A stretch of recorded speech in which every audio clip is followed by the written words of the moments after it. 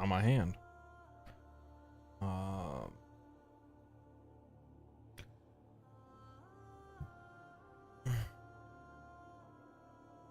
Did I really close that? Why did I do that to myself? Hold on. Let me bring up chat and all that good stuff. Oh, what a day. What a day. Sup, Junior? I swear there's like, I don't know if it's like my hands are sweating. I got sweaty hands. You guys ever have that problem? Or is it just me? Am I oversharing?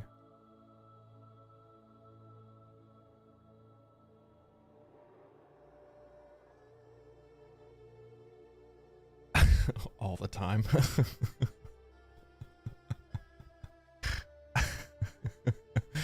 Oh man, Warframe sweats. Is that what it is? What's going on, guys? What's going on? Oh man, there's a lot of you guys. What's up, Ninja, Scarab, Misery, Squiggy, Devin, Alberto, Adalberto Junior. How do I say that? Jax, Mark, I've missed you. I've missed you, Mark. Mr. Putz, Billy, Amale, Revenant, Shrink. What's going on? Twitch, Filthy Casual, Alpha Ronin.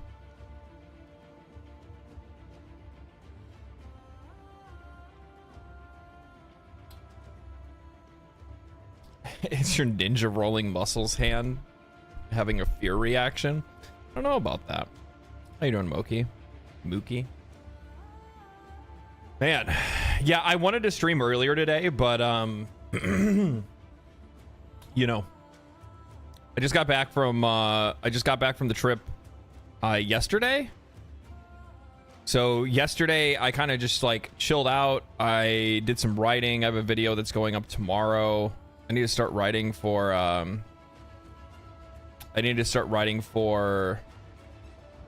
what did we do last time?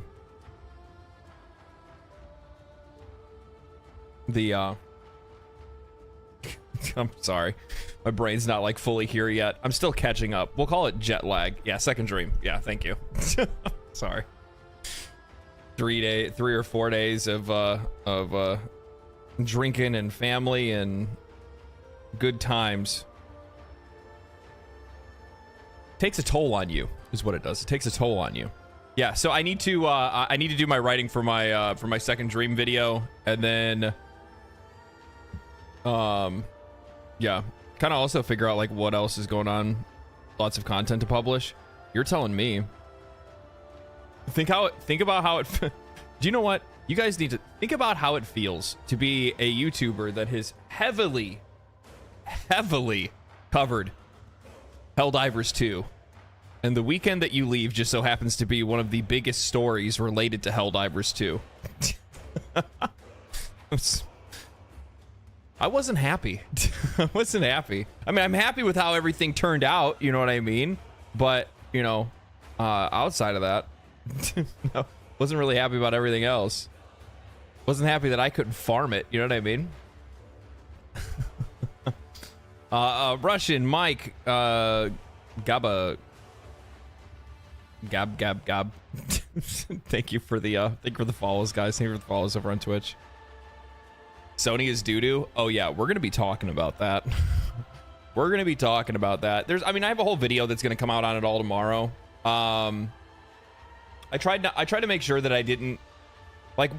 One of the really difficult things is that, like, for me and like how I make videos and stuff like that, like I make videos on a timeline, so it's like I'm there at the very beginning of a story, and then in the middle, and in the end, and then we get to the conclusion of it all, and I wrap it all together. But the problem is that it's like, I wasn't here for this whole thing to go on. You know what I mean? Spirit Box, yep, one of the best bands ever. Doing the War Within tonight? No, I'm gonna do the Railjack quest and, you know, do some other stuff. Good to see you again. Thank you. Thank you. Yeah, I will be back to like the normal like streaming schedule and stuff. I mean, technically we're on the normal streaming schedule. I stream on Tuesdays. I'm just streaming really late, and I didn't have a video to post today. Video post tomorrow, and then tomorrow I'll probably try to do some writing and stream a little bit, and then maybe I'll record on Thursday or something like that. I have a meeting on Thursday, so yeah. Does Sony have one person on their staff that knows how Steam works? You know, that's actually one of the that's one of the really interesting things, man. That's one of the interesting things. I don't think it's necessarily that Sony doesn't know how Steam works as much as it is they don't really care. And also at the exact same time, like I think it's almost kind of like a, I wonder if they feel like they have the position in which they could throw weight at Steam and Steam would buckle to like whatever their orders are, to whatever the things, you know, they want are, which is funny because they must not know Gabe. Railjack grind was reduced from 3 days to a few hours tops. That's nice. That's really nice.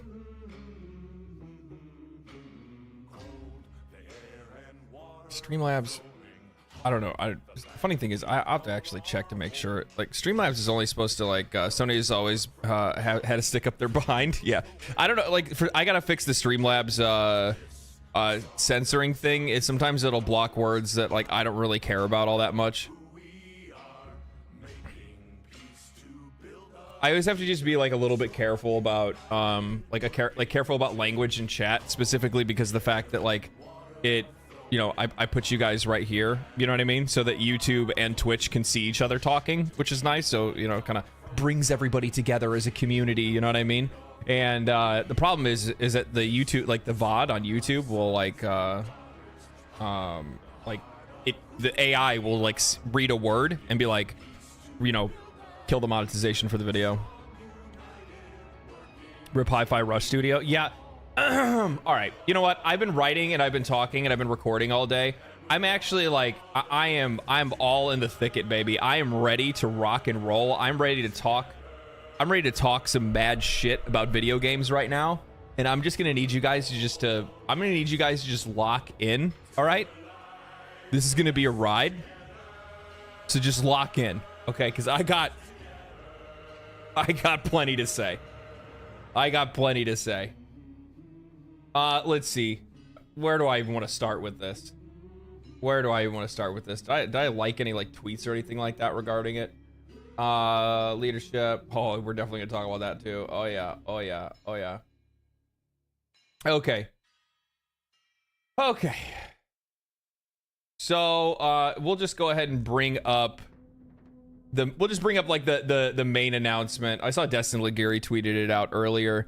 So obviously, if you guys have already known or you guys have seen what's been going on, Souls Bray, thank you for the sub over on Twitch, man. Appreciate that. Thank you so much. Oh man, yeah, the spits thing too. I gotta remember that one. Don't let me forget that one. If I forget it, yell at me. All right, so Destin Liguri tweeted out, Xbox just announced the closure of Tango Gameworks, Arkane Austin, Alpha Dog, and Roundhouse Games. So I don't know what exactly the number of employees is. Let's see here. Let's bring it. We'll use Reuters. Oh, no, we're not using Reuters. That's super bright. IGN, please tell me you have an article. You know, I like reading IGN because they don't like burn my eyes when I read their articles. That's the only reason I like it.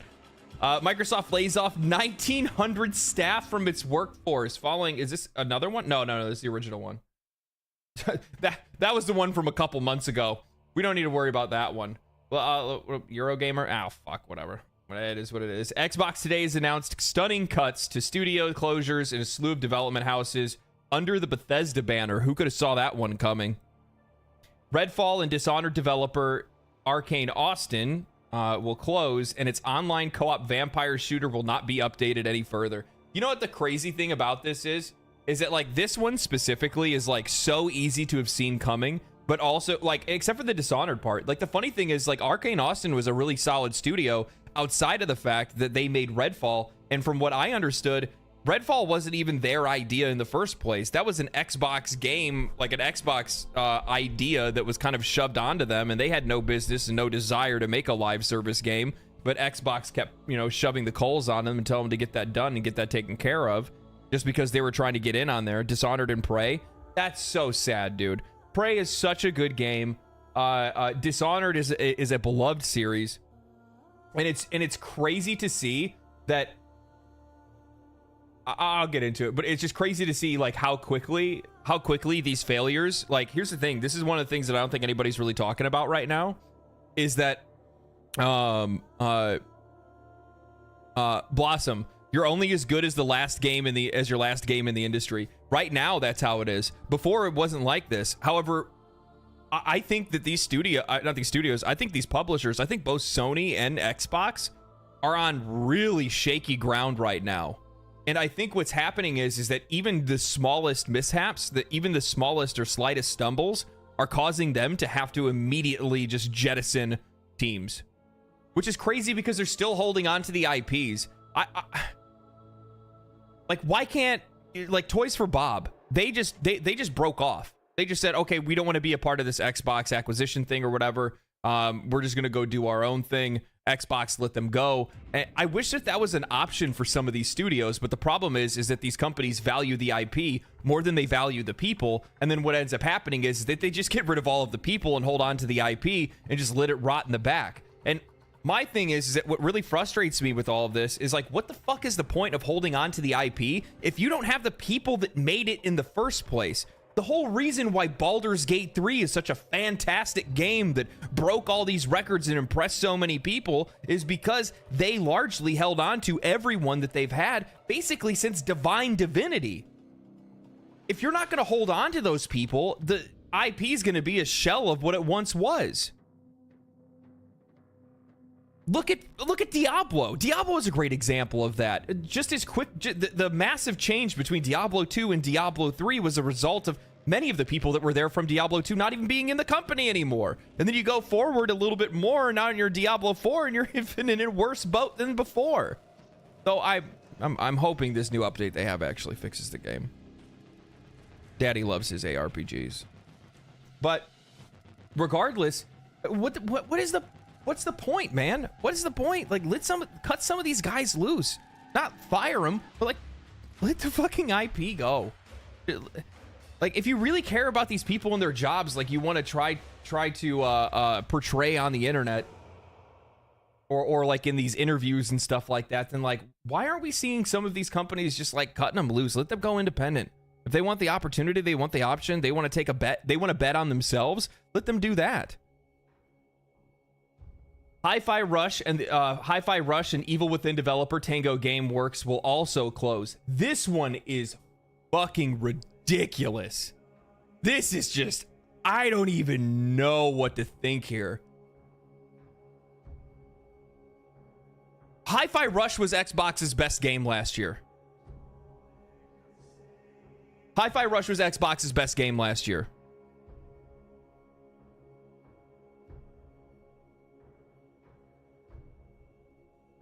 I'm just gonna say it. Like, Starfield was a massive disappointment. It just was. It was okay, but, like, as a, like, really cool, interesting experience and fun game and memorable experience, Hi-Fi Rush takes the cake. It for me, at least. And I know it was for many people. A lot of people loved Hi-Fi Rush. So much so that they wanted the game on other platforms, and they put it on other platforms, and they turned around and closed the studio. Like, what are you doing, man? And you know what the worst part is that, like, from like a business perspective, like if I were running these companies, those games specifically, when I'm looking at like Hi-Fi Rush or Dishonored, like, these games specifically are the ones that you need to carry you along the way. If you're gonna be getting rid of these companies that have been making these smaller games that arguably are probably costing you far less than how much money you've been pumping into some of these AAA games, and those games aren't giving you the return that you need, those AAA ones specifically, Like, what is the point? Like, you need to diversify. You need to have these studios that are out there that are much smaller in size, that are making much smaller games to a much, you know, to maybe not to a wider audience. I mean, in some cases they will be to a wider audience, but it's one of those things where it's like, I just don't understand exactly how do these guys have jobs? I'm sorry. How does Phil Spencer have a fucking job? What has he done? Genuinely, what has he done?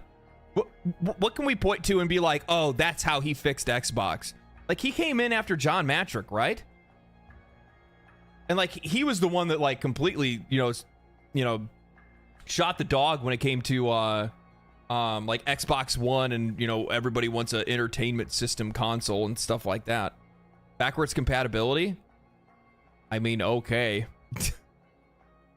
I mean, you know what the funny thing is that like backwards compatibility, if we're gonna look at that and like clap for the guy and go thank you for doing that, like that's not even something we should be thankful for. That's something that should have been expected to begin with. Legit question: do many publishers, devs have incubator studios where they sort of train people on some stuff before letting them get join the big teams? No, for the vast majority of them don't. They just they hire straight to the studio. Sometimes I have them work on like smaller projects. I think for the most part, when developers get hired in, they don't get hired in to like be a part of a massive project or have a large role on a project. They usually get, I think they normally come in through like QA first or something similar. Game Pass and the other editions. I'm sorry, but I like, it's not that I don't see the viability in Game Pass. It's that I don't see the the necessity for them to have heavily invested in Game Pass the way that they did and how quickly they did. Way too much money was invested into it, and to the point where it's like, you know, why? Soul Saber, thank you for the prime, or thank you for the sub, man. I appreciate that. Thank you so much. I missed that. Sorry about that. But like that's the way that I'm thinking about it, where it's just like, you need to have these companies diversifying. They have to have other smaller games that are reaching other audiences. One of the biggest problems that we have today, from my perspective, you guys are welcome to disagree with me. I'm not saying that my word is law, but from my perspective, most games are priced outside of the reach of most consumers. And because of that, you know, they're not making enough games that are out there that are like Helldivers 2 or Pal World or whatever else, or you know, Hades or whatever, that are like $30-$40 games that are super accessible to way more people, even without regional pricing. And all they're doing is just pouring millions, hundreds of millions of dollars into the same IPs they've been making for years, and somehow expecting a better result every single time. That's what I just don't understand. I don't get it. Newts with the 100 bits. Thank you for the 100 bits, man. Appreciate that. Honestly, talking indie games, it really was a... it's really on a boom right now. Played the demo for Dead Droves on Steam Next Fest, and it's one of the best horror narrative games I've played in ages. Yeah. You want to know the reason why indie's popping off? It's because it's a two-part issue. It's one, that these are studios that are genuinely delivering on the expectations of the customer in ways that the rest of the industry just can't. They just can't do it anymore. They're delivering on the things that we want. How do I put this? You guys ever have games that you like dream of? You know what I mean? Like, man, I really wish there was a game like this. Indie studios are the ones making those games. Pal World, great example. Open world survival-esque Pokemon game with guns, right? Like, it's just like, you know, amalgamation of a dream that some kid would have, you know, write in a notebook at school or something like that. Indie studios, smaller studios, are the ones that are delivering on those kind of experiences because they have the imagination to do so in the first place. Now, outside of that, the other thing is that indie games are also cheaper. And I don't care what people say. I really don't care what people say about $70 games and, oh, well, games haven't risen with inflation. I don't give a... I'm sorry. I don't give a shit about inflation. $70 is $70 to me. That's it. That's my opinion. $70 is $70, and I'd imagine that's probably the same for the vast majority of people. And if I'm gonna spend $70 on the game, it sure as the hell isn't going to be a 17 or 18 hour game, and it sure as the hell better be able to deliver on that price tag. And most games haven't been, which has made me more cautious about the games that I'm purchasing, and I take way more time to come to that decision. I take a long time to come to that decision. And then I find myself loving a free-to-play game. Playing like Warframe lately. My favorite games this year have been Pal World and Helldivers 2. And now Warframe, but that's a different story. Warframe's been around for a long time. Indie developers are doing so good because it's ride or die. With them, they have no choice but to make a great game. Otherwise, they're gone. So, like, I get what you're saying. You're right. You are right. I think you're right from like a continued development standpoint, like to continue to develop and deliver on an IP or something like that they've already created. So, like, let's say like early access or something like that. Like, they're gonna live and die on this, like live and die by the sword when it comes to that game, right? And many times with a lot of these studios, especially like the indie guys that are only like a team of like 3 or 4 guys or 5 guys or whatever, in a lot of cases, it is a last-ditch effort kind of thing. They don't really have the money to try to make another game or try to take another swing. Also, the other thing is too is that but the one reason I would actually argue against that is that we've had so many indie games that have been made by only a couple of people that have been doing it in their free time, that it wasn't a last-ditch effort, that it wasn't it was literally just somebody wanting to make a game because they love making games and have always wanted to make the game that they dreamt of, right? I think Balatro is a really good example of that. One guy made a poker, roguelike deck builder, and it popped off, and it was literally a game that he was just wanting to make for friends, and then thought, you know what, heck, I'll make this into a portfolio piece and I'll put it on Steam and see how it does, and it sells 1 million copies in a month. You know, something Hollow Knight. Yeah. This is the year of the indies. I think this is the year that AAA takes a step back. I really do. Dave the Diver, yeah. Well, I mean, like that's a. Here's the thing, though, Ren. You're talking about like Dave the Diver, quote unquote indie game. I don't think there's anything wrong with that. And to be honest with you, that's what a lot of these bigger studios and publishers need to do. They need to start making games like that. They need to start publishing games like that. They need to go out there and find some of these smaller games, smaller scoped games that are far cheaper to develop that can still appeal to a wider audience, because that's how you make money, baby. That's how you make money. Low cost, high reward. That's what you're looking for. That's what you want. And the only way to do that is through some of these games. And if these companies started focusing on some of that stuff and then being able, and then like maybe just, I don't know, slow down the development cycle for some of these AAA games. The problem with big game studios is that is the same. Oh, the problem with big game studios is the same as big movie studios. An established IP, even though will usually do well enough to at least break even. A new IP, on the other hand, might do amazing or might utterly flop. The problem is, here's the thing. I totally agree with what you're saying, but also at the exact same time, like, that stuff still has a shelf life. That stuff still has a shelf life, and it still has, like, limited relevance. So a really good example of this that I'm going to use is, like, something like Halo, right? I loved Halo. A lot of people loved Halo. How much do you guys think that, you know, like Gen Z and Gen Alpha give a shit about Halo? And would you then justify spending, you know, I don't know, $200-300 million to make the next Halo game? Get what I'm saying? I'm Gen Z and I don't care about Halo. We only needed one. There you go. I'm proven right. That's it. We only need to ask one person. I don't need anybody else to get in, okay? I don't need anybody else to hop in here. I just need the one. They're representing all of you now. Good for you. You have representation. How does it feel?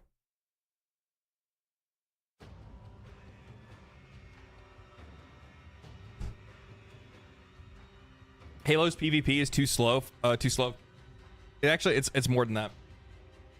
I think players today really really enjoy the scale of of a lot of the of battle royales and stuff like that. I mean, I hate to say it, like, I loved Halo back in the day. I personally prefer battle royales if I'm going to play a competitive shooter. I do. I like it. It feels like there's more on the line. It's much more consumable. It's faster paced. Or if it's not fast paced, it's slower paced, but it's slower paced because you're winning, and that feels good.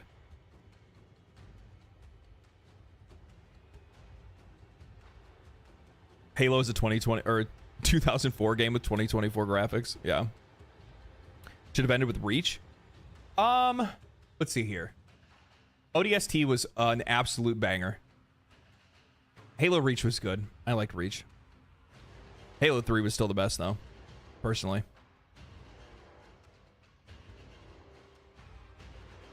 I had that Hayabusa armor. I don't mean to flex on you guys, but I mean to flex on you guys. True story, should have ended with Reach. Yeah, I mean, 343's just dropped the ball. That's it. The other thing too is just like with how much money you're putting into, with how much money, like, I'm sorry, like nothing against 343, but also everything against 343. I mean, it's the definition of insanity. You keep having them make a game and having them make Halo. I'm not saying they don't need to make any games. I'm just saying they keep making Halo and they keep not meeting the expectations of the players or making a game that's, you know, going to reach an audience. I think one of the things that's really frustrating with that specifically is when you look at like how tone deaf was it when they came out and they're like, don't worry, Halo will not have a battle royale. And it's like, what neckbeards on Reddit were you listening to when you made that decision? Because from a broad industry perspective, you should have made a battle royale. like don't listen to the 40-year-old dads that, you know, are still pining for Halo 2. Instead, you know, how about you listen to how about instead you look at industry trends and make a solid, you know, a solid investment based on that instead. Did you see that Arrowhead is giving Helldivers 2 a commemorative cape for the efforts of the community to stop Sony? Yeah, I saw something on that. I don't know if has it been actually confirmed. I saw like an image on it or something like that. 343, great designs, bad story. Am I out? Another reason why so like I'm going to continue with these layoffs, but like one of the other issues that I see that Xbox has specifically is that they always claim that they get these studios and that they leave them alone.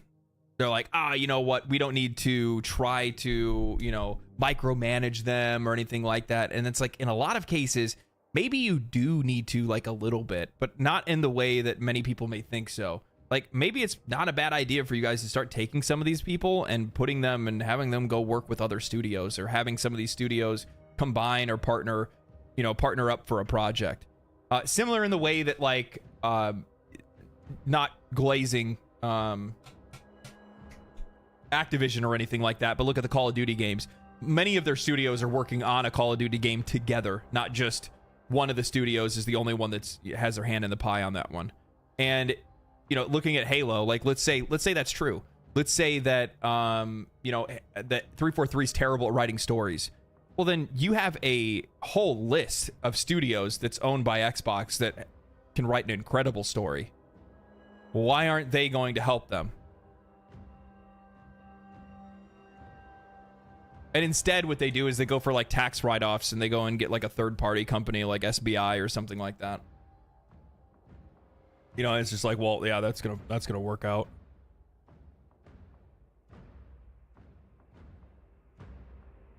I think it's just a reflection of how Xbox reacted to Bungie. When Bungie was a part of Xbox management caused them to leave. There wasn't creative freedom. Yeah, well, I mean, but see, you know, the funny thing is, Xbox is the definition of a company that does not learn from its mistakes. They did the exact same thing. They did the same thing to Fable. Lionsgate or Lionshead Studios, I can't remember the name of their studio right now. They did the exact same thing to them. They micromanaged them. They gave them projects that Xbox wanted them to make rather than games that studio wanted to make. They made them make Kinect games rather than make the next Fable. And what was the result of that? Lionhead. Yeah.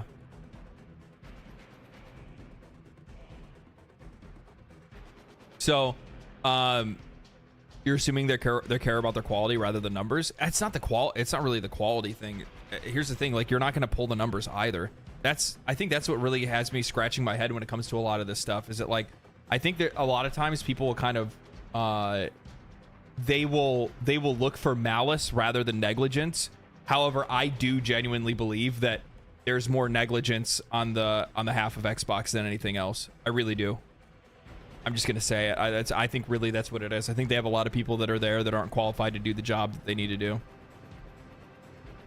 There you go. Because if they were, then they wouldn't be hurting for money to the point where they need to constantly lay off people.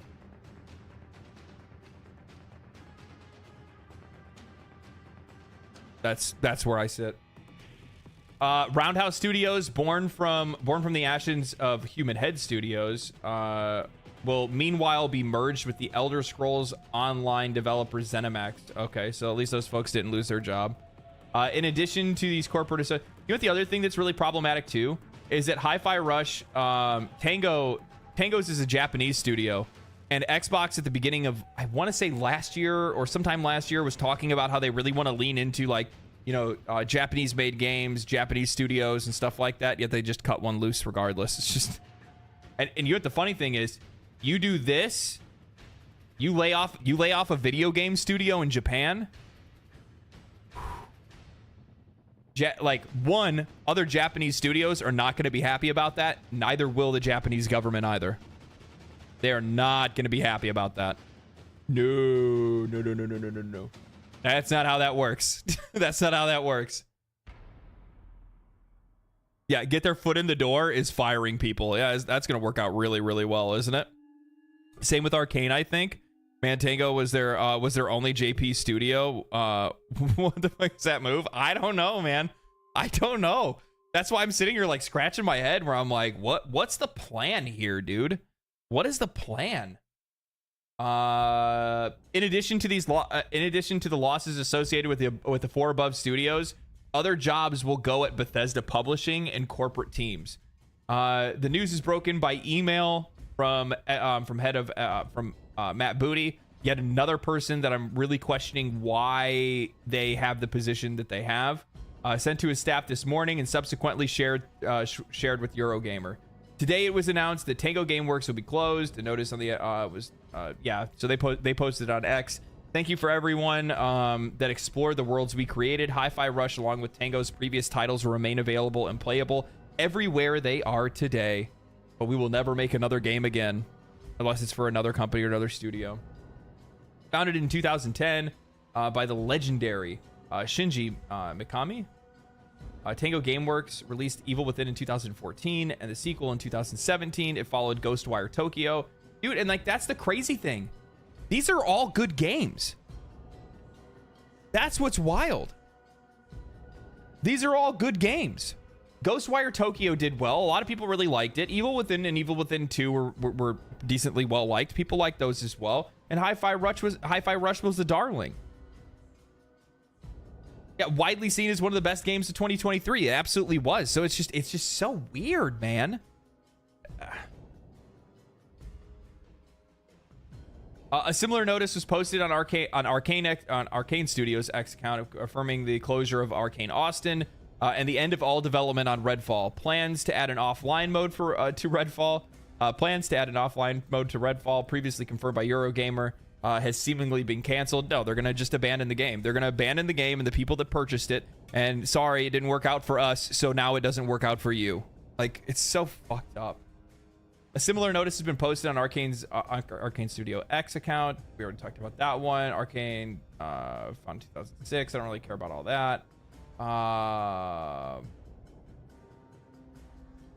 What is this? Xbox and Bethesda staff today in an email announcing huge changes. Microsoft's Matt Booty today cuts and closures were grounded in prioritizing high-impact titles and further investing in Bethesda's portfolio of blockbuster games and beloved worlds. Jesus Christ. To double down on these franchises and invest to build new ones requires us to look across the business and identify the opportunities that are best positioned for resources. This reprioritization, I just spit. This reprioritization of titles and resources means a few teams will be realigned to others, and some of our colleagues will be leaving us. Booty wrote that the changes were not a reflection of the creativity and skill of the staff at the now closed studios, but that the company wanted to create the capacity to increase investment in other parts of our portfolio and focus on our priority games.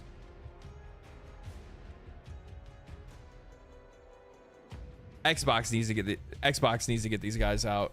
I'm just gonna say it. Xbox needs to get these guys out.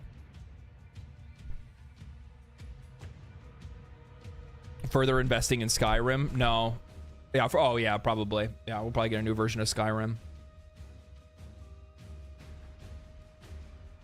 So you're firing and closing these other studios to be able to free up money so that you guys can hire on more people to make a team to be able to make a Fallout game within, you know, a decent amount of time.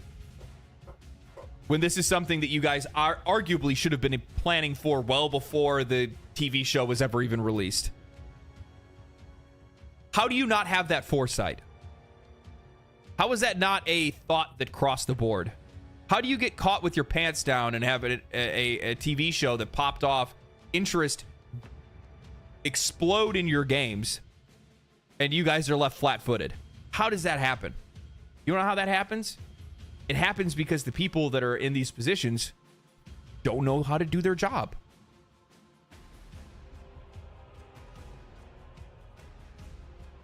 That's it. They don't know how to do their job. I'm just gonna say it, man. That's from my perspective, that's what this looks like. That's what this looks like. They probably expected it to fail. I mean, they watch it.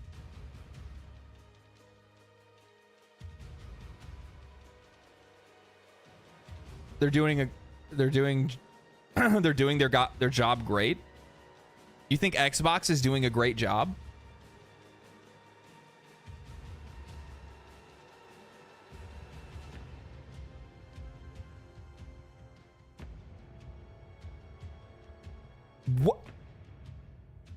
What? In what world? Oh, yeah, I mean, to their board members, maybe.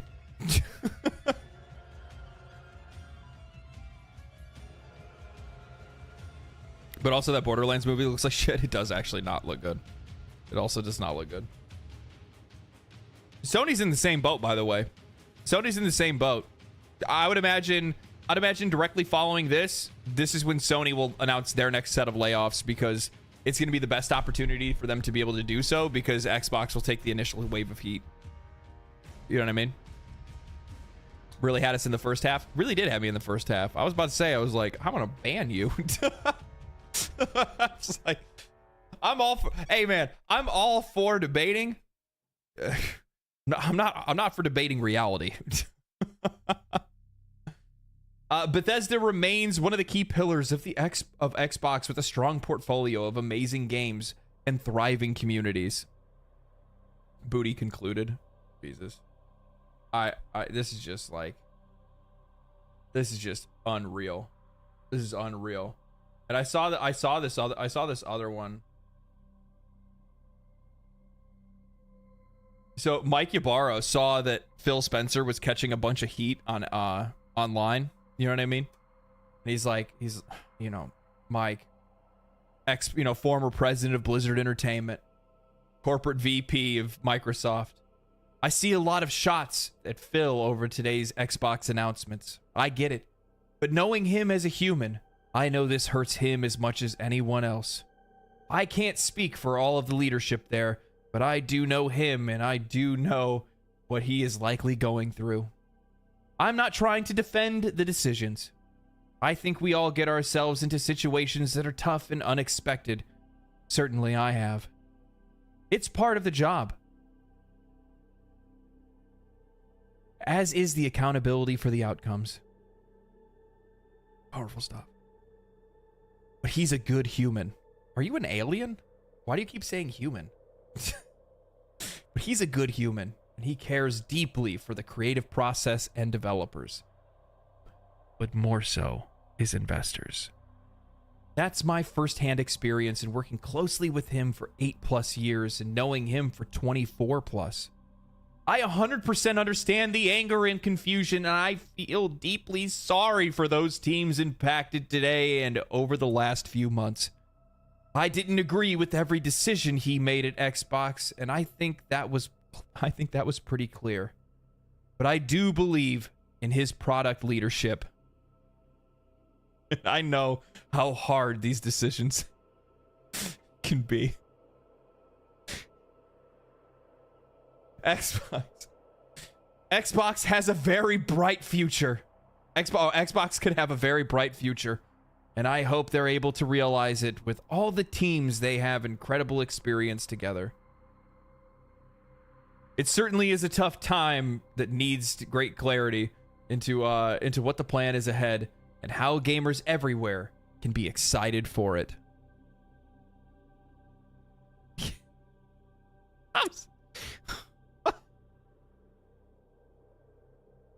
As bright as a person flying close to a supernova. Yeah, Mike is not a real person. I don't think Mike is a real person. I don't think so. Oh my god, he's not. He's a video game character.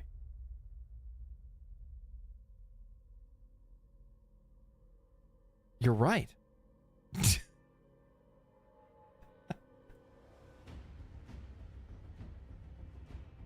Oh man, I don't even.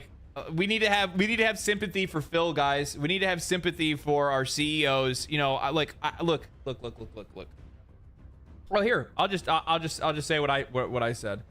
Guys, we need to be considerate for CEOs' feelings when they disrupt or ruin the lives of people that they fire as a result of their own poor decisions.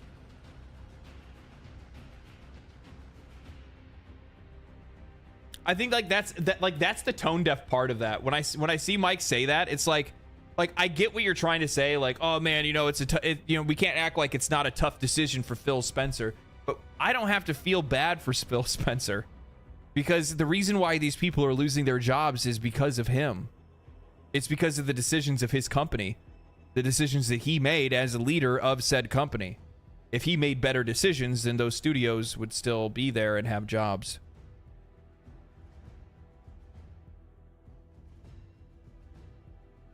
That's what I think. He got paid a lot of money to make those decisions. You ain't wrong.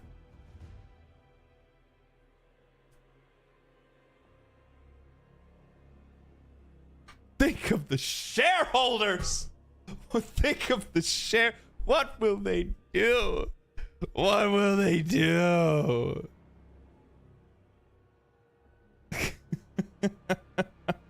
Watching you for a bit now, I must say you have some good tanks. Thank you for this. Thank you for the 100 bits, man. Thank you. I'm confused. Large scales are a part of corporate America. What makes this any different? What do you okay. So what do you mean? So there's different kinds of layoffs, right? So as an example, I worked in the construction industry for quite a few years, right? We often will hire for a job, a union job, right? And then once the job is done, we lay off, because that's just how that industry works. There's no work left. There's no work left. Well, out the door you go. This is not that kind of industry. Not every industry is the same. So major layoffs, sweeping layoffs in an industry like this, as regularly as we've been seeing it in the video game industry, is not regular. It's CEOs and, you know, board of directors making poor decisions that are costing people their livelihood. That's what it is. So, yeah, that's my opinion on that. And here's the other thing too, is it's like, and I understand, like, the thing is that, like, I used to have that kind of perspective where it's just like, okay, layoffs happen all the time, you know, so, you know, what does it matter? What is it a big deal for? One, that's incredibly insensitive. And I'm not saying that we need to be sensitive for everybody and their jobs and their feelings and stuff like that. And I'm not going to try to, like, virtue signal and act like I, deeply care for all of these people. It sucks. I hate to hear it. I hate to see it. Do I actually care? Am I going to have a hard time sleeping tonight? No, I'm not going to. I'm not going to pretend like I'm not going to. But what I do care about is the fact that like these decisions that they're making are actually ruining my experience as an end user, because it's limiting the amount of games that I have access to. It's limiting the amount of games that I can purchase, that I can see. It's killing some of the IPs that I've loved or enjoyed, or even future IPs that I could have had the opportunity to play. And it's because of their poor decisions. But they gaslight it and make it seem like it's an industry issue that it's not. At the end of the day, we're just not buying their games. That's not our fault as consumers. And I really also don't think that necessarily in a lot of cases it's not even really like it's not even the guys that are like making the game. Like the guy at the desk, the one that's like doing the artwork, storyboarding, the person that's putting the game together. It's the people that are above them. But the people that are below them are the ones that are losing their jobs as a result.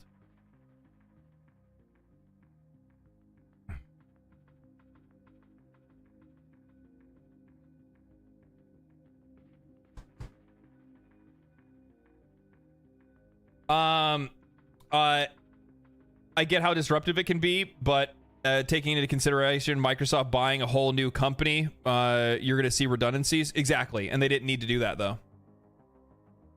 Why did Xbox need to buy Activision Blizzard? Because they weren't profitable. They were losing profitability. They needed to gain profitability by buying IPs because they don't have the ability to make their own IPs that they have already created continue to flourish. Xbox's original IPs have not continued to do well. Xbox's studios that Xbox has purchased over the years have not continued to do well. So then what's the option? Buy more. Just buy another one and fix the issue, right? Because that's how it works. And while that can fix it temporarily, like it has many times before with them, because this is what they do. This is literally what they do. Nothing's working. Oh, we're going into the red. Let's go buy another company, which is going to make massive tax write-offs, a bunch of different other things. Forza is still strong. Yeah, but here's the thing: when you're the biggest publisher in the world currently, Xbox is now the biggest publisher in the world.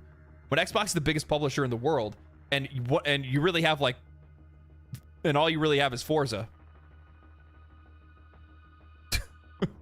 Fuck you doing? What are you yeah, talking about the layoffs, yeah. What are you doing? Like, let's be real. Love the news segment. Approximately when will Warframe start? I usually talk about like news stuff for like an hour or two, and then I play games.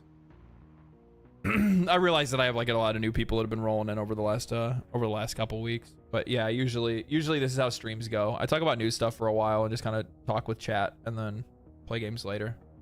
It would be an incredibly unfun stream if it was just playing video games. Unfun for me, and I think also unfun for the viewer as well.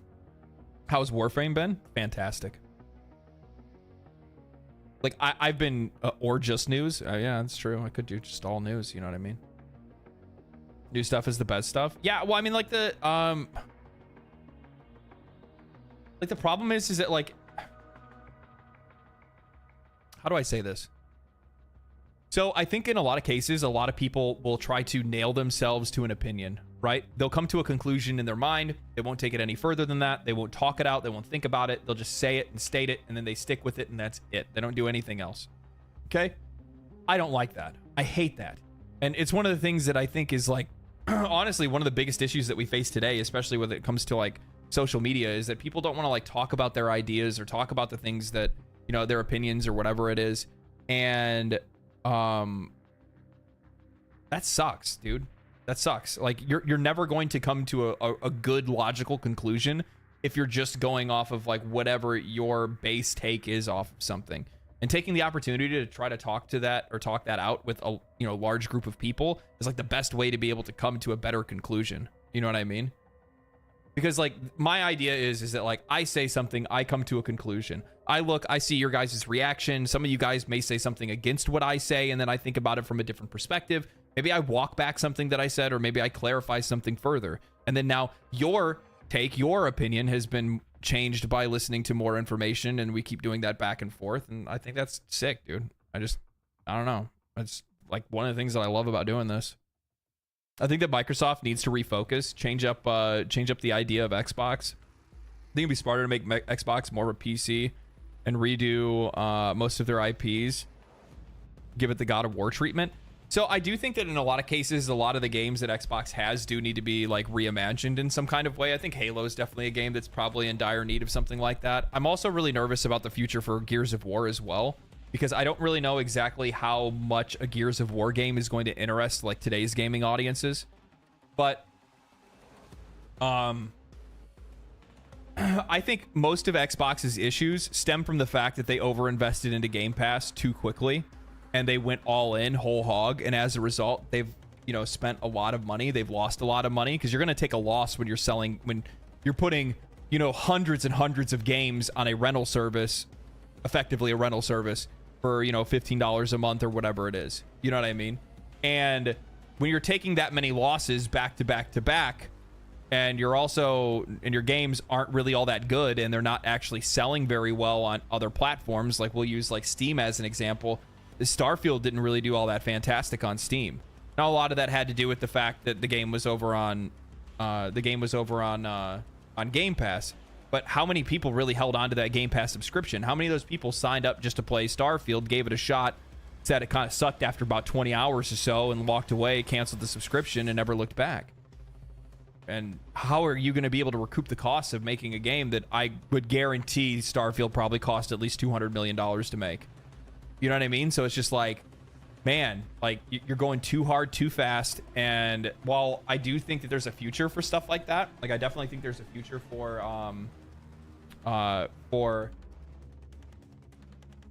those like subscription services and stuff like that. I think it's just like, I think it's still too early. Personally, I think it's too early. I mean, Xbox probably going to turn into a plug and play PC, modern day iMac. Maybe. I don't know.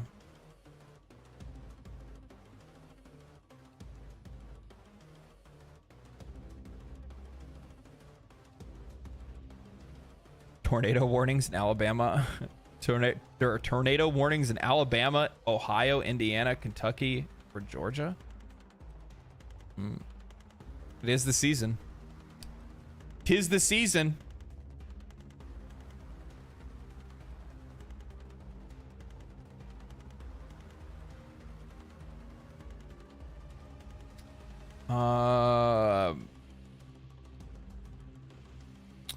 I think that's where you're going, where your idea of Microsoft observing companies making the game more important. You're right.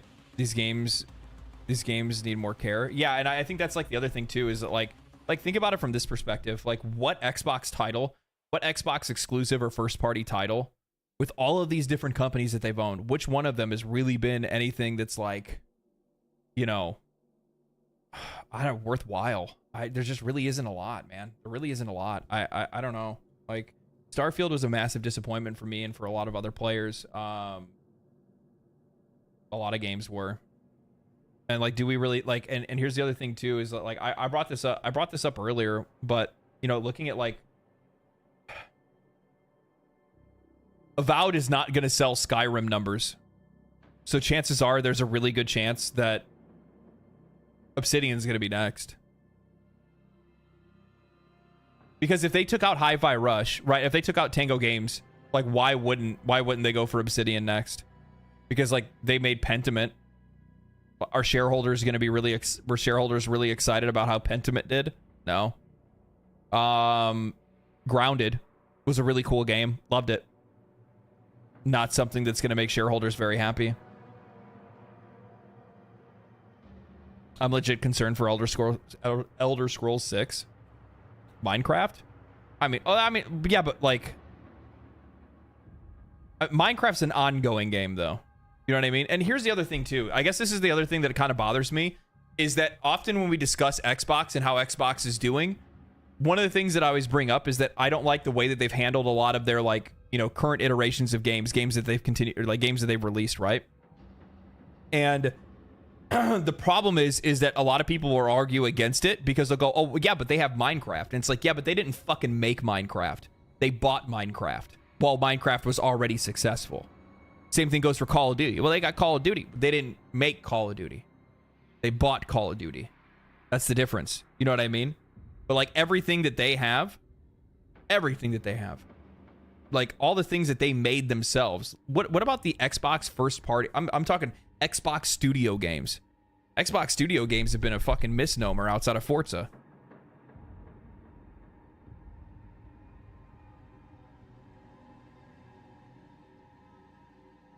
Wait, people play Minecraft? I fucking love Minecraft.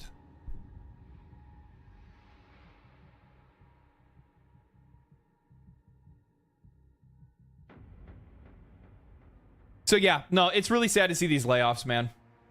Generally, it's just really sad to see these layoffs.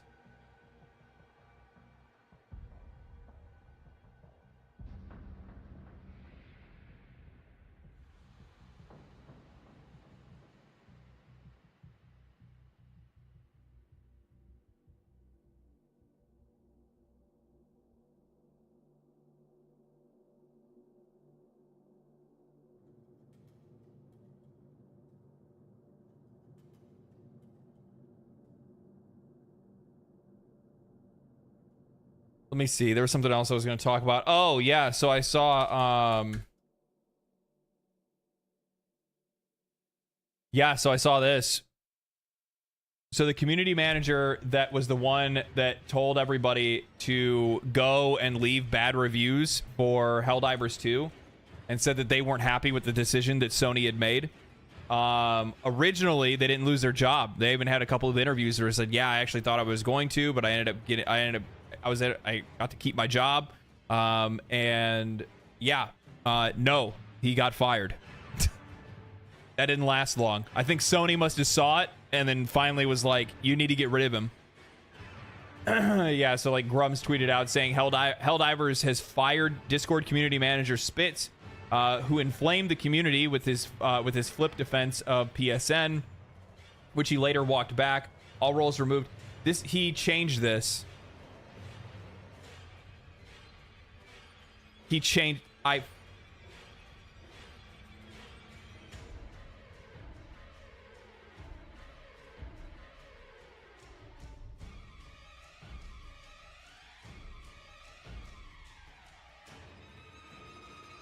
Saved myself a fucking headache.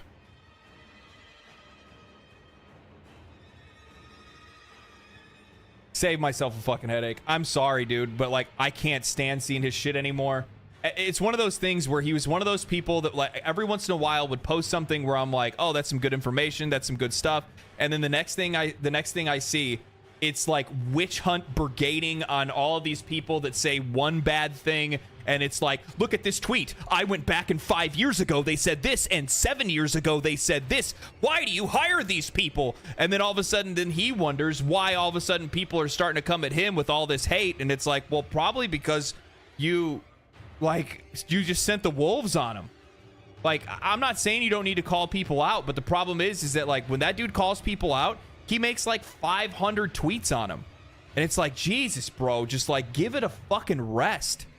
Like his original tweet that he had up, I don't have the original version of it, but it was like, hey, it's the guy that initially, it said Spitz is the guy that from Arrowhead Studios, that had a bad take, but then took it back, and he was the one that told players to get rid of it. Instead, he just went back and then just painted a horrible picture of the guy instead and said, is it finally time for Arrowhead Studios to clean up their community managers? Bro, what the fuck do you do? I'm not here for it, man. I'm sorry. I'm just not one of those people that like, I'm just not in for like the engagement farming, hate farming, rage bait stuff. It's just not the kind of content that I do. It's not the kind of content that I want to cover, and I just don't want to be a part of it. That's it. If you guys like him, that's cool. That's on you. But I'm not here for it, dude. I'm just not here for it. I get that it can get a lot of clicks. I get that I can make a viral clip of me talking about that stuff, but it's toxic. It's not good for the soul. It ain't good for the heart. And nah, I just don't want any part of it. That's just it. So anyway, Helldivers 2 Media tweeted out, Spitz is no longer the community manager at Arrowhead Games. Today is a dark day. So if you guys don't know who Spitz is one of the community managers for Arrowhead Studios. Him alongside basically every single other one of the community managers all had really bad takes. All had bad takes. Every single one of them. Either brushing players' concerns aside, gaslighting, whatever it might be. Ton of different things. And he ended up walking it back. And he ended up posting a thing, and he said, hey, look, you know, I forgot exactly what it was. I think I actually have it now that I think about it.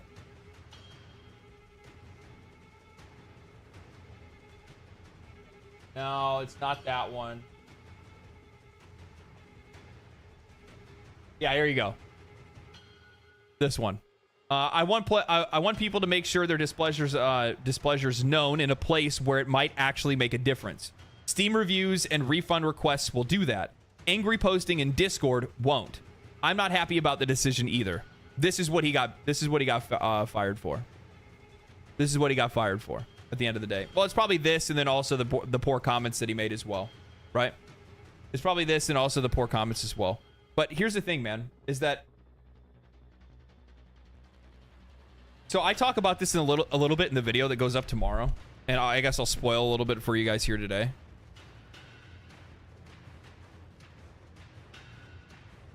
We put a lot of pressure on these people, far more than I think a lot of folks realize, and the role of a community manager has evolved far outside of what that role probably initially was meant to be in the first place.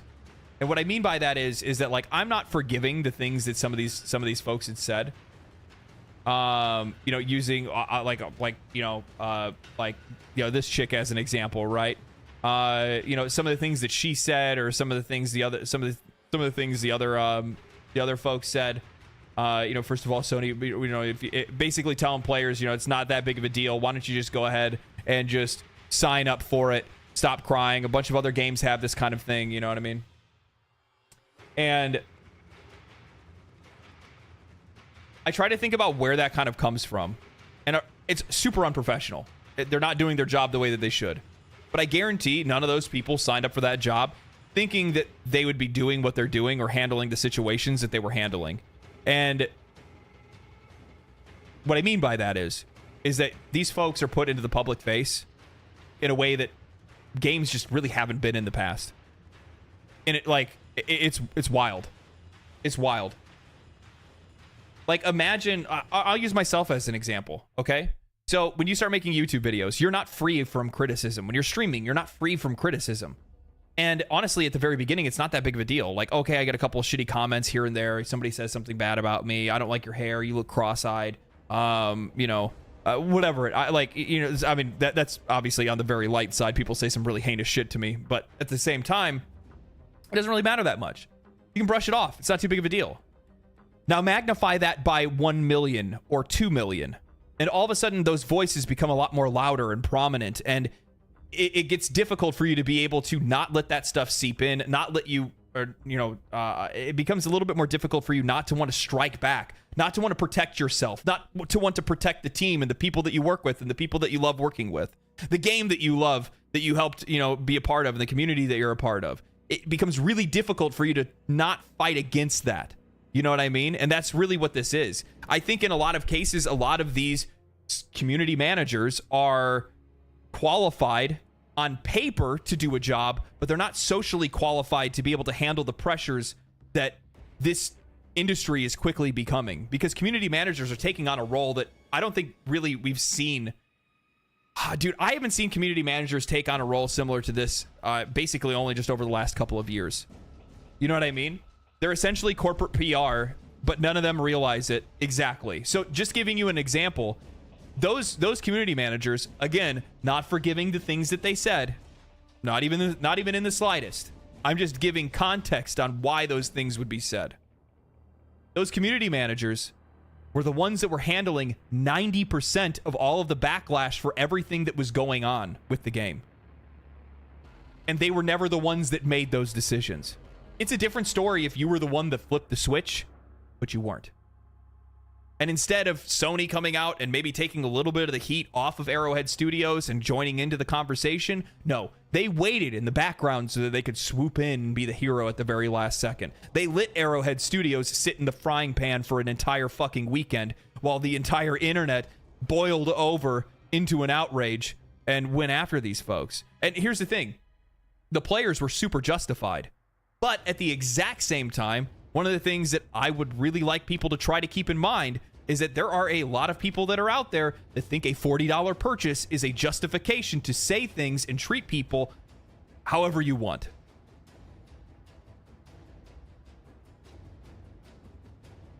And I'll be honest with you. I just think that these community managers, a lot of the community managers that are out there today, just aren't... They're just not built for this.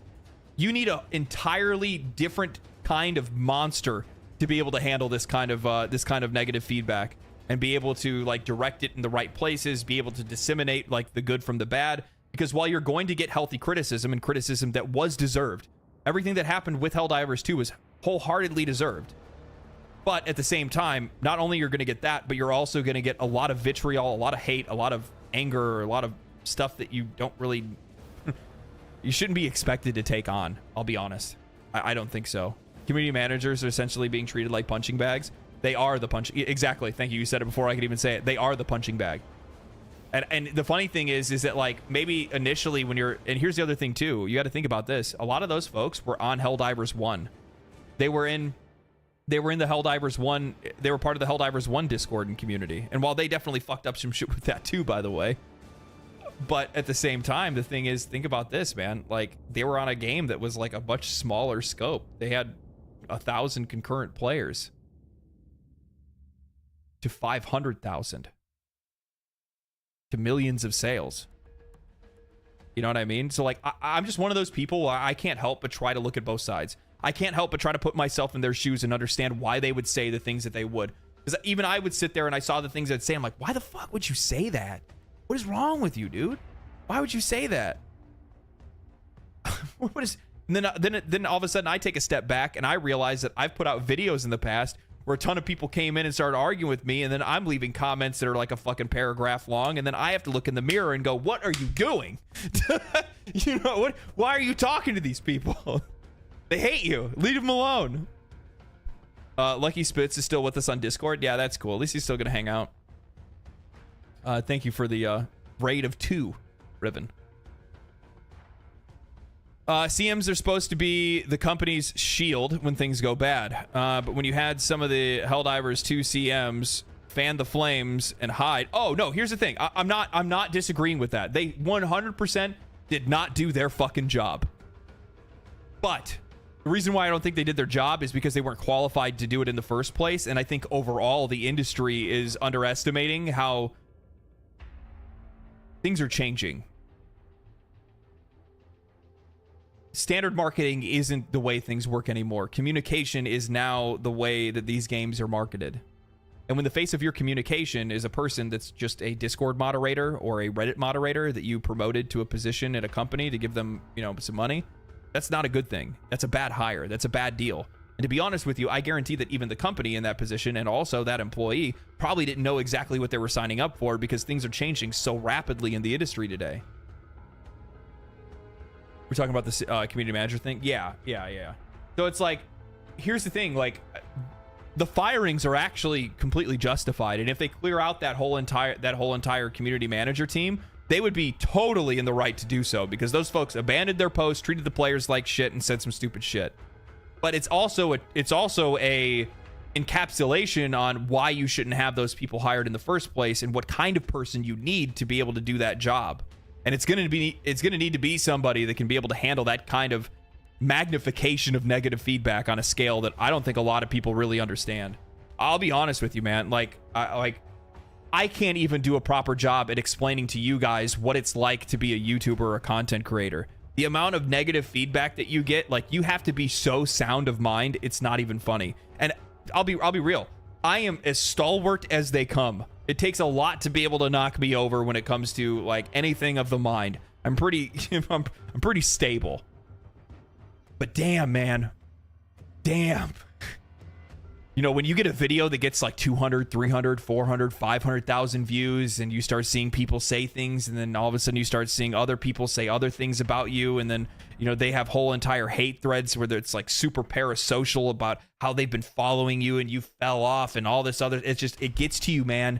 And it's like even the strongest people you can find a crack in their armor, and that's why these people do this stuff in the first place. The worst part is that, you know, then you have folks that are on social media, like, you know, Grums and people like that will hyper accelerate this into oblivion. You know what I mean? Because they're now going to, you know, keep posting about this person because they're getting engagement off of it. They're making money from it. So they're incentivized to do so in the first place, which then just floods more people towards that person, which means more people are talking about them. They should be fired. They should be fired. We should do something about them. You know what I mean? So, yeah. Rant over. You're welcome to agree. You're welcome to disagree. I had a conversation with a CM in Everspace 2. There was an agreement with this and for him learning process over the last 7 years. He's still learning. Very chill dude. Yeah, I mean, like, the thing is that but Grums is kind of right. That's so here. This is the thing that's difficult for me to be able to like communicate properly. Is that like I think it's a good thing to call these people out and to make sure that, like, you know, certain information is known. There's nothing wrong with that. But the problem is that when I look at folks like Grums, they will hammer the shit out of that person and just keep posting about them and posting about them and posting about them because they are incentivized to do so, not ethically, not morally, no, because of money. And what ends up happening as a result of that is that that person becomes public enemy number one, when really it needs to just be brought up to light and then just kind of let go after that. But the problem is that they just keep talking about it, and yeah, I don't think it's constructive.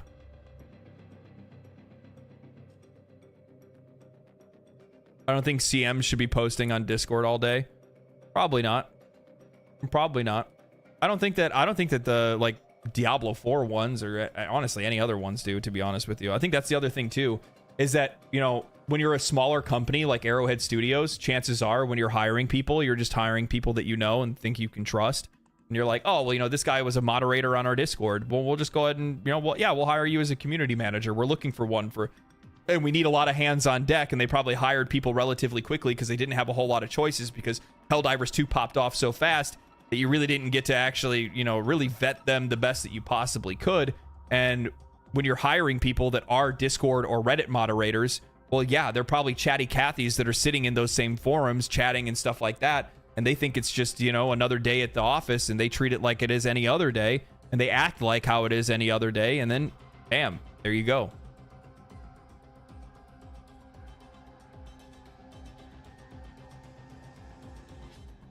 If you want a good example of a CM, look at Warframe. Yeah, I heard about that. I'll have to look into that one. But here's the thing, like, those are like really good examples, but not an example of a game, like not examples of like newer games, and also not examples of a game that had like unexpected success and stuff like that. There's a lot of different factors that go into it.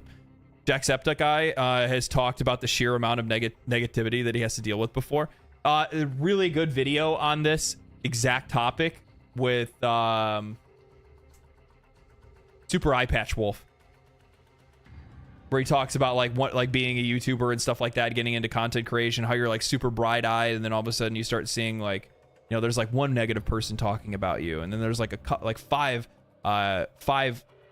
people hate watching you, and then all of a sudden there's, you know, as you grow, then it goes from 5 to 500, and then to 1,000, and to 10,000, and then you start to believe the things that they say. Yeah, I love how he narrates. Super Eye Patch Wolf is one of like the best narrators on YouTube.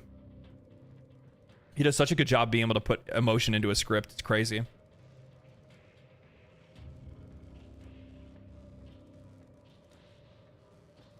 Spitz was definitely wrong about what he did, but he apologized. Plus, insinuating a review bond will help make the reviews go away was a bad idea. Kind of like. Plus, insinuating was a bad idea.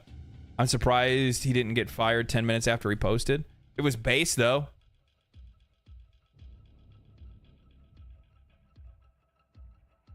It was based. I mean, he wasn't wrong. The negative reviews are likely exactly what led to the account linking getting overturned. It was a bad idea as an employee. It was a bad idea as a.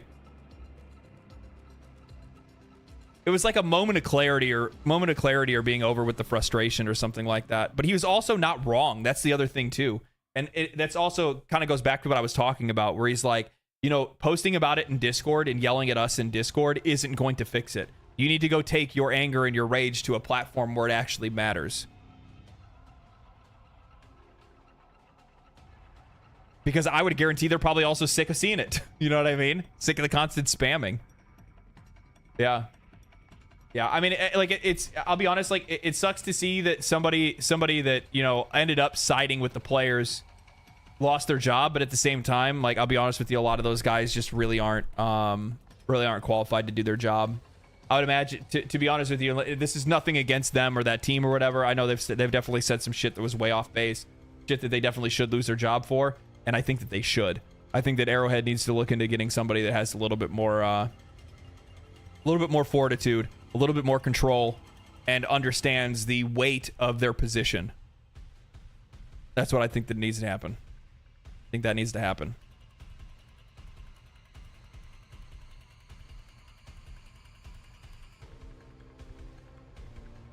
Let's see here. What else do we got? There was something else that I was going to talk about. I'm not really going to go over like the whole like overturn thing because while I could, that's literally what tomorrow's video is. So, I'm not really going to do all that. And basically everybody else right now online is really just talking about the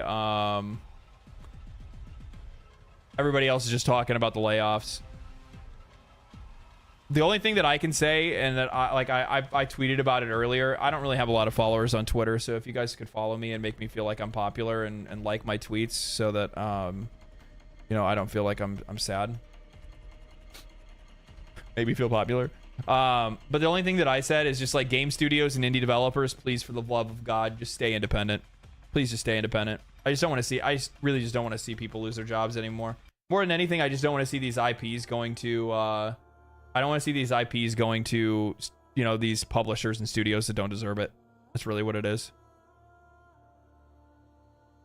That's really all it is. I just don't want to see these games getting locked into. I mean, look at Embracer Group or Tencent. There's so many IPs that we would love to see being made today that we can't. It's 3 a.m. and still chatting. Your schedule is hell. It's 7 o'clock for me. What are you talking about? 7 o'clock for me, bud. Well, I usually actually don't stream this late. Usually I start streaming. I would have started streaming usually, what, like 3 hours ago, 4 hours ago now? It's going to be about like 7, 4, 5, like 4.5 hours ago. Usually I start streaming at like 2 o'clock. So I was like way late today, but I had to get a video done. I've been out of town all week, man, so I had to kind of get that done. I accuse you of West Coast. How dare you? How dare you? Don't dox me. Digital Extremes is owned by Tencent. Well, I'm not saying that. Like, I'm not saying like. Did both Tencent and Embracer Group have like some good studios that work for them and even produce some pretty good games? But they have a lot of IPs that are under lock and key that have no studio associated with them anymore because they closed them down. Is Digital Extremes owned by? Really?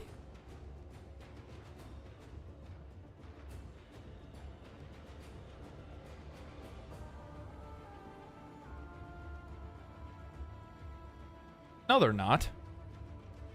Unless their parent organization, Lilu or Dream Beyond Holdings Unlimited. Partially? Oh, well, fuck. Everybody's partially owned, man. Everybody's partially owned. You kidding me? Larian Studios, I think like Embracer has like 30% of Larian Studios.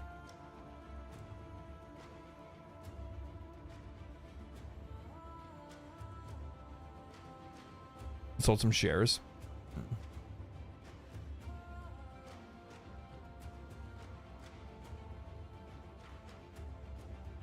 Like who you'd rather get, Tencent or Ubisoft at this point? Can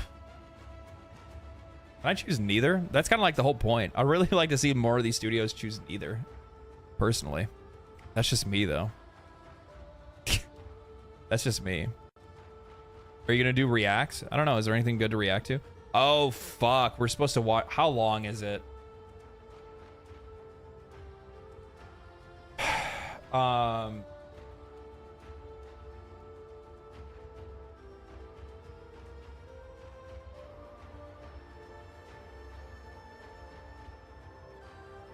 28 minutes.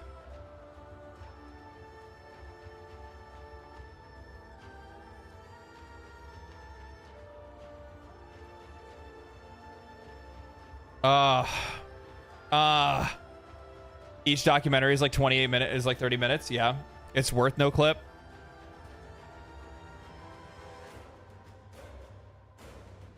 Yeah, you keep in mind 30 minutes plus reaction. Yeah. It's not like we're going to watch it uninterrupted. There's no way that I could do that. I don't know, make a plan for it next week. Why don't we do that why don't we do that tomorrow? You guys want to do that tomorrow? Today, I kind of want to like keep the stream like a little bit on the shorter side and just kind of play some Warframe. You should try New War. No, I'm not going to do any more quests ever again. Hello, Mr. Kitty Cat. Be right back.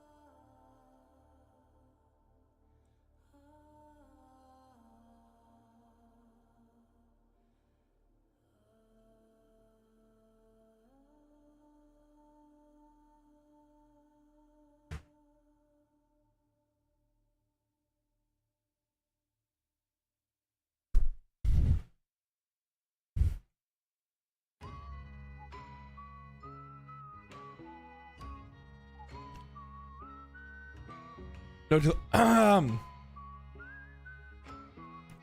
cramming it in doesn't do it justice. Okay, yeah, we'll save it. Let's do it. Let's do it tomorrow. Move your butt. Can't see the screen. Can't see the screen. Wisp Prime trailer reaction. Yeah, we can do that.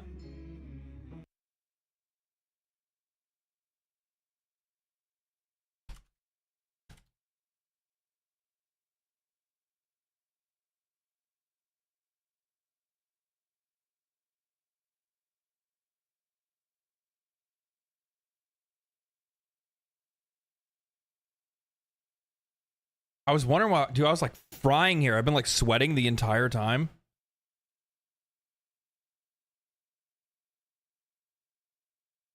And it's because my cat jumped on top of the air conditioner. I'm like cooking over here.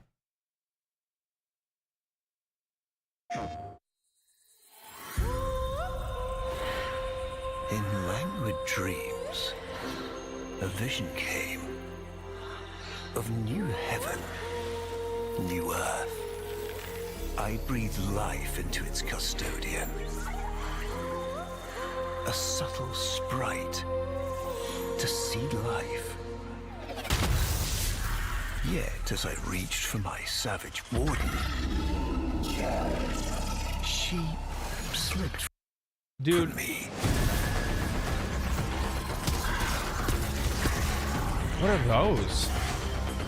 So now, Bro, all I gotta say is that, like, I've said it before, but Warframe is literally just it's the most unique, distinct looking game I've played in a long time.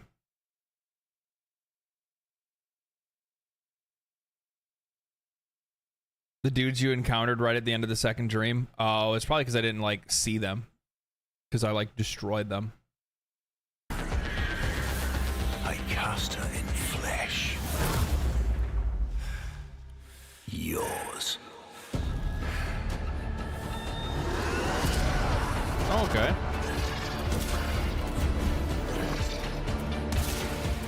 Wait. This isn't how Wisp plays? Did they change it? How old is this? I didn't even look to see exactly where. Like, I don't walk, I float.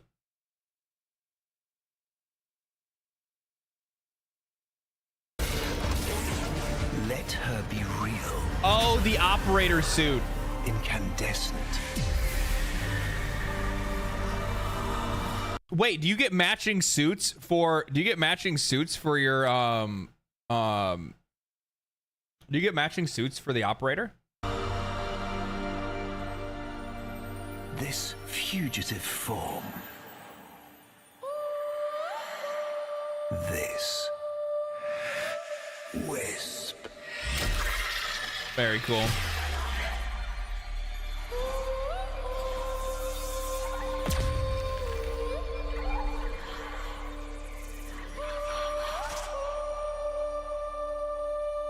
I like that a lot. I like that a lot. I also like the music that they use too. It has a spoiler since he hasn't done War Within. Well, I guess you guys are lucky because I didn't notice it, whatever it was.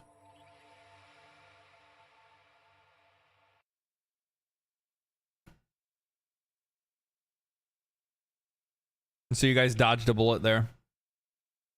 Because if there was something that I didn't understand, then I guess maybe it was something I just didn't realize.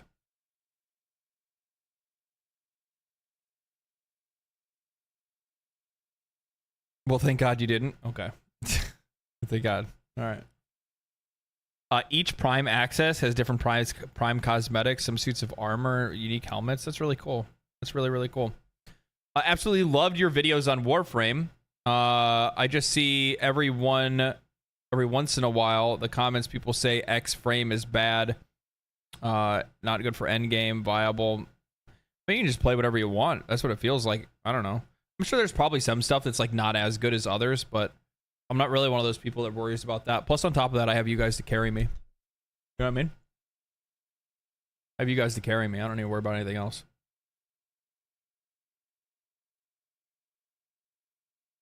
Could you listen to the Ortis background story? It's about 15 to 17 minutes long and explains who Ortis is and what his purpose before the Tenno Rebellion. Put that in React content. I probably won't do that today because that's kind of long. That's gonna take a long time to get through. So I probably won't do that. I highly suggest putting in it, like, make sure you guys are making good use of the React channel over on our Discord. I usually go through most of it. And then and I also saw as well that there was like people that were like posting there was like people that were like basically posting spoilers like in the React content. And it was just like one of the things because it was just like a word that I didn't recognize. And I'm like, I don't know what that is. And then they were like, oh wait, I guess that's kind of a spoiler. And I'm like, what? You guys need to fucking figure it out, man. You guys need to figure it out. Let's see here. Is there anything else that I wanted to look at? We looked at this already. Was there any like, I'm pretty sure the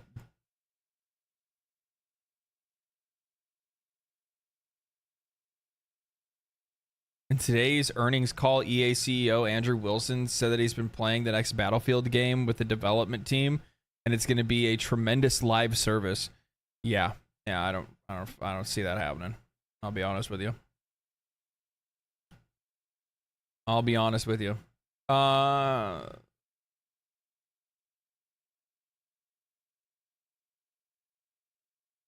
Oh man, that's so crazy. I didn't even know that.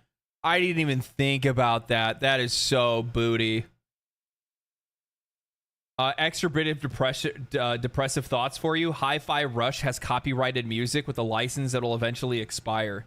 The devs were probably banking on using the streamer mode tracks to remedy this through a future patch and keep it from being delisted. Welp. That sucks, dude. That sucks. I didn't even think about that. Yeah, it does have a bunch of copyrighted tracks. Life Siphon, thank you for the Prime, man. Appreciate that. Thank you so much. Where the hell is that other thing that I need? My brain turned off.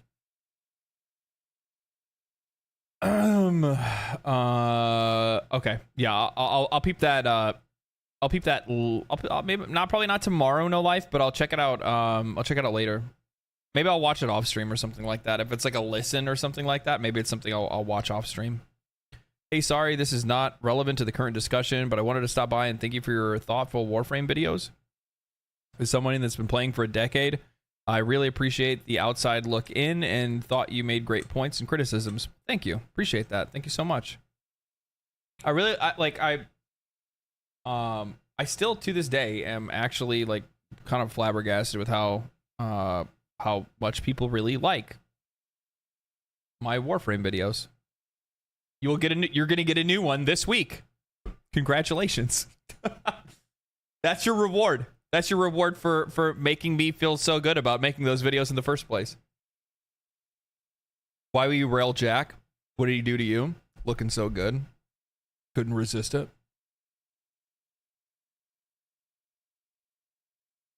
You'd be surprised with how content starved the Warframe community is. I'll be honest with you. So I looked at like a lot of the other content that's been coming out around Warframe, and like 90% of it is like build guides and stuff like that. And I don't really do that kind of stuff. So chances are, if I did say what like the evolution of this channel would be, like it's not this channel, right? Because like Warframe will never be like the main focus of this channel. It's just going to be like another topic I talk about, just like I do with a lot of other games.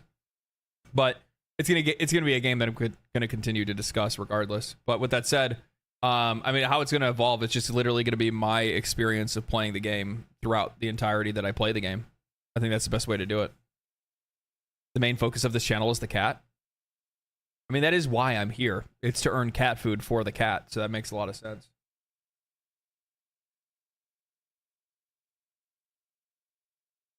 Let's not do a purely Warframe builds channel. You'll probably never see me do a build video. It's never been something that's really interested me. Like I realize it's content that can get views, and to be honest with you, it's actually really good content because like it has staying power. Like if a game sticks around for a really long time, then you know those videos constantly get views. It's what we call evergreen content. It's something that people always kind of go back to. But with that said, it's just never something that really interested me. I'm not the numbers guy. And also on top of that, like the amount of time that it would take to have to, like the amount of time and effort you'd have to put in to make a video like that in the first place, running the numbers, testing weapons and things like that. Ugh. You know what I like doing? I like min-maxing my content and just keeping it to my opinion. You know, it's so much easier. It's so much easier for me to be able to just flip on a camera and be like, hey, you know, this is what I think. This is what I gotta think. You gotta see the 100 Days of Warframe. It's a great laugh. We watched it on one of the streams of one of the last streams. We watched it live. And actually that video got the stream demonetized. Rip.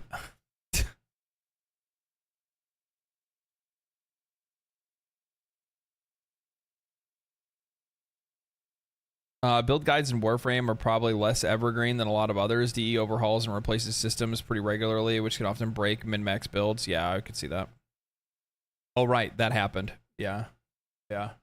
Which really sucked because that stream got a lot of views. That sucks. It is what it is, though. It's not a big deal. Everybody had a good time. That's all I care about. But I do care about the money, obviously, because I need to, like, you know, have a job, right? I have to, like, pay my bills and stuff. But so I can't do things like that all the time. But it doesn't really bother me all that much because it's like people had a good time. People enjoyed it.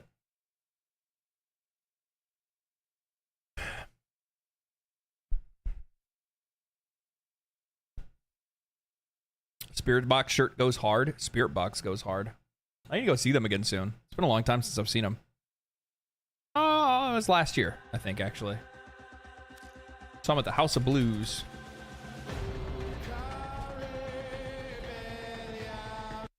I want to marry Courtney. Let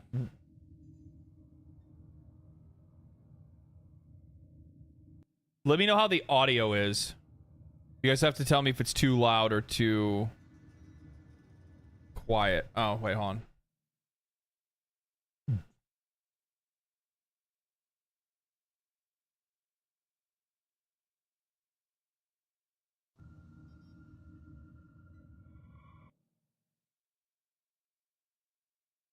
There we go. We got it. We in here. What do I want here? Probably the detonite ampules. Or no, because I need to get the schematic to make those. You guys think about my wisp? I think I'm looking fly. I think I look fly. And also, so you guys notice as well, I also figured out that you could change the colors of your menus, and I was blown away by it. And I messed with about like 500 different settings, and yeah, it's great. That's awesome. All right, yeah. Let's. Do I have anything cooking? Oh, I have a prime cooking. That's right. What do you guys think about that? What do you think about that? That's right. That's right. I've been working. Okay, I've been working hard. For you, by the way, not for me, but for you.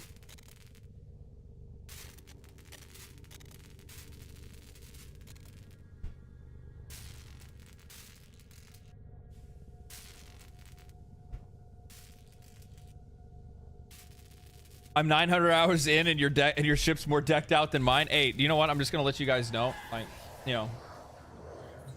Oh yeah, I actually did put some decorations down. That's a good point. Yeah.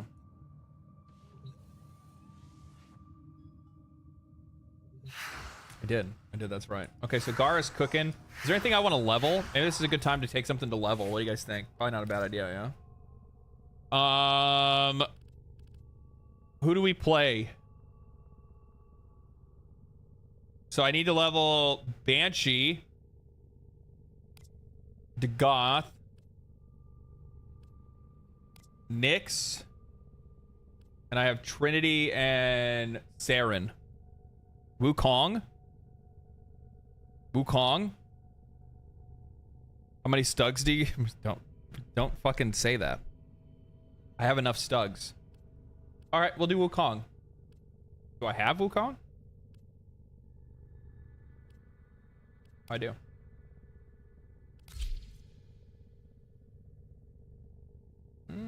We need to drip this guy out real quick. What's your abilities? After taking fatal damage with Wukong, automatically uses one of his mastered survival techniques. These techniques can only be invoked 3 times per mission. Okay, so I got an automatic res. That's really nice. Shredding a part of himself. Wukong creates a twin to fight along by his side. Attacks at range with the twin will melee. Wait, what? Attack at range and the twin will melee. Pull out a blade and the twin will lay down crossfire. That's super cool. Use the command again for the twin to attack a target with increased damage. Okay. Evaporate into a cloud of mist and float through the battlefield, dazing enemies you've encountered while healing Wukong and his twin. That is also sick. Wukong and his twin become invulnerable and defy enemies, to attack. All damage is captured and stored and dealt back in a furious strike of Wukong's staff. Bonus armor is then granted relative to the damage captured. Interesting. Okay. Summon an iron staff and unleash fury. Okay. Let's strip you out real quick, son. We can't have you going out looking all goofy, you know what I mean? Animation sets. I don't think I have anything special, right? Like whatever. Ooh, I like that one. Attachments. Do I want to go like a chest set or anything like that? You know? You know what? The Dante ones actually would probably look pretty good on you.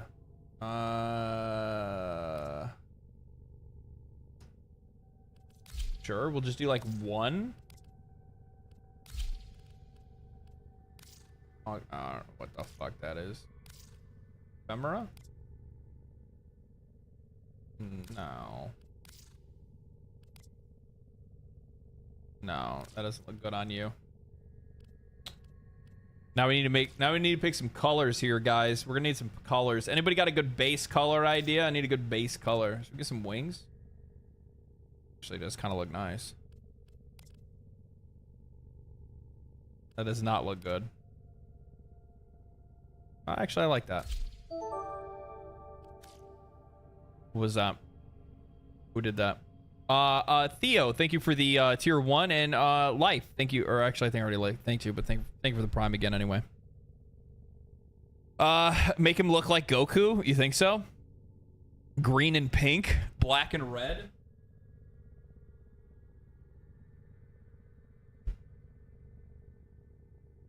Black, red, and white. Man, you know what? I actually do really like using that color. I like using that color palette. All right, let's check his color areas real quick. Let's use like a. All right, so we're gonna use a white base. If my cat would move his butt away from the screen, we'll use a white base. Let's use the Tenno colors. Oh, actually, do you know what? Orange actually does kind of fit. I'm not gonna lie. Orange kind of hits. Tetriary. What is that? Okay, that's on that part. So we'll make that black. Accents. Ooh, that's gonna be like the metally parts. What can we get like a yellow, like a true yellow? No, that's not gonna work. That's not gonna work either. Black kind of goes hard. Let's use. I kind of like that fiery orange. We'll continue with that. We'll continue with the fiery orange. Hey, I clicked on the other one. Thank you. Oh, actually, you know what? Let's use white. Yeah. Okay, that works. And then energy. Yep, I like it. I like it. You know what? It's just a little bit too, it's almost like a little bit too orange. How about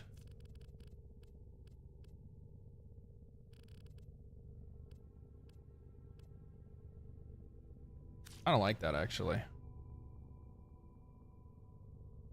I kind of like that. Let's change. Okay, so that's good. Oh wait, no, we need to do that. And attachments. Ooh. I take it back. I take it way back. I'm sorry. I'm so sorry. My indecision is striking me. I like this better. Okay. Okay. I dig it. Okay, so I need to go to this place. Where I gotta go? Calm. All right. Well, everyone, we will be here for the free customizing. Shut up. Shut up.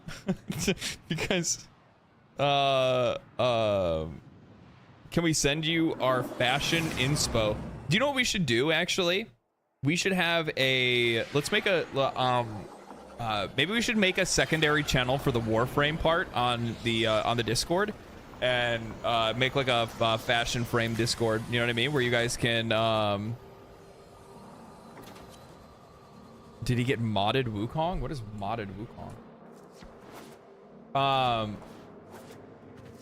We can get a like a fashion frame channel in the Discord so people can share their frames and their fashion tips. And I can maybe use some of your stuff for inspiration.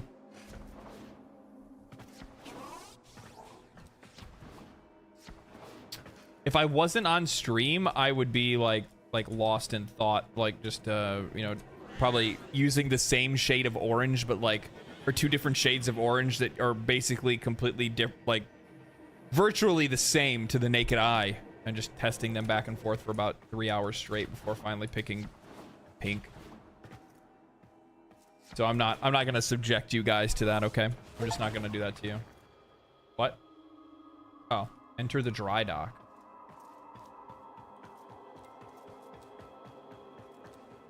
What's those butterfly? Thank you. Hello, everyone. How are you? Hello, I am Cephalon Sai. You will refer to me as such. Oh, yes, sir. The sentient threat has learned from past defeat, reforming, rebuilding. We must rebuild to contain that threat. We will reconstruct an old war era Sigma series Railjack. A Okay. Railjack requires a viable command Cephalon. I am not a viable command Cephalon. Well, then what the fuck is the point? Identify a viable replacement. But first, recover the wreckage. Then, assembly. Return to your orbiter. Well, I felt kind of useless.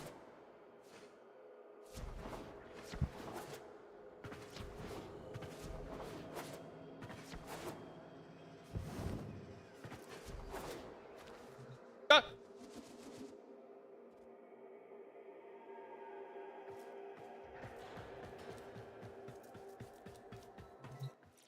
Smooth. Our enemy rebuilds itself ceaselessly. We must have that Railjack. Okay. That's what we're gonna do, son. That's what we're gonna do. Norski. The 200 Norskis. Dinner's on me. Looking forward to the future content. What is that? What is GIHF in Warframe? Oh, good luck in Warframe. Good luck in Warframe. Some stick, oh, health mop. Oh. Look at you guys. Look at you guys. Look at you guys with the good ideas. Look at you guys with the good ideas. Also, Norski, thank you for the dono, man. Appreciate that. Upgrade. I'm out. Just like, can I just like do that? Yeah, that'll work. That'll work. That'll work. All right.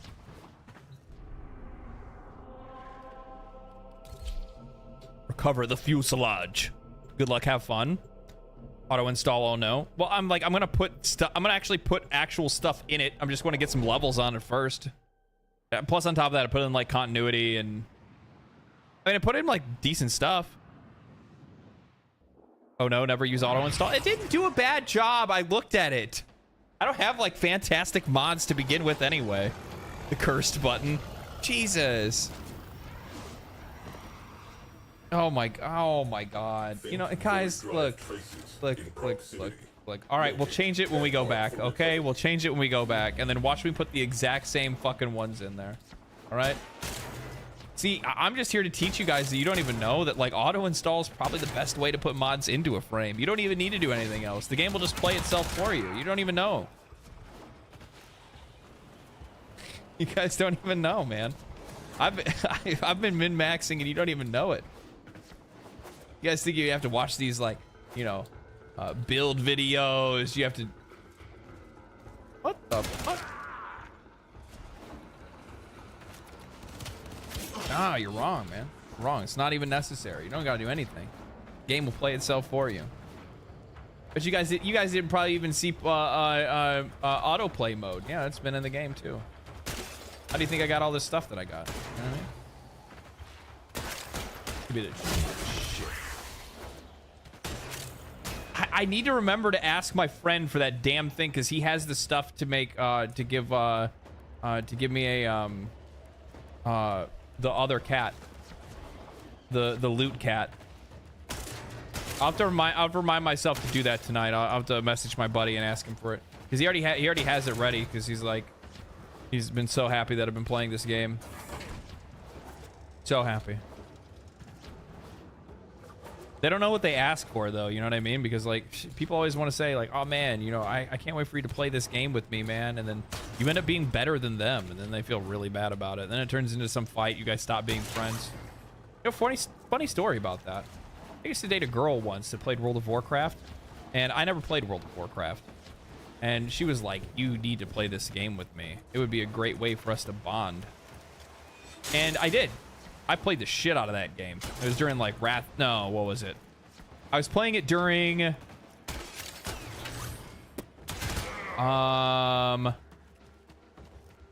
Burning Crusade. And you know, like from her perspective, it was probably like, it was like cute at first, because it's like, oh, you know, we were like playing the same class and stuff, and I'm learning the game, and she's teaching me how to play. And then, you know, like a few months go by, and then, you know, I get max level and we start raiding together. And then she loses her raid spot to me because I end up doing more DPS than she does, and also didn't die in the fights. We broke up.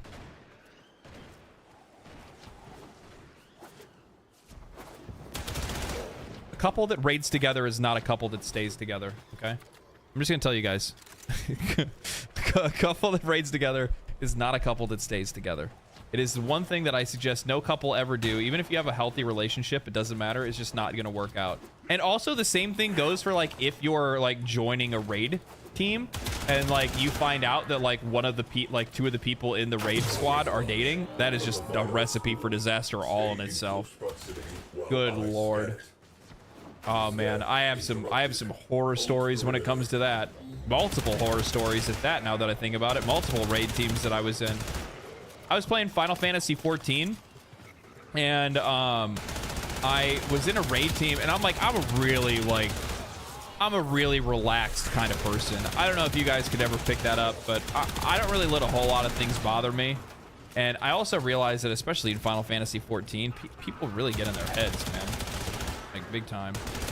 And one of the things that ended up happening was this, what do my abilities do? Where'd I go? Oh, shit. Oh, there's my twin. Oh, it's like a pet build. I like it. Until the area of operation is clear. Get on it.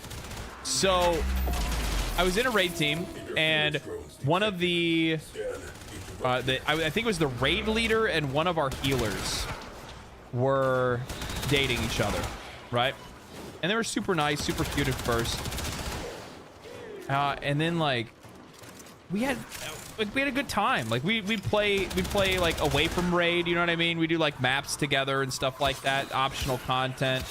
We'd play like story content together. We would what else would we do?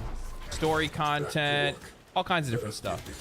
And everybody was super friendly. Everybody was really cool. And I can't remember exactly how this happened, but like every once in a while, this chick would like pop into Discord like randomly and just start screaming at the top of her lungs, yelling about somebody else or some other drama. Maybe it was like another player. Maybe it sometimes was somebody in the raid group and stuff. And I remember it was like, I want to like say like second or third time that I'd ever played with these people, right? And some very like innocuous thing had happened. Like somebody made like an offhand comment that wasn't even really like offensive. It was just like, hey, you know, make sure you guys read up on the fight, you know, for the next night or whatever, so we can try to push forward.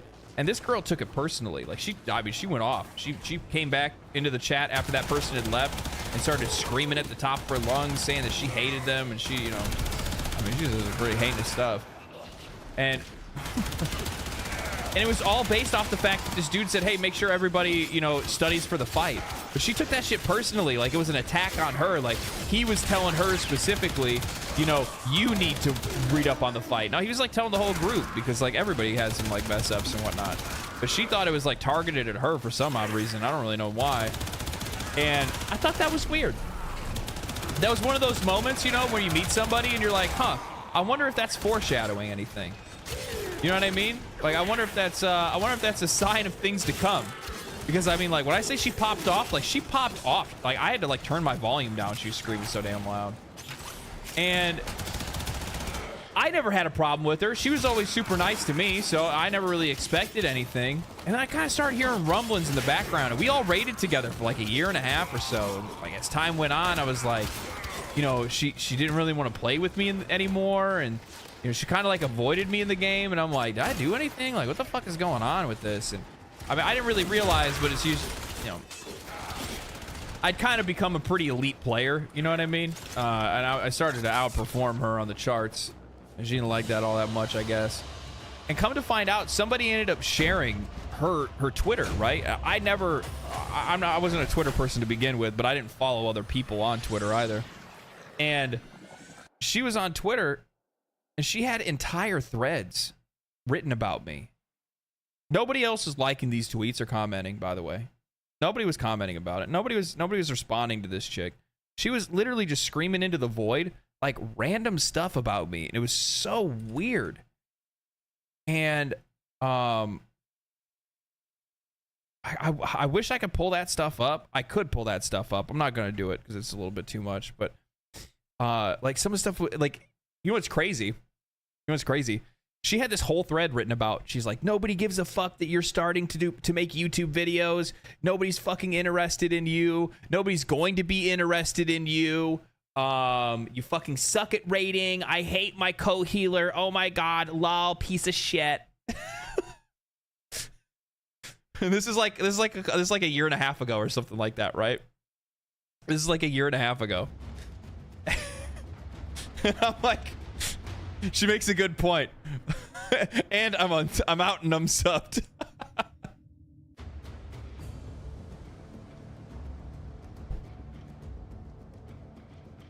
So, and I started reading some of these. You know what the funny thing is, like, and what's crazy is I talked to our raid leader about it, and I'm like, homie, I'm like, how is this acceptable? I'm like, what is this shit? And he's like, oh, you know, I'm sorry. You know, she's just really going through some stuff right now. And, ooh. Some bling. What is that? Is that like cosmetics? I have some bling. Thank you for the gift. I appreciate that. So, so check this out. Cosmetics. That's exactly what I love, by the way. Buy me clothes. Buy me clothes. I'm a very basic bitch.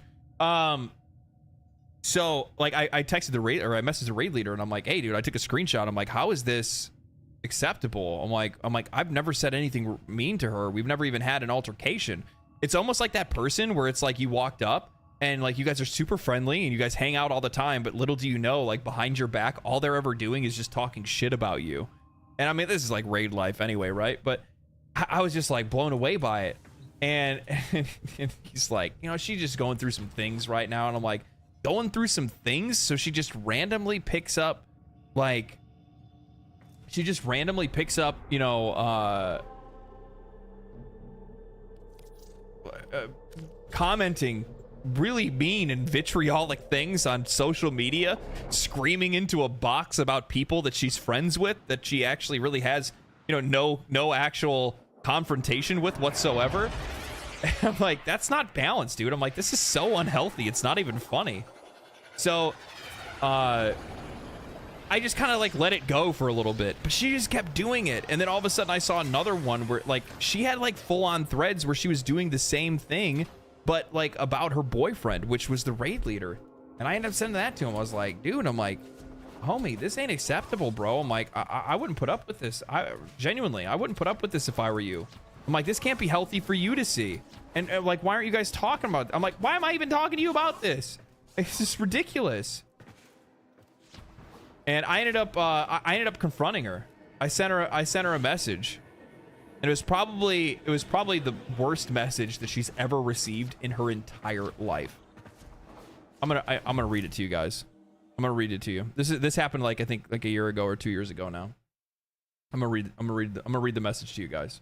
Let me find it real quick. I got it on the quick draw. I said, "Hey, I just wanted to let you know that I really enjoyed playing and raiding with you. Regardless of how the static performed in the end, we still had a lot of great times, some good laughs, and some good moments. Going forward, try to remember those moments rather than the nights of poor performance or issues that you had with the group.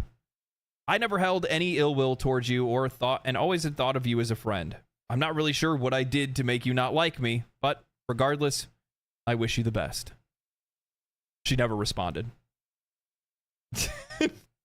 Never responded. It's Discord. The messages are always there. The Discord messages are always there. I'm one of those people. I fucking love killing you with kindness. I love killing you with kindness. You can be like, oh, super mean people. Oh man, you know what mean people hate more than anything? Nice people. I remember.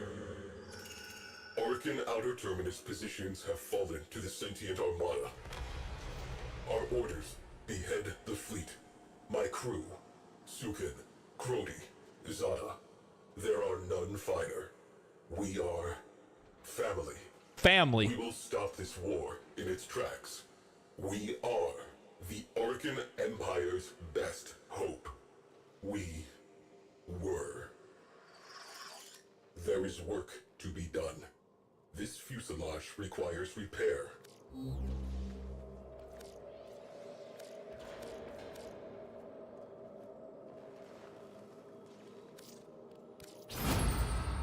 This will take some time.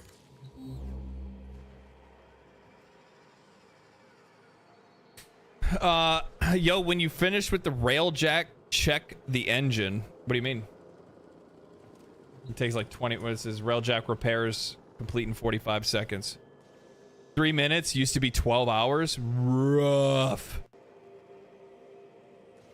Railjack is gonna be a wonderful moment. Wonderful WTF moment when you finish the quest. Sick. Damn, they really did reduce the requirements. It used to take days. 12 hours? That's crazy. That's crazy. Yeah, the last thing you want to do is make players like wait to be able to play the game. You know what I mean? Like that's not something you want to do. Not something you want to do. This is like a huge appreciated change. If it was going to take days to do something like this, that's awesome. It looks sick. I love the lighting in this game.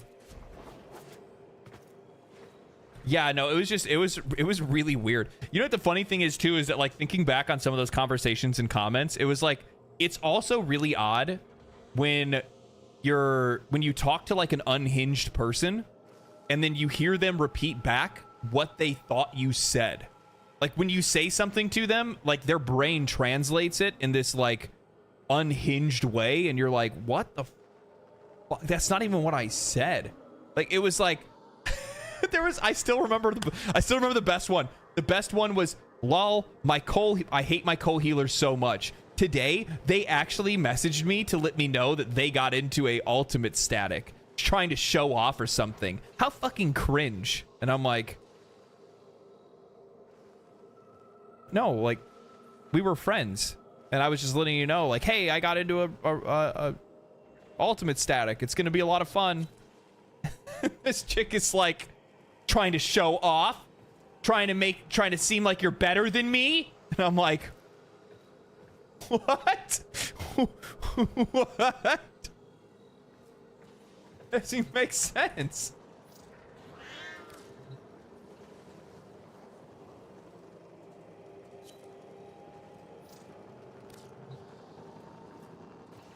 Do I need to do something else? Oh.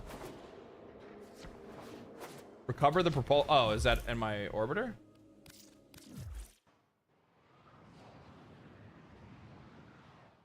That's the point where you gotta let your boy know there's some more stable fish in the sea. I try to let him know. I try to let him know. I think ultimately he's in a better place now. But yeah, it's just one of those things.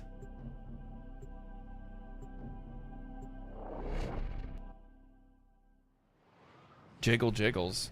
Commence the jiggling. Commence the jiggling. I miss Aqua Teen. I miss Aqua Teen. What the fuck is Ninja Sex Party? I don't know. What do you think it is? I only go to the dojo on weekends. It's not open any other time of the day. You know what I mean? Artery. Locate and assess.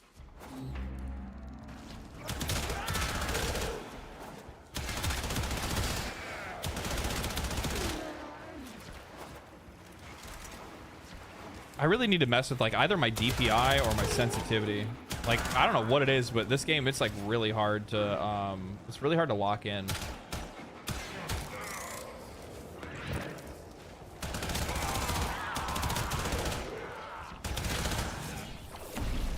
So does the clone just use my weapons, the same weapons, or does he use a different weapon? And does his attacks level the weapon that he's using? So if I'm shooting, he's leveling the melee weapon, and if I'm using the melee weapon, he's leveling the other weapon.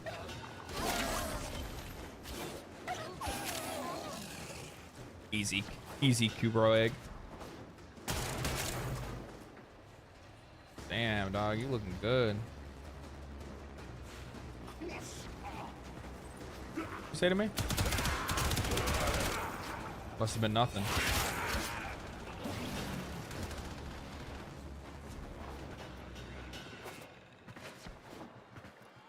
Yes, your weapons, his kills count as ability kills. Oh, that's kind of sad. That'd have been way cooler. Be like a speed leveling frame.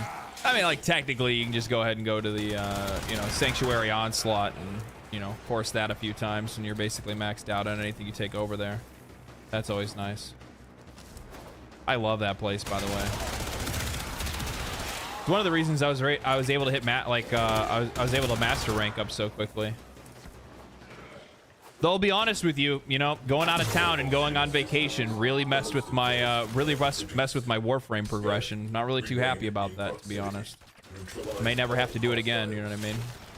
Probably for the best. Scan interrupted. We do not have time for this. Hostiles. Oh.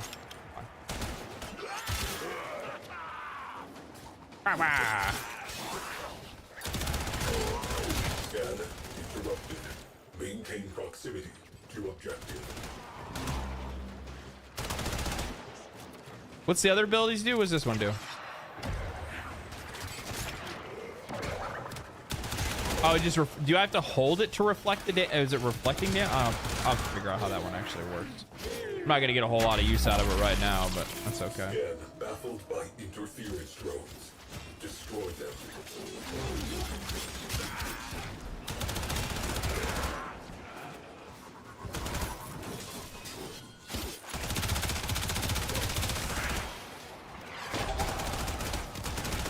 Oh, okay. Oh, did I fuck up? Oh, okay. Ooh.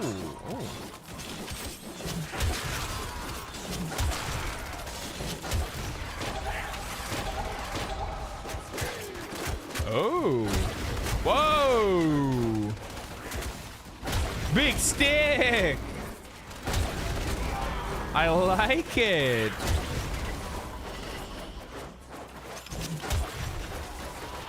That's not working. That's fucking stupid.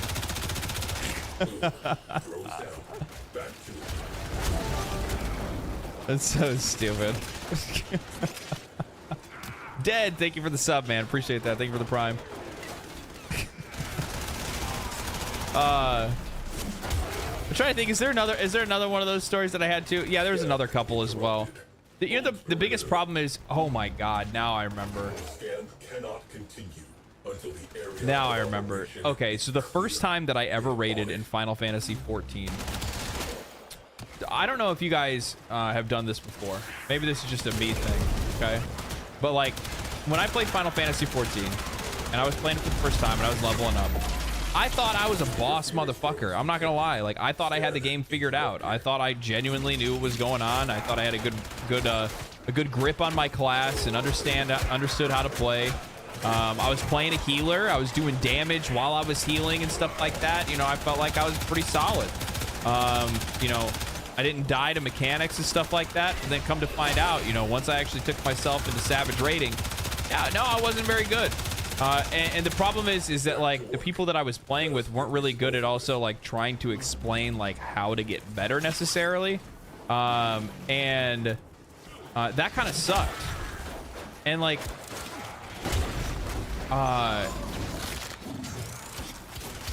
there was a couple that were in the there was a couple that were like raid members. Like one was the raid leader. It's always the raid leader dating somebody. That's how this stuff always works. You know what I mean?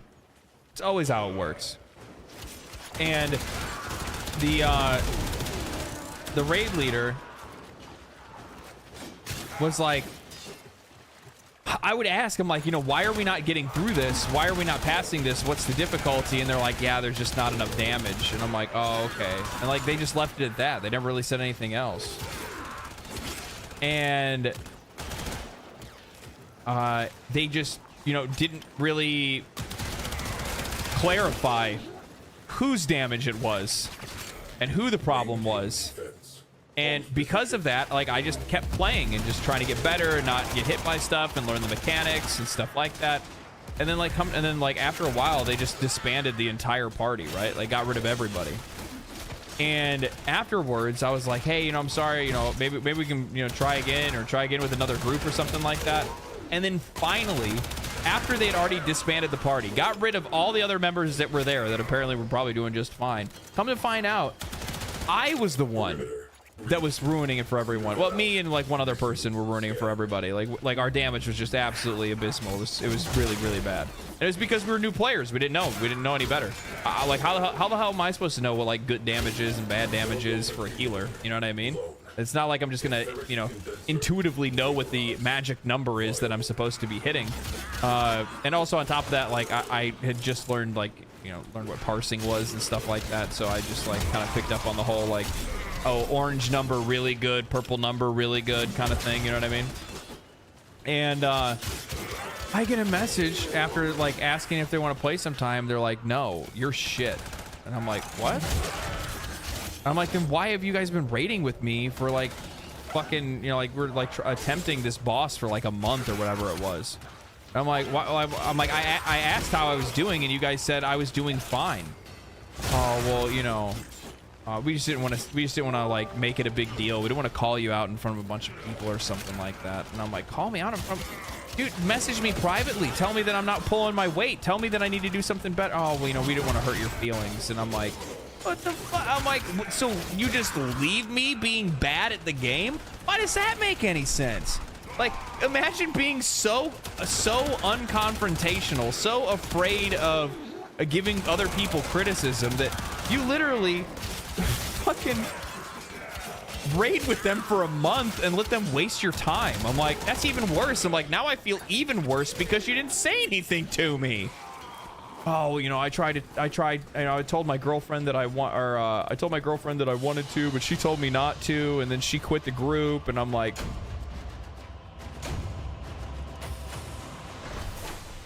and there was like so many nights that like raid got canceled because they were fighting and stuff like that too, and I'm like, this is just so weird. Dr. Glorp, thank you for the prime, man. Appreciate that, brother. Thank you so much. It was just like raid leader failure. No shit. Oh shit. As a writer, I'm sickened by the anti-critique society. Dude, I'm not kidding you. That shit has actually gotten like very out of control. That has just gotten so out of control anymore. People are so afraid to say something that is going to be taken negatively. It's just wild. Yeah, the Final Fantasy community is unconfrontational to a fault, really. Really hard to give and get feedback. 100%. 100% difficult to do. Yeah, without a doubt. I mean, like the thing, it's one of those like, but the funny thing is, I love Final Fantasy 14 and I largely love the community of the game as well. But at the same time, there is a very thin facade that is great community, by the way. Like, for the most part, yeah, like the players love the game. They love the studio that makes the game. They are also just as toxic as any other MMO that's out there. Every game has their group. The only difference is with Final Fantasy 14, they just talk behind your back rather than yelling at you in like trade chat. That's really what it comes down to. Toxic positivity is just as bad as toxic negativity. Yeah, well, I mean, the negativity is still there. They just don't talk about it, you know, out in public. They want the game to be portrayed as they want the game to be portrayed as something that it's not. You know what I mean? Like a perfect society or something like that, if that makes sense. I'm introverted, and I'll be the guy to say, hey, have you noticed you're lagging behind and you want to farm some stuff real quick? It'll help. Yeah, no, like, you have to kind of do that kind of stuff. I think far too often people just don't want to tell other people that, like, hey, man, like, you know, you're having problems. Let me help you with that. I think, you know, a really good example with this, like, hold on. Sana dances our ship through forward lines. Crody identifies and prioritizes targets. Sukin's turrets track and terminate. Our reputation is earned. Our objective, a Turaga-class worm ship. Zada plots an arc. We accelerate. Ancient history. The dead have no needs. The living require that propulsion system. The dead do not have needs. That's just funny. In Warframe, they yell at you, give you gifts, and ask if you need any more help. That's funny. That's funny.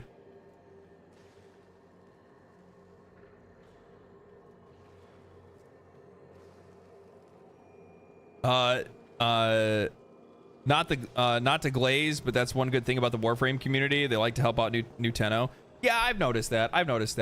Like, they don't do it like toxically or anything like that. I think one of so probably the biggest hurdle that I've noticed for like veteran players and new players of Warframe is that because the new player experience has changed so much over the years, that it's so unrecognizable to the experience that many of these players had started with. Cool, thank you for the rate of 56, man. Welcome, guys. Welcome. I'm unlocking the Railjack for the very first time, so thank you guys for joining me on this journey. But I think one of the biggest hurdles for like new players, at least that I've noticed as a new player, the biggest gap between the like veterans and new players is just the gap of knowledge, because the new player experience has changed so much that in a lot of cases they don't realize that they're accidentally spoiling a bunch of stuff. You know what I mean?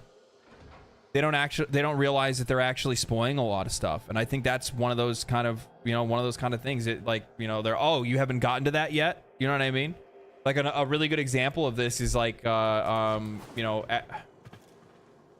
okay, you know what? You want to know what the worst one I've run into so far is? All of the times that people were commenting on my videos and coming into my live streams and telling me, oh, you haven't got to the character creator yet? Not recover itself. Coordinates marked. How you doing, Ghoul? It's like, why would you say that to a player? Why would you say that? You know, like, what's wrong? Like, and when I say that, like, I mean, like, I'm talking like hundreds of people were saying this to me, and I'm like, bro. And then once I realized what that was, I'm like, bro, that is so bad. Why would you say something like that? Why would you say something like that? And then, and I think like another thing that I see a lot of is like the helmet. I don't know what the helmet is. People keep saying the helmet. You know what I mean? They keep saying it. Oh, why aren't you using the helmet? You need to hold on to your Warframes for the helmet. And I'm like, why don't you guys just like chill, man? Just like enjoy the ride, bro. Enjoy the ride. And I think for some of that stuff is like players just don't know like what the order of events is for a new player when they're starting the game, because that's changed so much over the years since the game is released. You know what I mean? Thank goodness we just did that today. You did what today? What did you do?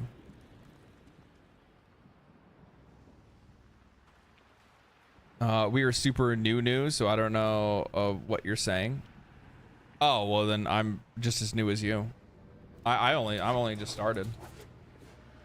And by only just started in Warframe hours, it's over 100. I'm a new player too, so we're in the same boat, Ghoul. we're in the same boat.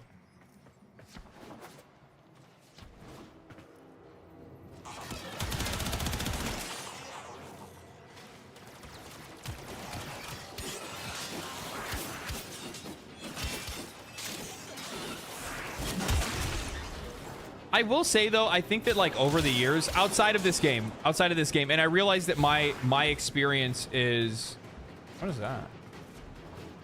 And I realize that my experience is a bit more unique, right? What the fuck is that?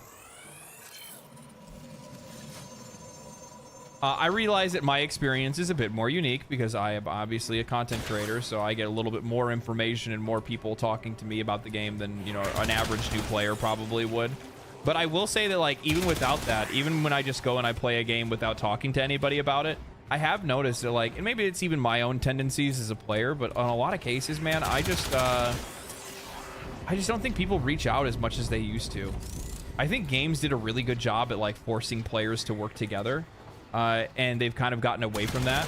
And in some cases, that's good. But in the other cases, I don't really think it is. You know what I mean? Like Final Fantasy XIV is a really good example of this. Final Fantasy XIV, they've really been, like, trying to put more of these, like, play on your own, use AI to be able to, like, complete dungeons and trials and stuff like that. But, like, man, it's a completely different experience when you have the opportunity to play with other people and learn off of other people. Well, like, I realize, like, some people have, like, social anxiety and stuff like that, but, like, that's kind of like the point of playing an MMO in the first place, is that you're not meeting these people face to face. You're not meeting them in real life. And these games basically optimizing us out of our out of the social part of these MMOs is not good, man. It's not good. I don't see it working out in the long run. It makes me sad a lot of people are opting out of playing with people in an MMO. Yeah.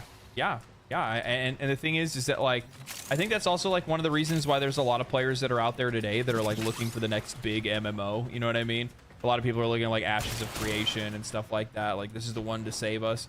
And I really do think a lot of that is stemming from just the lack of community in some of these games. You know what I mean? I mean, we've already seen a shrinkage in community just in, like, real life.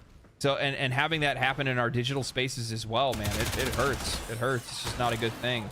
That's one of the reasons why I got into making YouTube videos in the first place, was specifically because the fact that I wanted to create a space to have a community of people, you know, because I didn't have that. I was traveling for work. I traveled for 6 years straight. I rarely ever saw my friends or family or anything like that. And, you know, one of the best ways for me to kind of cope with that was to, you know, find a hobby that allowed me to be able to create a community, if that makes any sense. I've recently started. Oh, I'm missing comments. I keep forgetting to summon him out.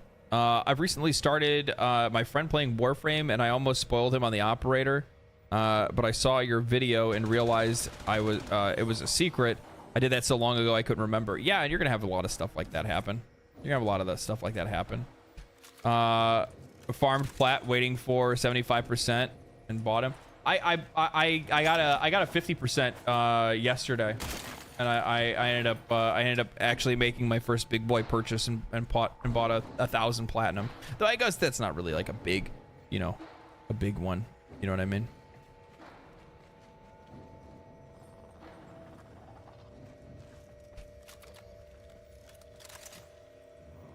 Oh no, it starts. My issue with party play is that is getting groups of competent players. It feels like there just aren't enough spots ever. Yeah, I mean, like, when it comes to, I think that, like, that's also one of the difficult things too, is that, like, a lot of people just don't have a lot of time anymore, and in a lot of cases you just don't want to have your time wasted. So people are really picky, choosy about the people that they play with, about the people that they talk to, about the friends that they make in some of these games.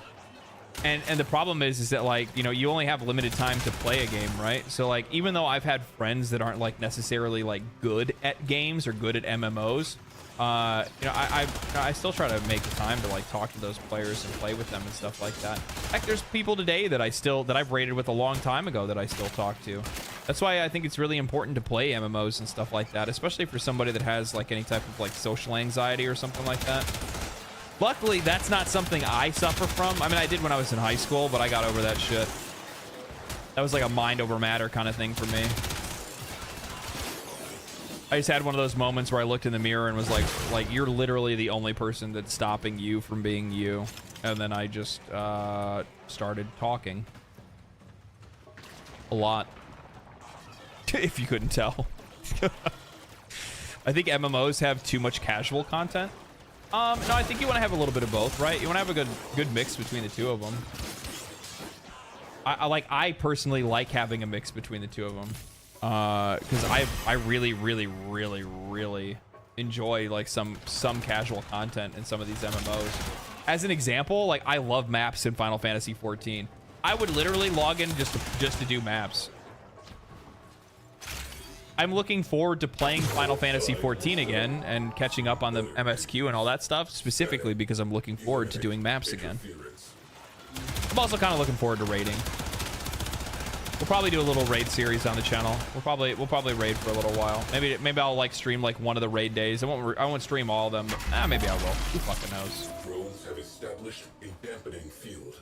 Eliminate them to resume scan.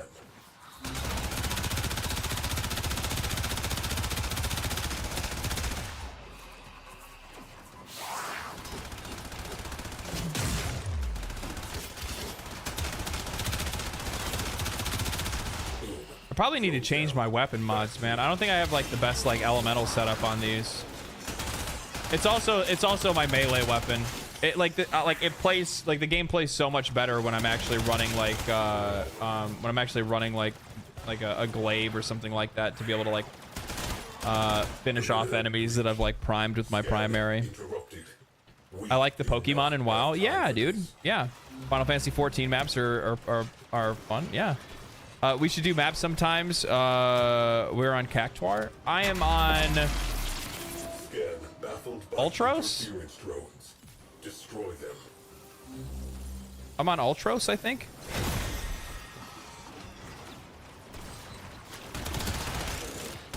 I love running maps. I'd be glad to run maps. Cool. I'd be glad to run maps.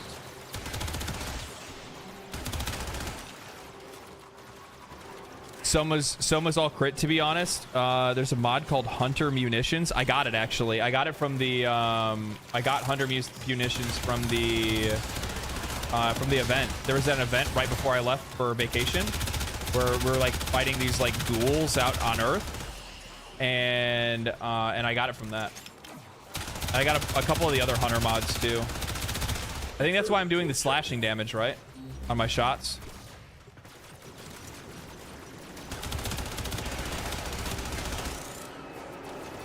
Perimeter breach. Clear them out to resume scan.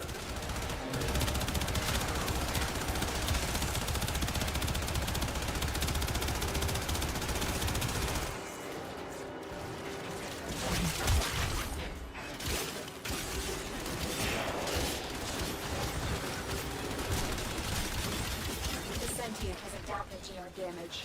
Surprise them with something new. 2 Orakin cells. There's a lot of fucking enemies here, man. Time to bring out the big stick.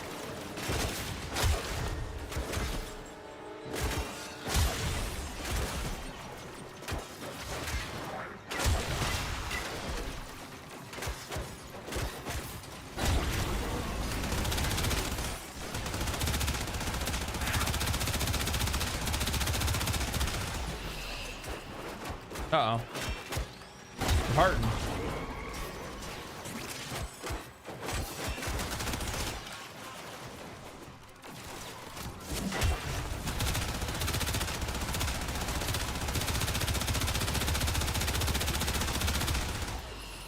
Here, watch my health.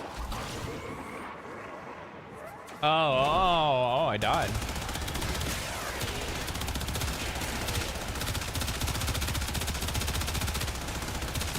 Maybe I should have actually used like a real frame. Get this over with.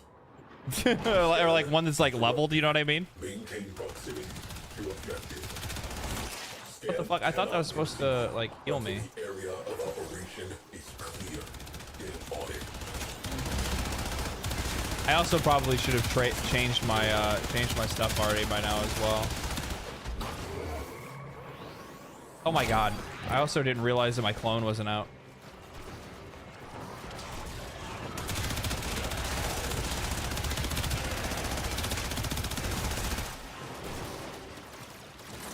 God damn. A lot of you guys there. Viable.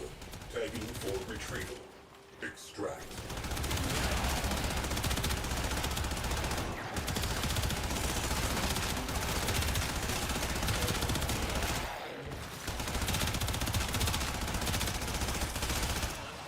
That's kind of spicy. I like that. That was fun.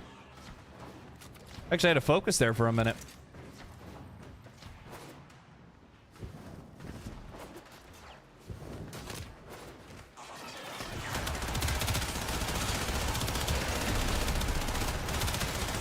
God, dude, this game just feels so damn good to play.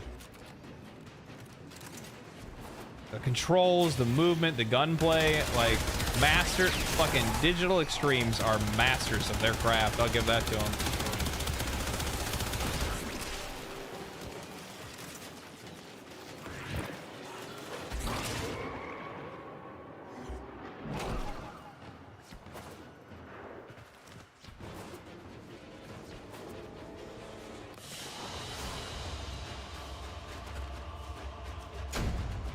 If he wanted to min-max, he'd be looking up builds and stuff on his own. Yeah, I don't do that shit.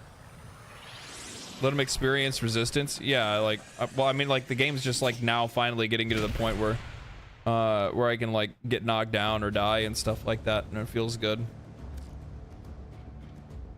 Kiddo, you are needed in the dry dock.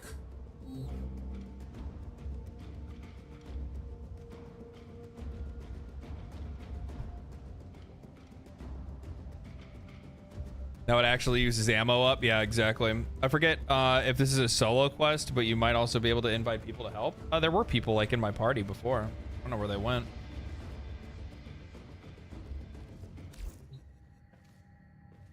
Let's look at oh well, I guess we'll go put in the next piece, and then we'll maybe we'll take a look at my mods and stuff like that afterwards. This is solo. Yeah, the game's gonna start getting more challenging. Yeah, I've been looking forward to this part. This has been my favorite part so far.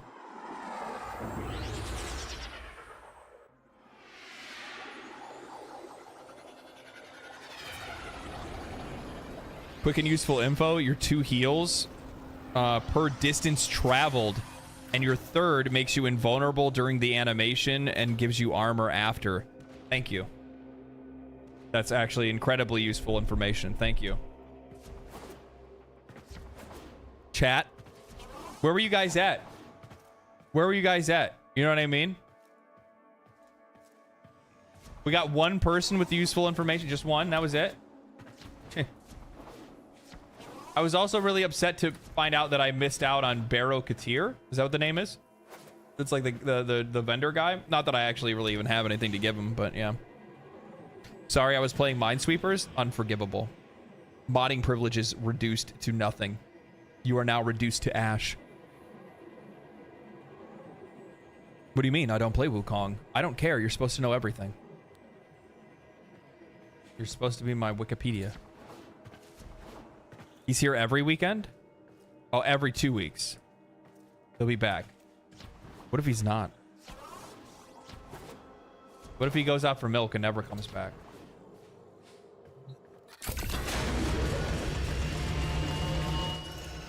Zada plots a data-gathering lab around the worm ship. Sukin targets exposed launch orifices. Power redirects to the Tunguska capacitor. With a pull of the trigger, we will end this. The moment arrives. The moment arrives. Tenno, my precepts. I am not a viable command cephalon. I will continue my search. Continue repairs. Does he feel like he's not a viable Cephalon because he lost his crew? That's what it's kind of making me feel.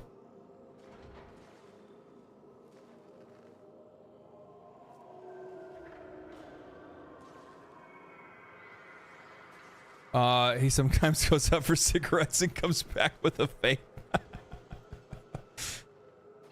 Sai needs a hug. Yeah. Yeah. I'm quick on the uptake.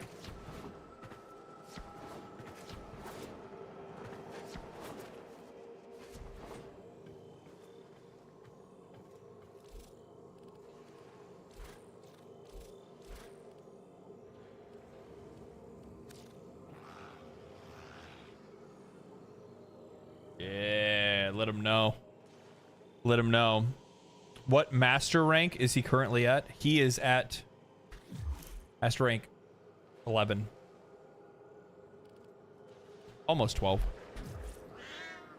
Almost 12. You have to buy the key to... You have to buy the key to the Barrow Relay with real money, though. Barrow Relay. What is that?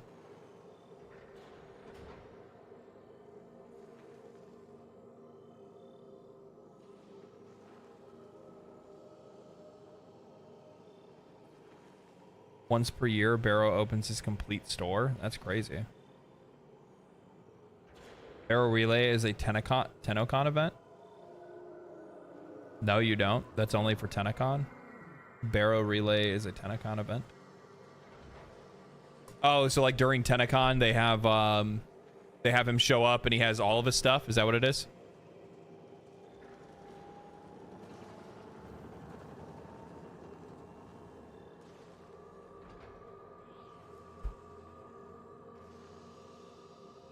Digital Extremes, Digital Extremes asked me if I would like to stream TennoCon.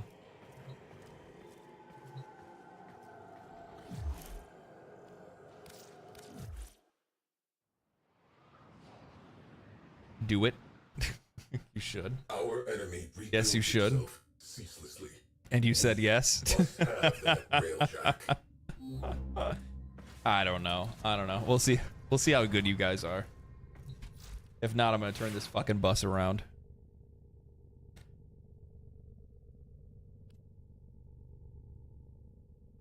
What was I coming here to do? God, I want to get rid of this thing. They look sick, but they suck. Oh, this is another weapon in itself? What the fuck?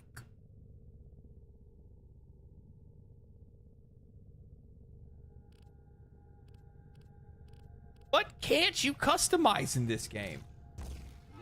Look at that. What did you guys think about that? Did you guys see how fast I did that? You guys see how fast I did that? You didn't even see me put those mods in place. You didn't even see me manually put those mods in place.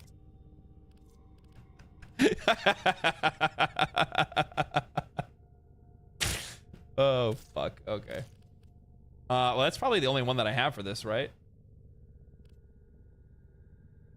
Primal Fury. Stance. Summon the Iron Staff and unleash its fury.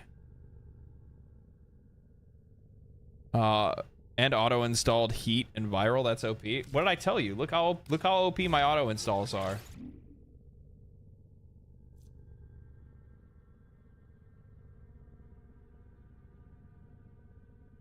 What did I tell you guys? I said I've been min-maxing this entire time, that you guys underestimate auto-install, and the game already knows the meta. What if you know what? I take it back. I'm gonna start doing build guides. I'm gonna do a build guide, and it's just gonna be me auto-installing mods.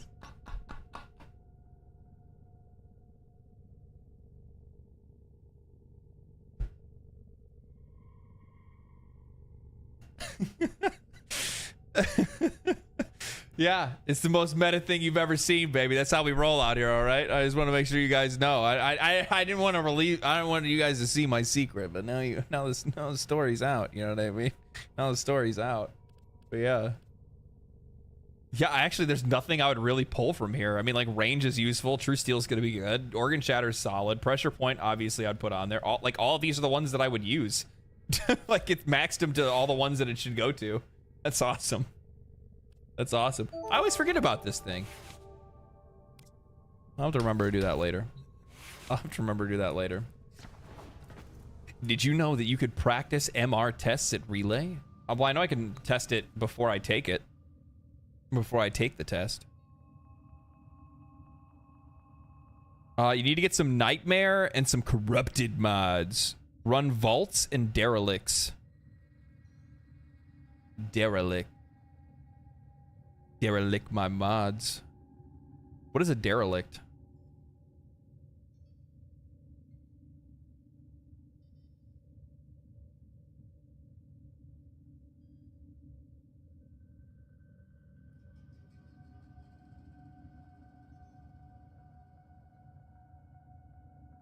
Old Deimos tile? It's Deimos? Derelict missions on Deimos missions. Okay, so basically I just need to go and like live on Deimos for a while. I think I'm probably gonna do that. In between, so like right now we're on Rising Tide. Maybe I'll do that between the next big story beat. We'll see.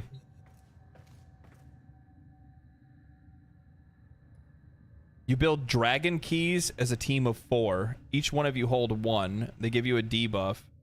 You need 1 of 4 to unlock the vaults with a corrupted mod in them. Ooh. Maybe I'll go do that. Should we have like a corrupted mod farming stream? Or should I just do that off stream with my friends? Dragon keys are in the dojo. Okay.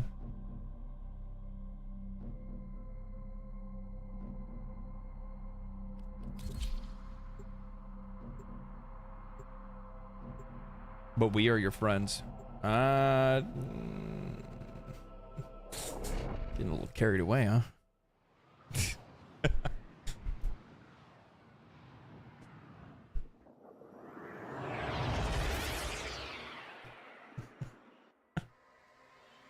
I'm hungry, man.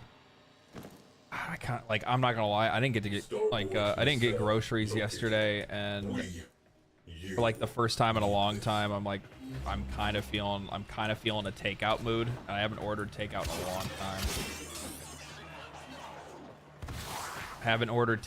a long time. Probably, if I did take a wild guess, I have not ordered takeout since I lost my job back in December. Yeah, I don't think I haven't ordered food since I lost my job.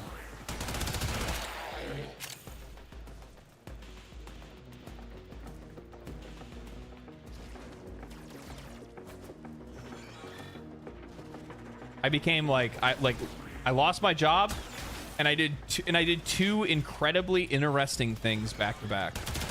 I became like the most responsible spender ever, right? I like started cooking my own food, buying groceries, doing all that kind of stuff, like reducing costs everywhere I possibly could, canceling every single renewing service or membership and all that good stuff. And then I also, instead of going to get a new job, said you know what, let's give it a shot and let's see if I can actually make it on YouTube. And then just started making YouTube videos full time. And the channel was already doing like halfway decent at the time, so it was kind of like a solid opportunity to at least give it a shot. Now streaming is like also one of those things that I have to like put more time into as well, because it's a really good way to build like a solid like community around you, have other sources of like revenue and stuff like that too. Silver lining, yeah. Oh, he's so cooked fighting a lich. I don't know what that means.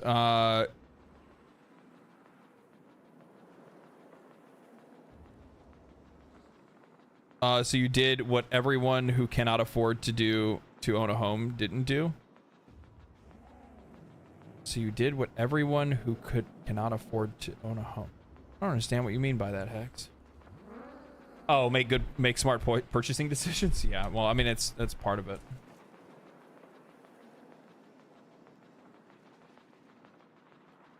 Honestly, good for you. Yeah, yeah. I mean, you know, it's one of those things, man, where it's like, you kind of, it's one of those things where it's kind of like, I had the choice either to continue doing YouTube or not, and literally have to give up on it when I was having so much fun doing it. And because I would have to go back to doing travel construction, because that's just the kind of like, that's just kind of the kind of work that I've done. It's also the work that pays the best. And if I did that, then I wouldn't be able to make YouTube videos anymore, because it wouldn't be it's not sustainable. It's too difficult to try to do, try to keep up on. How did you lose your job? How did I lose my job? I would probably say it was a mix of a lot of different things. I am somebody that is like an absolute fucking professional at min-maxing everything, right? Like I'm a very efficient worker. I think that's probably the best way to say it. I'm a very efficient worker. So I'm good at being able to like get all of my work done and then use that time remaining to not work, right? Because like working sucks. Like, let's be real, like working sucks. Nobody wants to work. Everybody wants to get paid to do nothing. You know what I mean? And I love doing nothing when I'm working, you know, while I'm like at a job. You know, I love not doing anything. And I would do that. I would basically, it was like the minute that something came up, that thing would get done immediately. There was no hesitation, no bullshitting. I would do it in the best way, the most effective way possible. I mean, I worked a, you know, mostly a supervisor role is what it was, environmental health and safety, and you know, I would do like job site reports, and I would do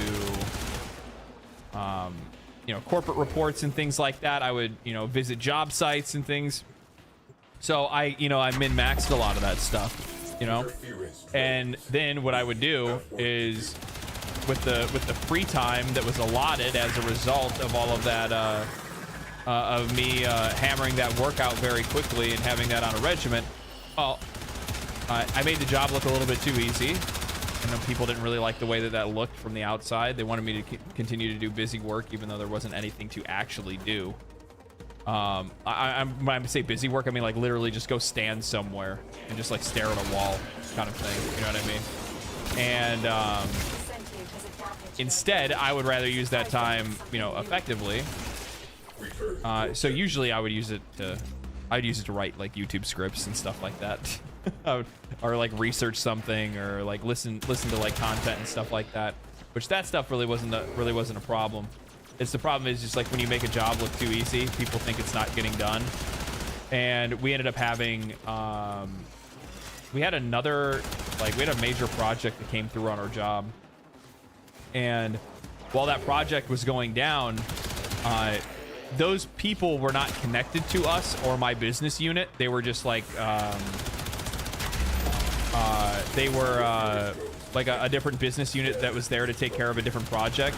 We assisted them with some stuff, like helped them out with a couple of things, but for the most part, they were widely on their own, and we didn't really have any interaction or any responsibility to them or anything like that. And that business unit had some problems. They failed to meet their targets. They cost more money to the client than they should have, and as a result, the company that paid for us to be there was not happy with their performance, and as such wanted the company to show in some way how, you know, committed they were to a change. And part of that change was getting rid of people, was firing people. And they got rid of like the vast majority of those people that came by, that like traveling team, that business unit, banned them from that specific factory that we were working at, and they just went ahead and tossed my name in there too, even though I didn't have anything to do with anything. So it's kind of like a work politics thing. And it was like one of those things where like even I kind of recognize like as an employee, I made it really hard for them because it's like on paper, everything is done. On paper, everything's good. The work's being done. Everything's taken care of. They got nothing to worry about. Everybody's safe. Everything's, you know, anything so far as like any like all of it's done. It's all done. But the problem is that when you walk by and you see somebody that's like you know, gets their work done that quickly, and you see them kind of fucking off all the time, they're like, wow, this guy's useless. So like I kind of get it from that perspective. I could have been a more like responsible worker and like, I don't know, tried to look like I was working or something like that, but I don't know. I just didn't really feel like doing that. I think that's more or less just the you know, I'd done the job for, I've been doing the job for like 7 years, 8 years, and I wasn't super passionate about it. It wasn't the job that I wanted to get into. I wasn't using my college degree. I wanted to use my degree. I'm, you know, business and marketing was my thing, but here I was working in construction, so you're obviously not super passionate about it.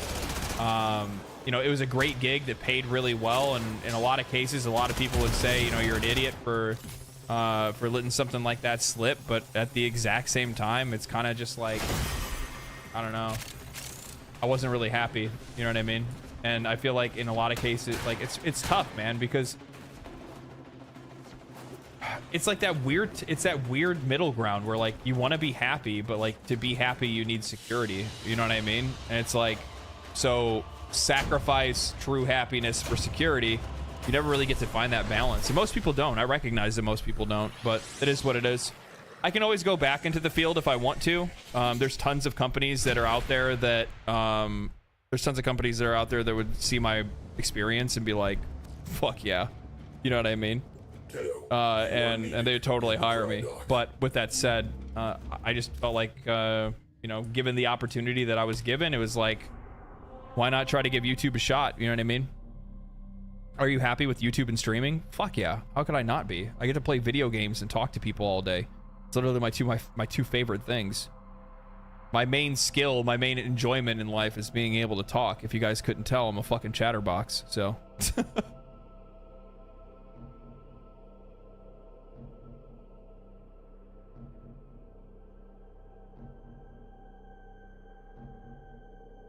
You would think that a worker that completes a task effectively and efficiently would be highly praised and sought after. This world is completely upside down. Well, I'll be honest with you. It's a like, I'm in construction. Construction's very like boomer ran, you know what I mean? And their idea of like hard work and shit like that is a completely different idea, like has a different definition between generations. They look like they want you out sweating, standing there, doing nothing, suffering because that's what they had to do, and they think that's what everybody else should have to do. But when another generation comes in and does the job, you know, just the same as anybody else does, but does it more effectively, faster, and cuts out a lot of the extra bullshit, especially in like especially in the digital age, right? Like there was a ton of like digital stuff like that these people had no idea, right? They had no idea what like how any of that stuff even works, and I streamlined so much of my work because I actually used like email and the internet, and you know, they didn't like that. They looked at it as like trying to like shirk responsibility. You keep being you, dreamers. But for me, it was like common sense management skills of making sure that you're delegating tasks the right way. So seniority equal how right you are. 100%. Yeah, 100%.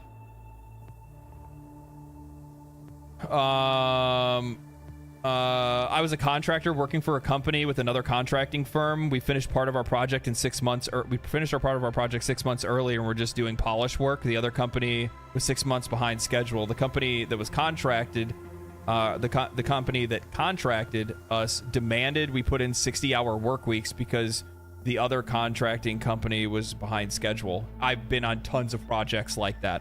I've been on so many projects like that. I can't tell you how many times I've been on jobs where where literally our stuff is done. Our stuff is done, and they're continuing to pay us to show up. And I get it from the company's perspective because the company is still being paid. Because the thing is that like, you know, if you get contracted for a year of work, but you guys get it done in 7 months, that doesn't, like, you know, from the company's perspective, they still want that money, right? And the client doesn't want to see you watching Netflix for 3 months until the, you know, until the contract runs out. You know what I mean? So they try to find things for you to do, but more than anything, they just want to make sure that you're not looking like you're like stealing a paycheck. But in a lot of cases, it's like, I mean, what the fuck do you expect? I get the work done in, you know, in the first, you know, 5-6 hours of a shift, but you got us working 10-hour days, you know, not that I'm watching Netflix or anything like that, but plenty of people did. Fuck, look at QC guys in construction. You know what I mean? Like, until the weld work is like ready, or until there's like bolts and fucking shit to go and check, then like they ain't got nothing to do. Those guys are fucking sleeping or fucking watching Netflix.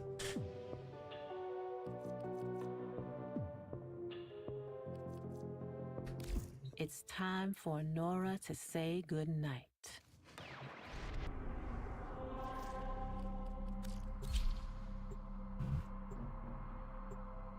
Just slack off with your email open. Yeah, I mean, like, I was pretty good at making myself look busy, but the problem is that it's like, you know, I don't know. The other thing is too, is that like, it's also like the difference in roles where like people have in their mind that you need to be, you know, especially if you're in like a supervision role, like they take it very literally and think that you need to be supervising 24 hours a day. So like bird dogging is what we call it in construction. And I just don't believe in doing that shit. I think you need to be able to go out, make sure everything's good, but you also need to be able to trust your workers at the same time and give them the freedom to work. Otherwise, you're likely going to either end up hated and they're not going to want to listen to you, or B, they are going to, you know, they're going to get nervous and fuck up because they see you watching them. That's just how I operate. Some companies don't like that. They don't like that kind of, they don't like that kind of, they see that as a lack of work ethic. Micromanagement just causes problems. It does. My job could be nonstop, 24/7, a whole 24 hours of doing nothing, and both sucked. Being bored sucks, but having work, you know, yeah, I know, yeah. That's the other thing too, man. Is that like, that's the other thing too. Is that like I don't know. I just didn't feel like kind of going through all that shit. It is what it is. So I'm giving this a shot and seeing how it works out. Precepts. Complete the mission. Preserve the crew. Tunguska capacitor charged. Suken pulls the trigger. Nothing happens. Zada reports engines offline. Shields offline. Weapons offline. Personal lights flash on as the first missiles hit. I watch as Suken, along with his gunnery chair, is sucked into the infinite. Damn. I watch as the port nacelle detonates. We are spinning. Zada calls for assistance. I am silent. Proteus attempts to save our engines proves fatal. I watch as he is engulfed in flame. Zada is alone at the helm. She beholds the distant flash of torpedo tubes. Damn. She says my name. The viewplate blossoms. She ceases to exist. Fabrication and restoration commencing. Damn.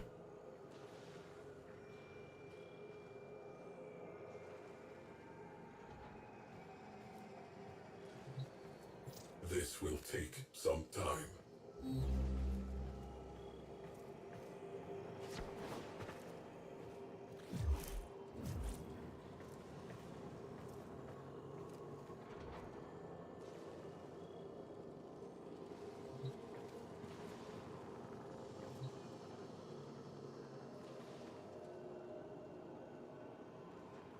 On a lighter note, the front of the Railjack looks like a doggo, so that's neat. It does look like a dog. You know, big old ears. Big old ears on him. so jealous that you got to do this in one night. Good job. Yeah. It was really that much longer than this?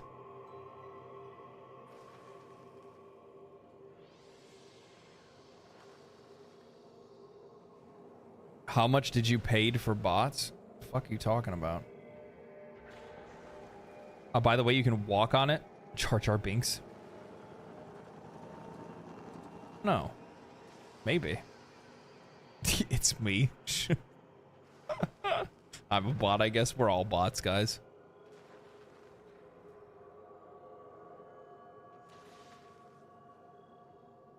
This took like half a week. Did it really? Good lord.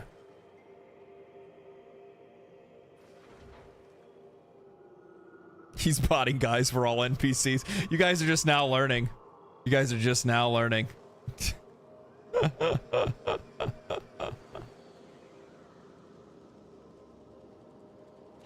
I love Warframe video game. Beep boop beep boop. God damn, it's the automatons again.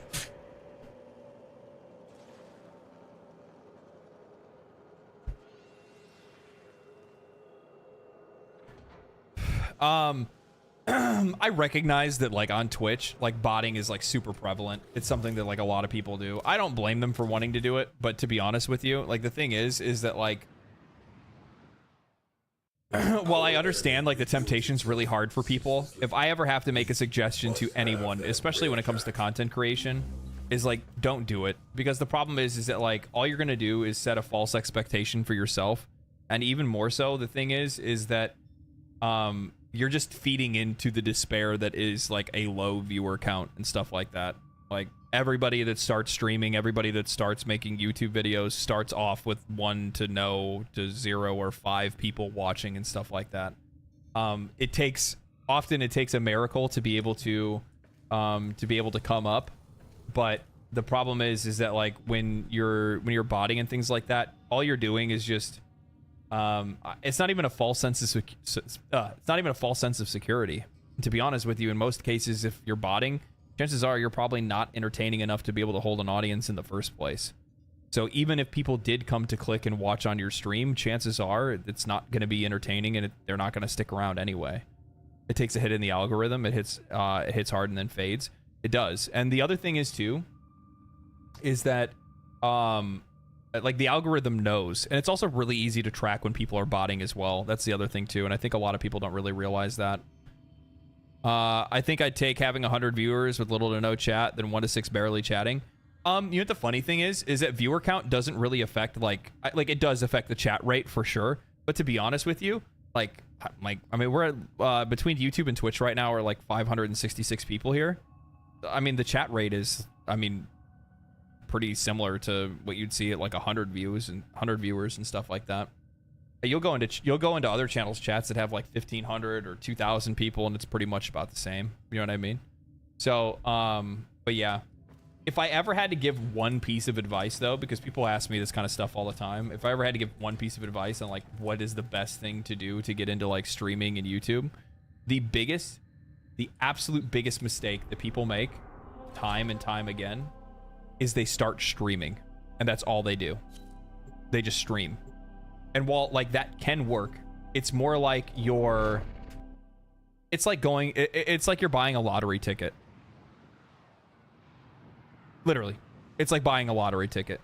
You're rolling the dice, and you're just hoping that for some odd reason somebody sees you and says, I'm gonna raid this guy, and then it just so happens that you fucking wake up in that moment and turn into a god mode content creator, and you absolutely slay it, and those people follow you, and now all of a sudden, you know, you start streaming to 20 or 30 people, and then it kind of keeps going from there, you know what I mean?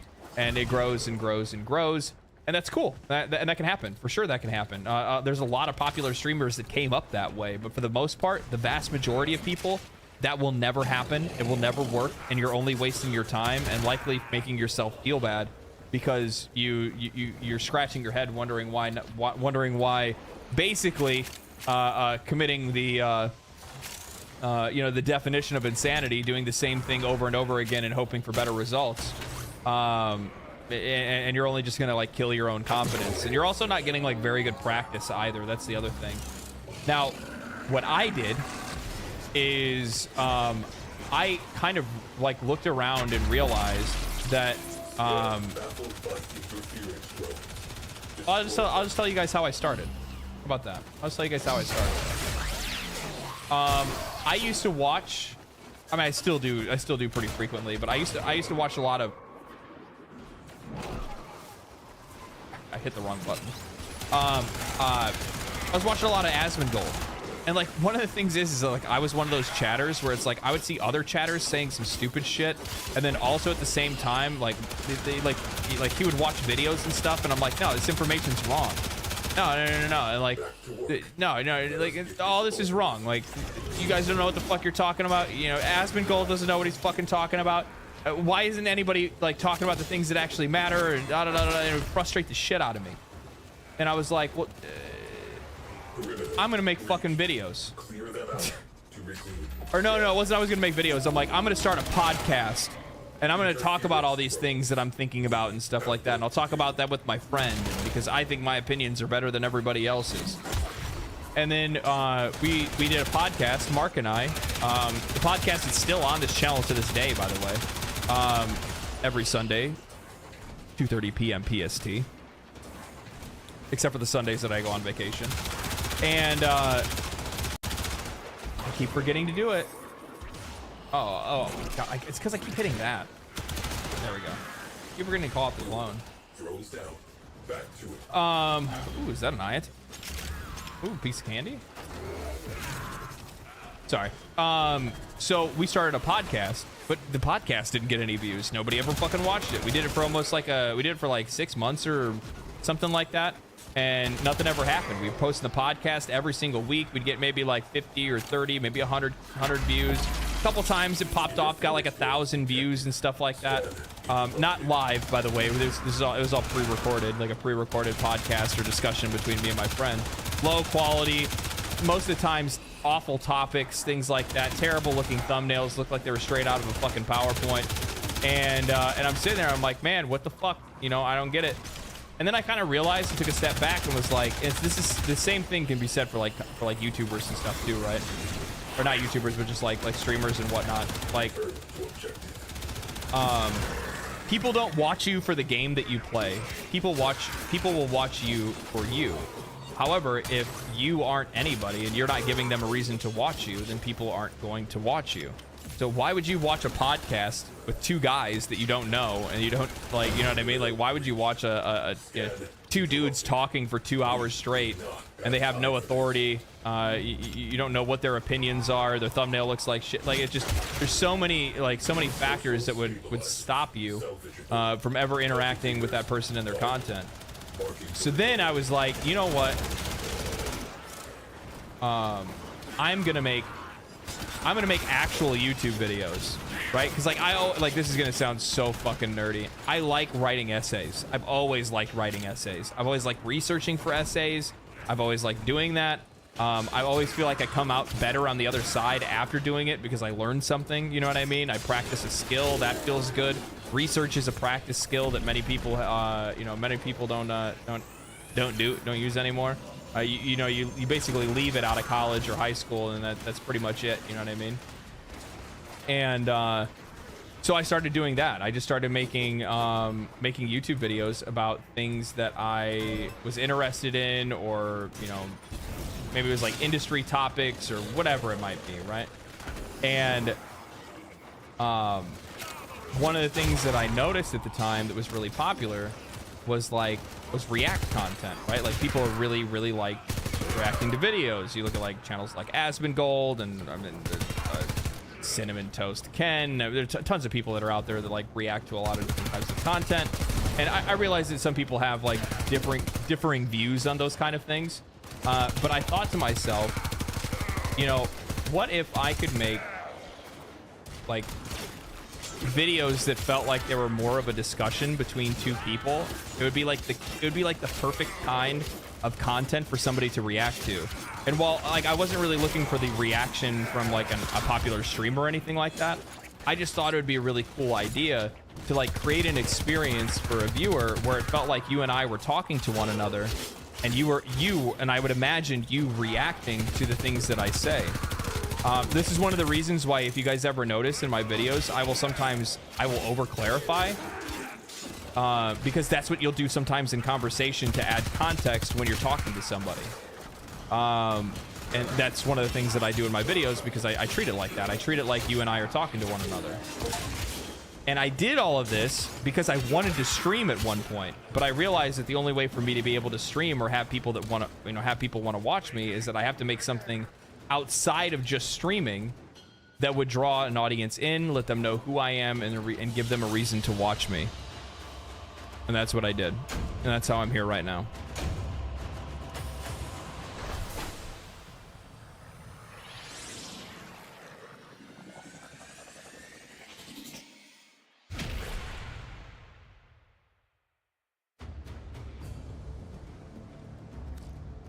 Oh yes, Tonfas equal daggers. Well, I mean, that's Warframe.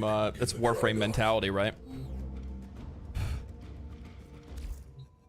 That's Warframe mentality. Move your butt. Don't put your butt in front of the screen, cat.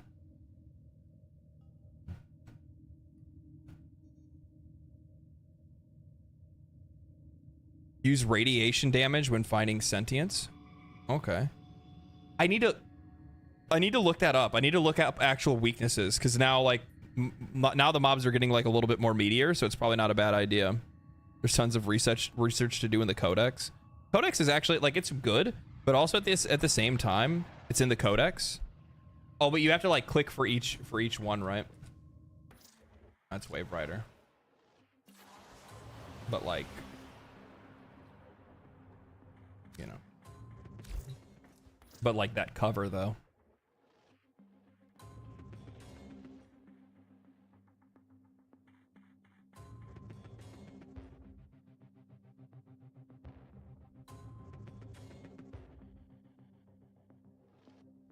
Someone tell him about the Helios and Samara strat. Oh, you're talking about for scanning? Yeah. Did I make Helios?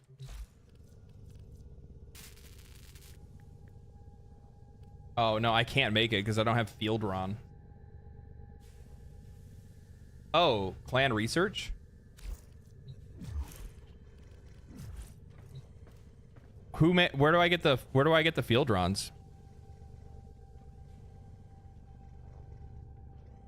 Was Yorelli underage? That's a really weird thing to say. That's a really, really weird thing to say.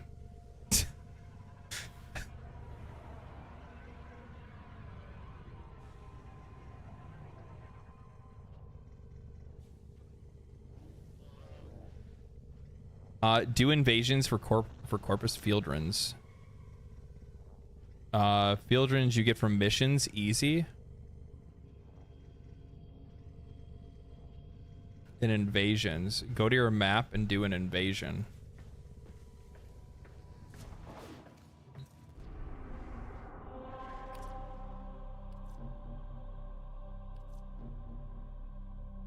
Ooh.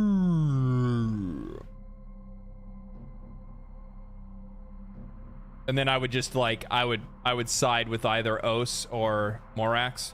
And I would get it, but doesn't it take like three times to get the reward? Don't you have to like wait a few days before you can even get the reward?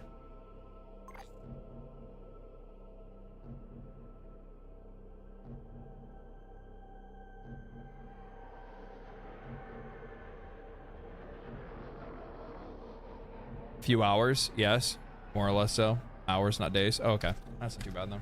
All right, I'll keep that in mind.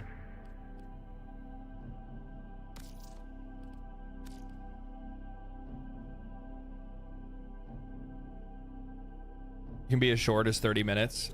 Okay. All right, that's not too bad.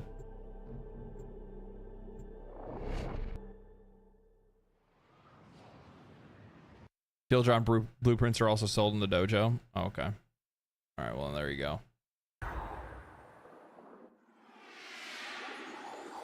First time here live. Hope things are going well. Oh, no, they're off the rails, man. They're off the rails. Falling apart. Depends on how long the conflict takes to finish. Oh, is it like player progressed, like community progressed? Is that what it is?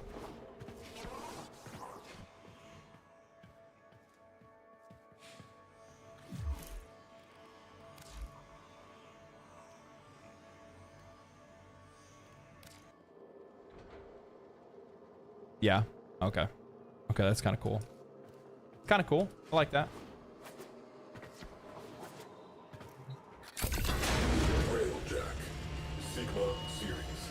Top of the line. Crew. Sigma series. We're on that Sigma grind. Hell yeah. Confirmed kills. Complete the mission. Preserve the crew.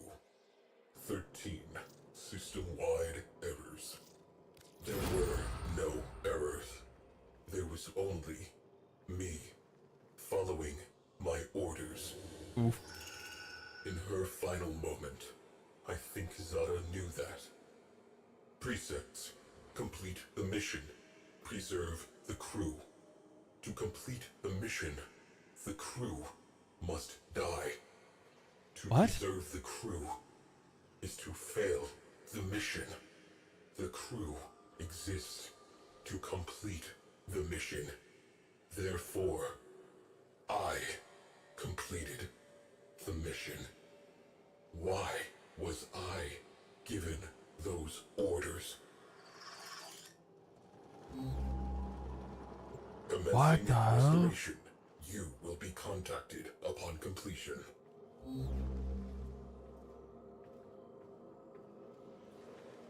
Fuck, you look sick.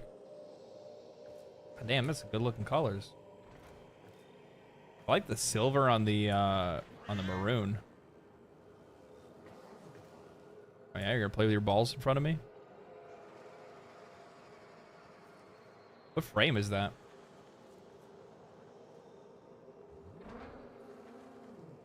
That one's Saren, right? This is Protea? Oh, okay. I like it.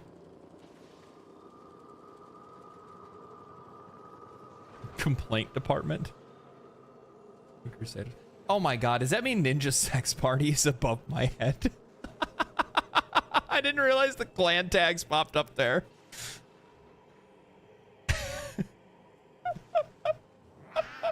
That's funny. That is actually funny. Oh, I like that too. Kind of has like a little bit of a you got kind of like a Cardnax got a little bit of a like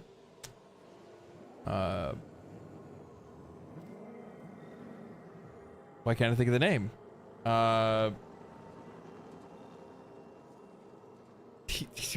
Why can't I'm literally looking at the picture of the character behind me on the wall, and I can't say the name for some reason. My brain just like short circuited.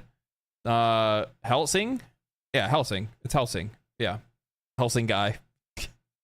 You guys ever watched Alucard? It is Alucard, yeah. Have you guys ever watched Helsing Abridged? It's so goddamn good. It's so goddamn funny.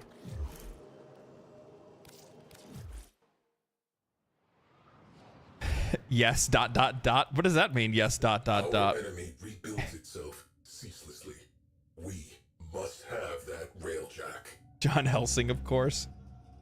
Filthy Protestants. God damn. I'm sorry, man, but like all Team 4-Star is just like so good. It's just so good. It's so sad that they don't make that stuff. Like I know that they have like their own like little animated series thing they do for like Dragon Ball Z now. But like man, it was peak content. It really was. It's still good today. I still prefer Dragon Ball Z Abridged as actual canon. DBZ Abridged is older. Yeah, I know it's older, but like DBZ Abridged is my preferred canon for Dragon Ball Z.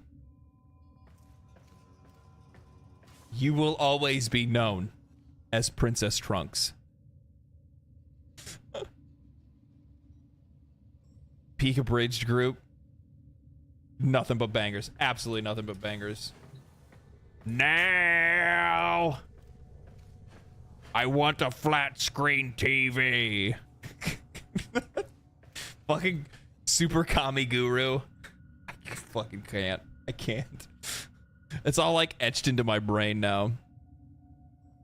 At legendary drops, what's the chances of you of you calling up people for missions? I could hop onto the game and help you out. Don't I have a party? I mean, my lobby's always open.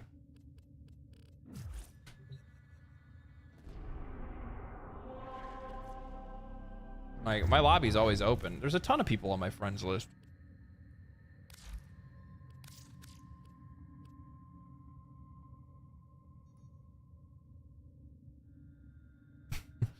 I'm so popular.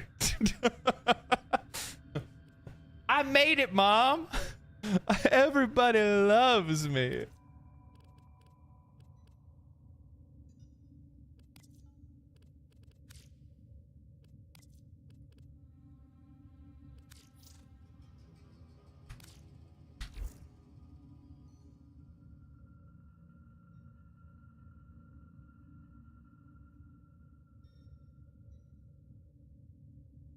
And that's still green. Oh, God.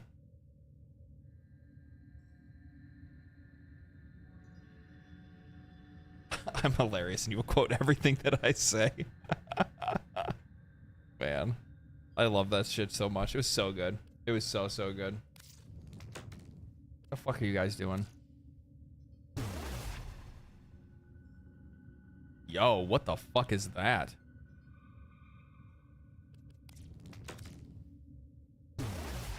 Thank you so much, by the way. Audi holster collection. What are holsters?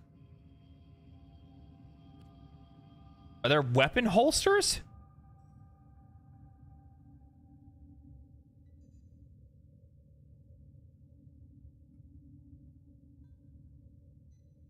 Holster style?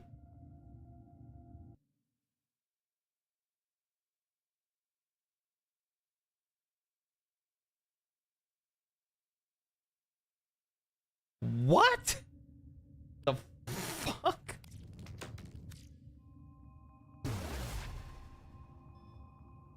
Redliner emote. Thank you. Thank you for the emote.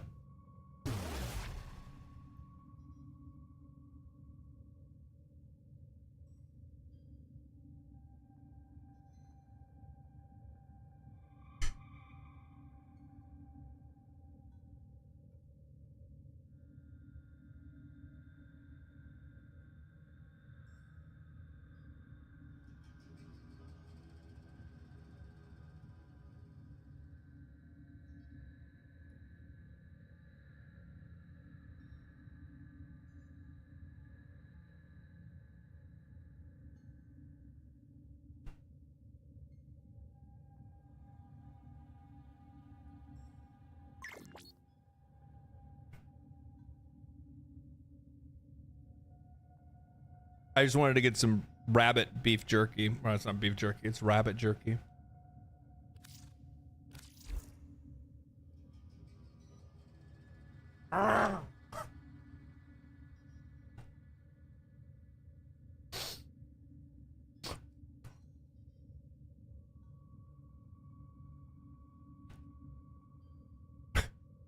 Rabbit beef jerky.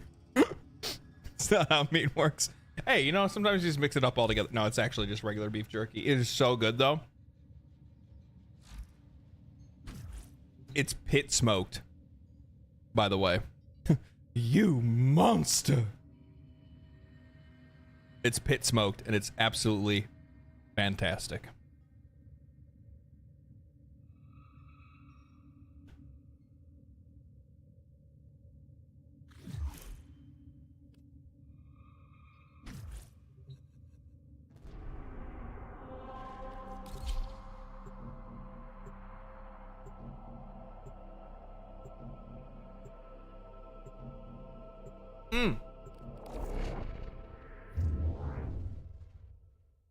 Did you see that save?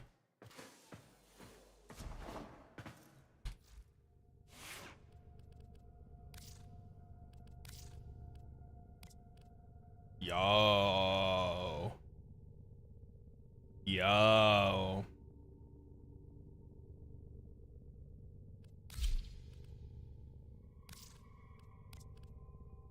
Yo, that is sick. Yo, that is fly as fuck. We need to like fix this up though. Oh, so it's like the whole thing is gonna be one color. Okay. Hold on, I need to think about this fashionably.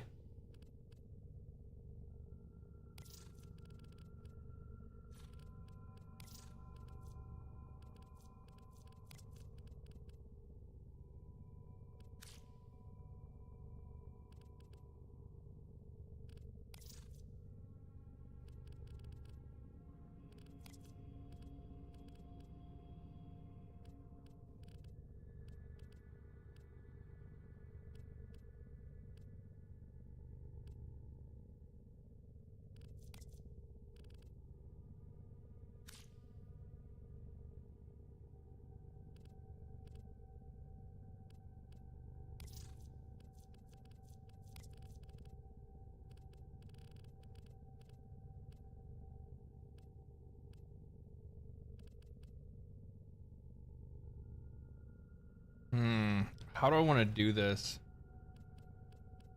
Not really the color that I'm looking for. I'm looking for something a little bit more. No. Yes.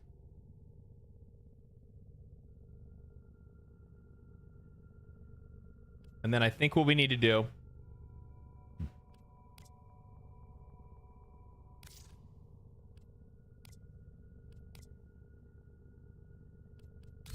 Yep.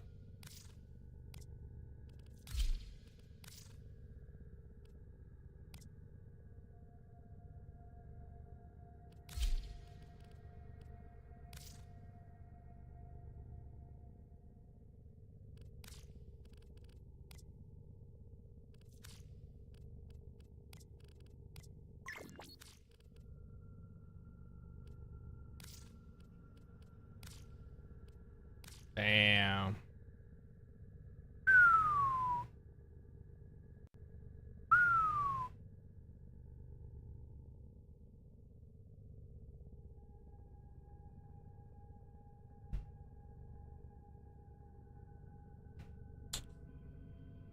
I mean, that's pretty fly. I'm gonna be honest, guys. It's hard having taste this good. But monkey, bunny, money. I like it. Profit. Flow.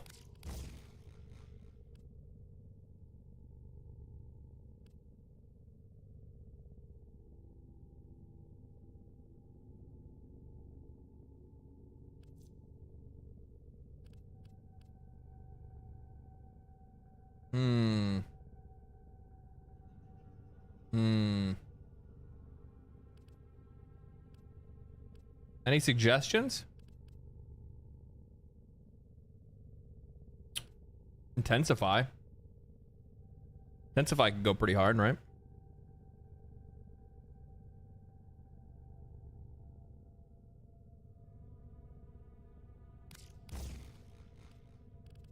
That'll work.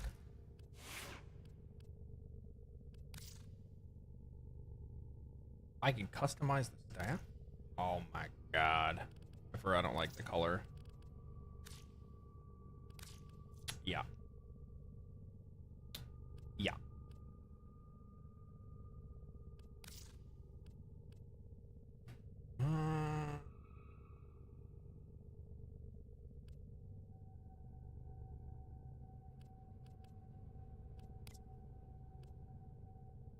Do I need any of these other weapons for like, I don't know. I'll have to look. Isn't there like there's like an infographic or something like that, right? Where I can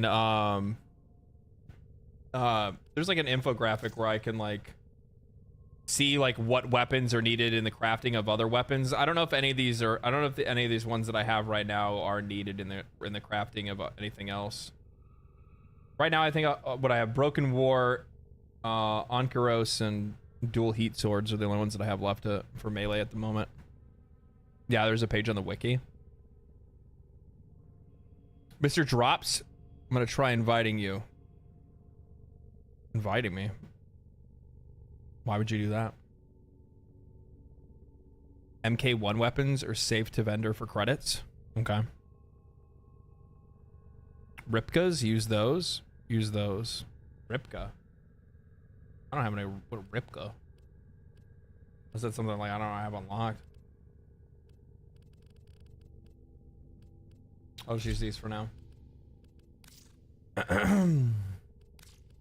Ooh, they fit. They even look like they got flames. Uh-oh. Uh-oh. I need to make some secondaries. Damn, I'm looking fly. It looks like I even got a little bunny nose. Anchors are used for crafting. Okay. Secondary. I've already done the Bronco. Have I made the Ock Bronco?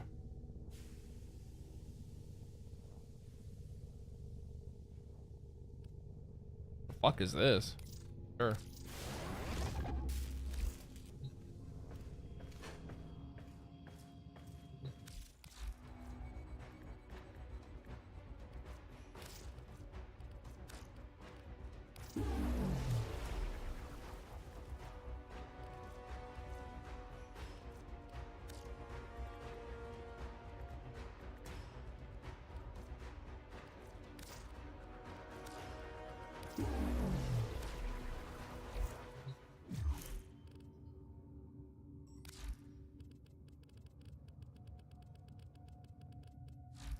I might end up having to buy 2 of those because I don't know if I have the other one. Ah, damn, I look fucking good. Holy shit.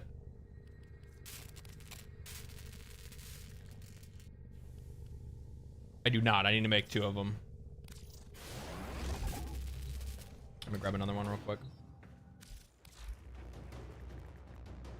That means I sold the other one. What a goober.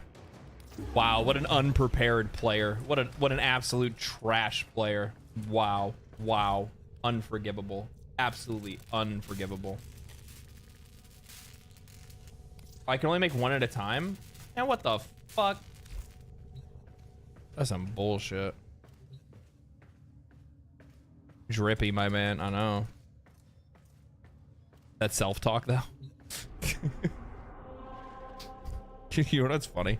I do this regardless if you're here or not, so at least I just do it with the microphone and the camera turned on.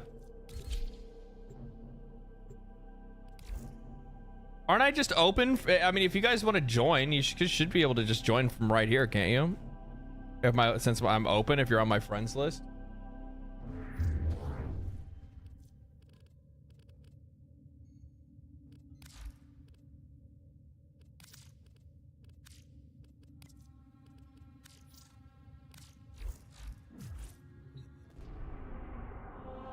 Right, because I'm public.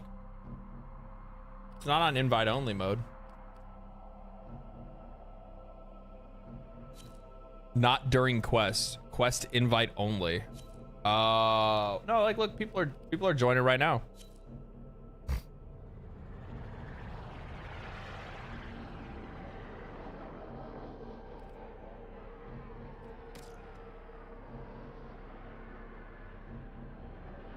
What's his name? Ramunda.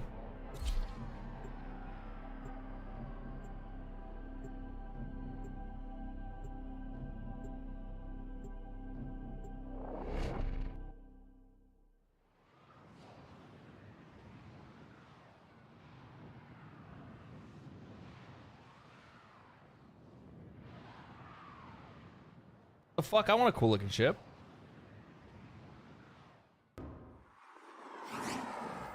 How do I customize the outside of my ship? Identified. Visual verification required. Move in.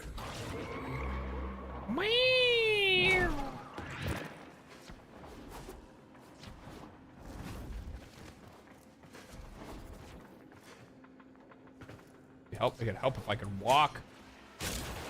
Punch. Punch. Oh. God. Come on, man. Look cool, look cool. Show off your fancy moves. Show how cool you look when you move around.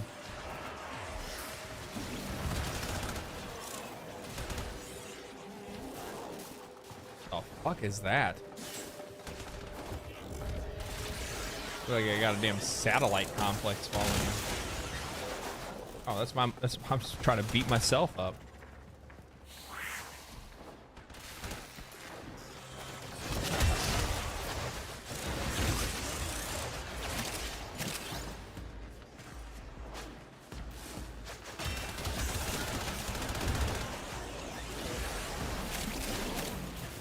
All right, fucking jeez, guys, act like a damn storm running through here. Like what?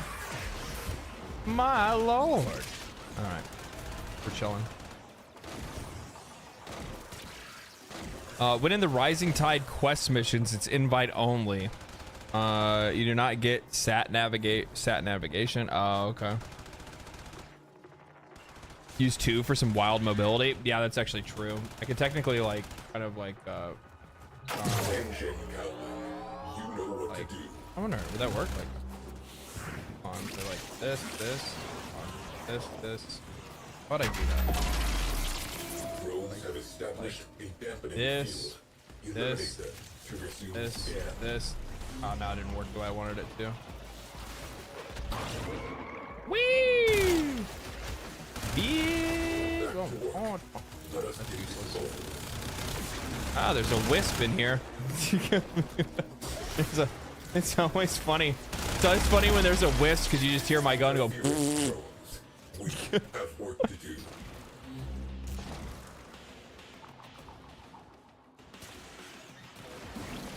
I am Mouse Kong. Hold right click while in the air to glide. Return to objective.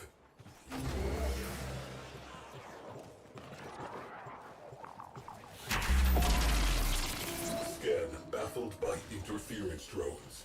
Destroy them. Hello.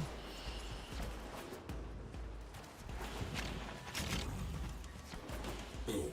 Drones down. Back to it. Scan interrupted. Hold perimeter. Structural integrity within required tolerances. Marking for recovery. Cephalon orders. Time for pickup. That's a box. Don't punch the box.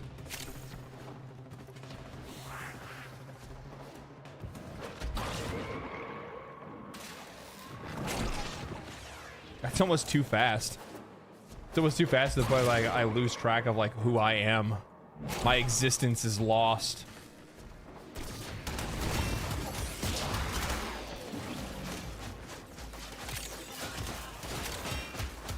Give me XP. Give me your XP. Give me lunch money. All right. I just like spinning.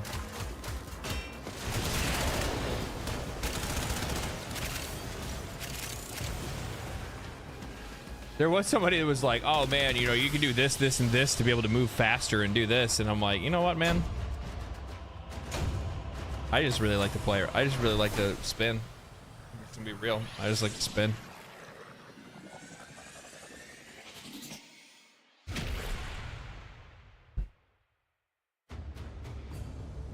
Hold shift to run.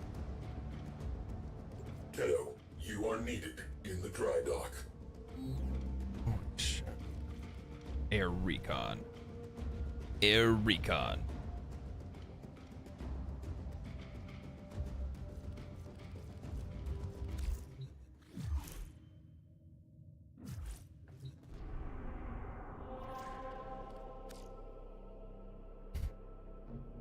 Right, forgot there's running. I never run. I run in relays when they force me to not be able to run.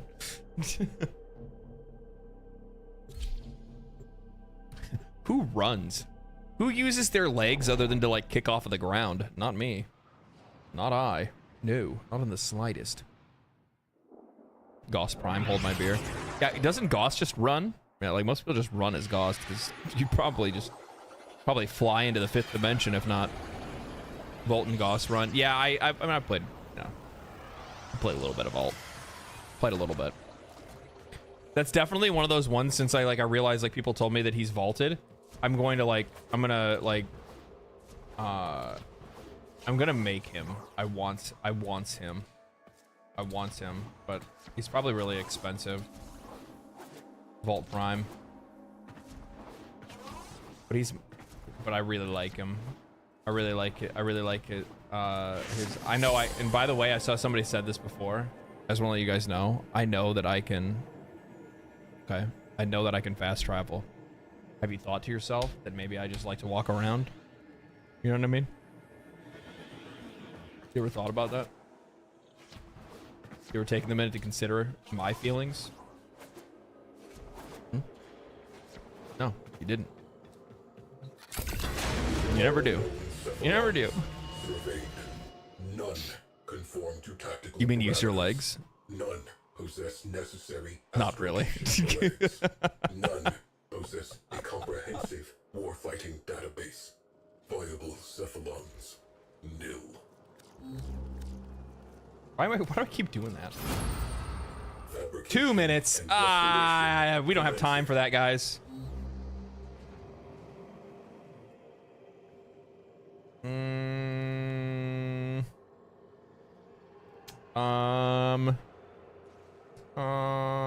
I need the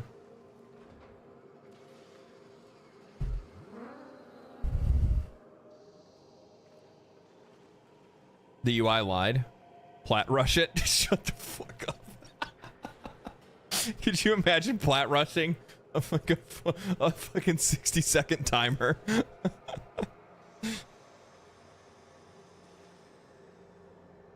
I'm trying to think if I accidentally did at one point. Are you going to get in on V Rising 1.0? I really only like playing V Rising if it's like with friends and stuff like that. Games like that I always like playing with other people.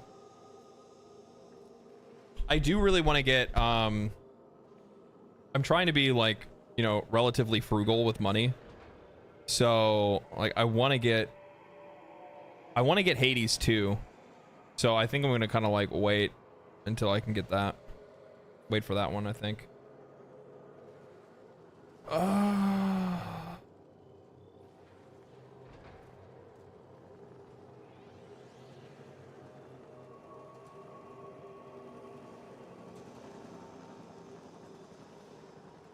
Live with friends? No. I can't let you guys know that I actually have friends that I play games with. It'd be a terrible thing to do. It'd be a terrible thing to do.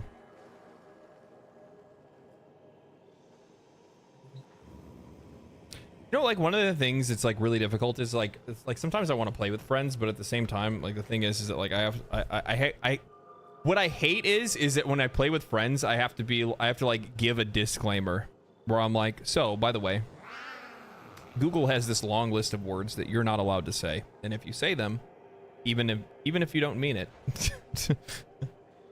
it could mean disaster. So. Yeah, I need you to police your language. Like, I just don't have to do that to people. Or I'd rather pretend we're in a parasocial relationship. Thank you. No problem. No problem.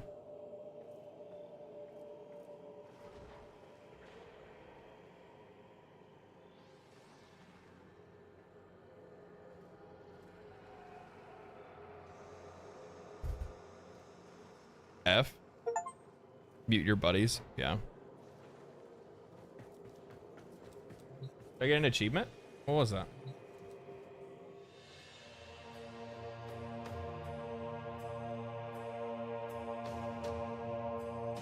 You have a Railjack. Tenno, all records of my mission have been purged from the Weave. Why, I do not know. I had a crew. I must accept sole responsibility for their deaths. Conclusion, I am non-viable. But I am the only Railjack-compatible cephalon. The sentients have almost rebuilt. Conclusion, I am, under the circumstances, a viable command cephalon. Damn, he's the only one available. You have me. Hell yeah, I'll have you, bro. Don't worry. Don't worry. Integrate Cephalon Psi into the Railjack. Understood. Yes. I will begin the process of integrating myself with the ship's systems. This may take some time. Commencing. You may now enter your Railjack. Let me in. How do I get in it?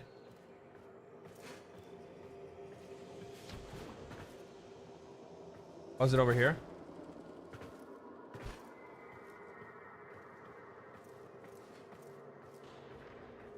Oh, shit.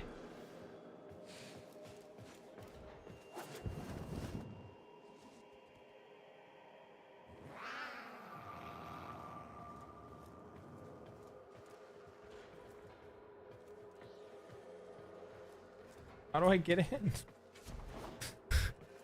Hit X? What does X do? X, it's bugged? What? Should be prompted when you walk up to it?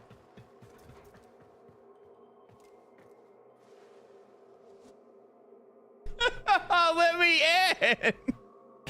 Get close. I don't think X doesn't do shit. Mine's E. Anyway, like my like interact one. No! God. Can I teleport inside of it? Maybe if I just do this, maybe I'll like reset it. Is this where I'm supposed to go? Is down here?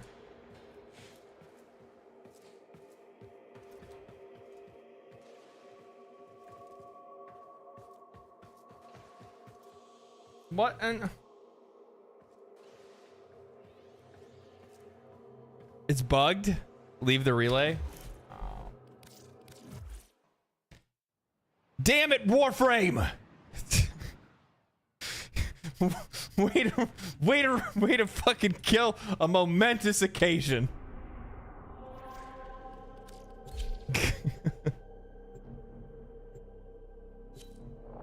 Bug frame strikes again. Welcome to Bug Frame. Off to bed. See you night. See you, Ellie. Have a good night. Skibbity Rizzler. What? What?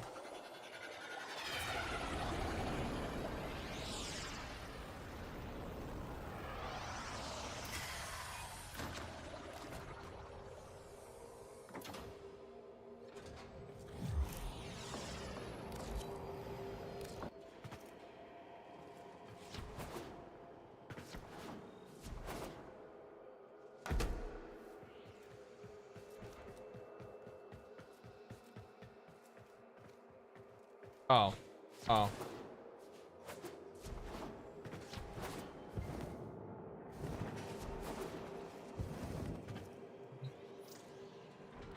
Understood. I will begin the process of integrating myself with the ship's systems. This may take some time. Yeah, it didn't take. Commencing. You may now enter your Railjack. There it goes. There it goes. There we go, guys. There we go. Rising Tide quest complete. To face a growing threat, a long dormant Cephalon calls on you to reconstruct an Arkane era interceptor craft, the Railjack. And my rewards are said Railjack.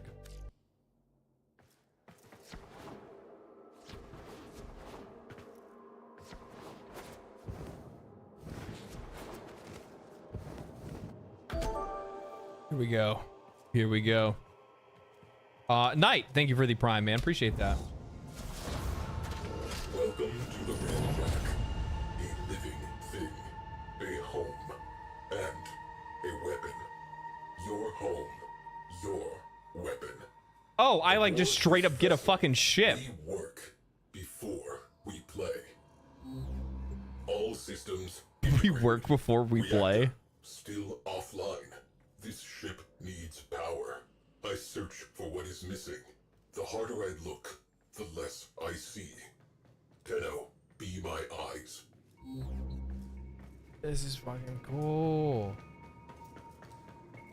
This is cool. All right. Bro. It's like I'm on, is this gonna be like my personal fucking Star Trek mission? What is this? Where the negative resides, my mind is dissonance. All I know is Lua. Will you go? Nav is ready for coordinates. I urge Lua. Lua.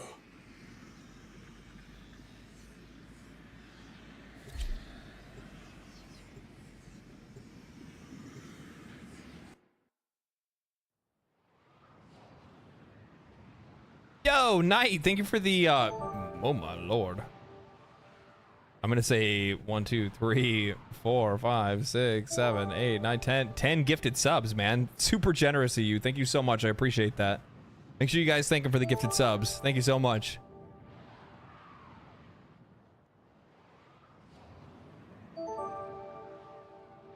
This is gonna be interesting to watch.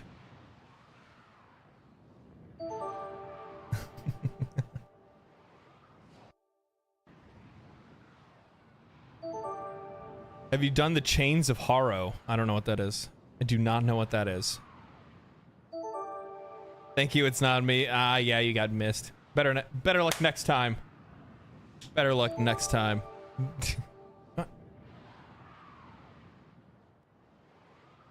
Oh, look at them fucking ninja skills.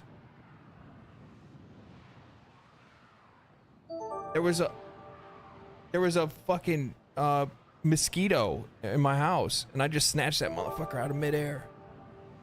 I am the Tenno. I am the Tenno.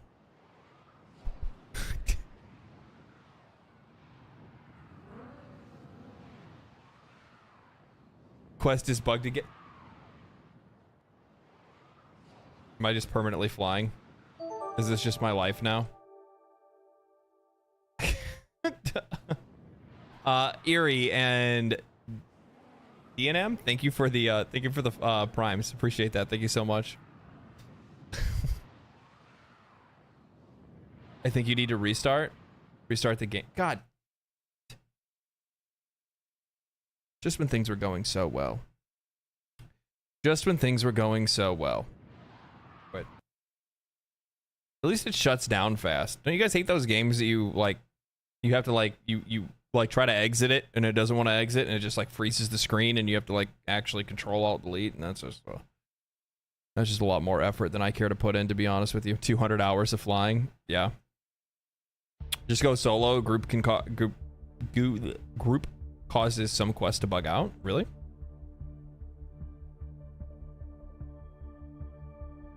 Oh, I didn't put in the new emotes yet. I didn't show you guys. Check it out. Hold on. I'll put these in. I'll put these in tonight after stream. Okay.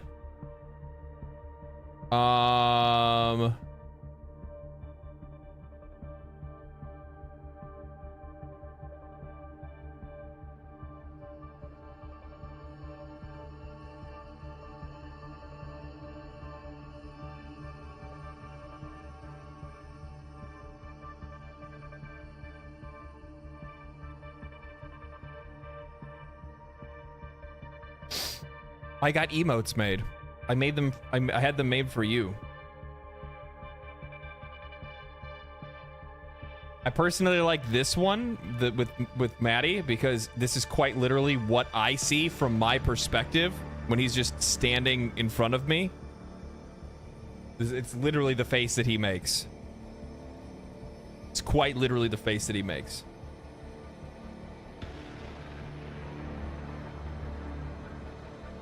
And then I also really like this one, because this is how I normally feel that I'm looking at you.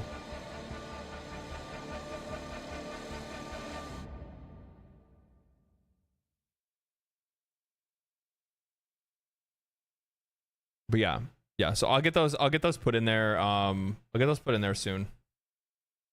I'll do that after stream.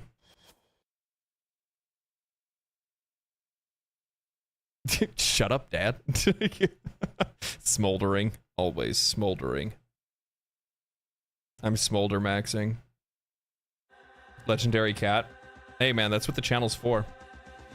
I am here to make money so that my cat can have treats. And also the biggest benefit to him for me being me being a YouTuber is that instead of him ever feeling lonely, I'm always here. You know what I mean? I'm always here. Time to good morning. Time to get to work. How you doing, Licks? Yeah, it's like I said, every single time I log into this game, I feel like I'm Lisan Al-Gaib. Muad'Dib. Paul Muad'Dib Atreides.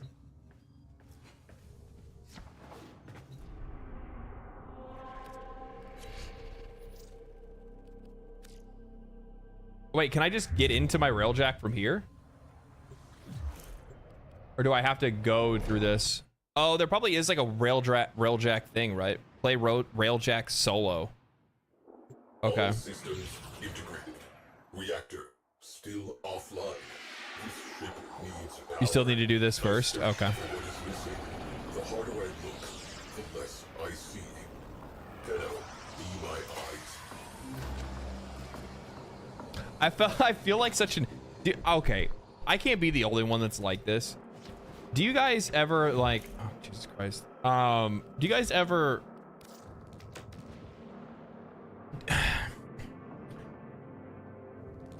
Do you guys ever just completely ignore the like requests from your friends? You know what I mean? Like like your friends like, dude, you got to watch this video. Dude, you got to watch this movie. Dude, you got to play this game. Because everybody's always telling you to do something. And I just ignore it. I'm just like, nah. Nah, I don't, nah. They're like, you need to go watch this movie. And I'm like, nah. Like, I don't say that to them. I'm like, oh, yeah, I will. Yeah, sure. I'll probably do that sometime.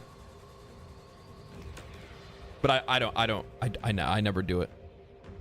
I never do it. I never do it. Not gonna lie, I'm that friend. Yeah, yeah. And the funny thing is I can also be that friend too, where I'm always like, hey man, you need to check this out. Look at this, dude. Look at this, you need to try this. And I don't do it. I don't do it. I'm sorry. But I finally broke down one of the last times, and I actually went and I watched Dune at home, and then I went and saw the second one in theaters, and it was really good. It was really good. Manduka pack. Where's Manduka? Ow.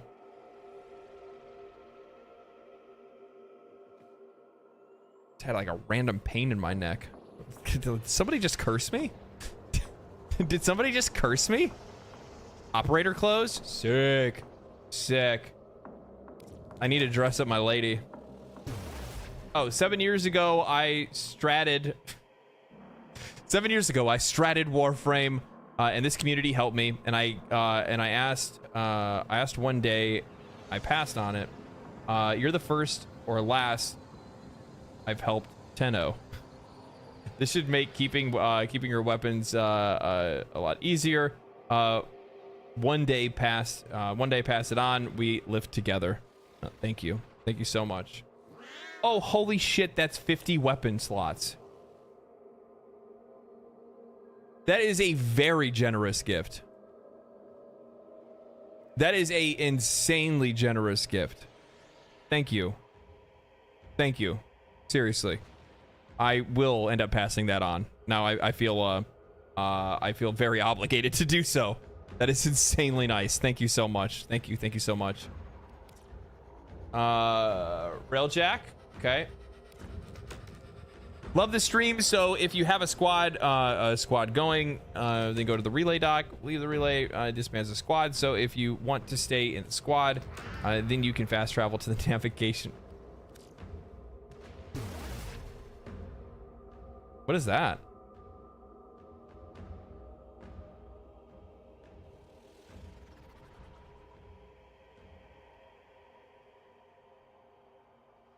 K-drive part? Don't worry about it. It will be useful. Spoiler. Okay, we'll just not pay attention to it. I'll just thank you. Thank you so much. Enjoy putting this in your gear and play some nice songs.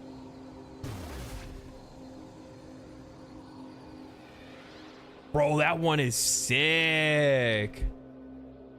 I don't know if I even want to play that, bro. I don't even know if I want to play that. I kind of feel like I just want to like put that on the ship. That's like a fucking centerpiece. An Arkane guitar? Yeah, dude, that's... I think I have like 3 of them now. Wisp Agile one. Ooh, I don't think I have that one. I like that. A neat way to fashion frames. Wukong Void Shell collection. Oh, is it like a different skin? Is that what this is?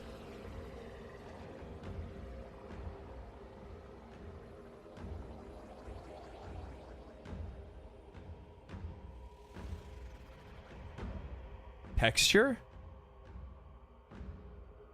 It adds texture to your skin. It lets you customize the actual material. What?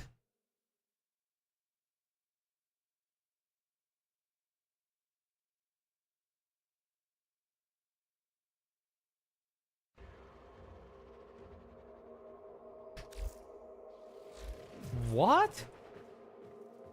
I'll have to look at that later. Okay. You have to buy / farm textures though? Okay.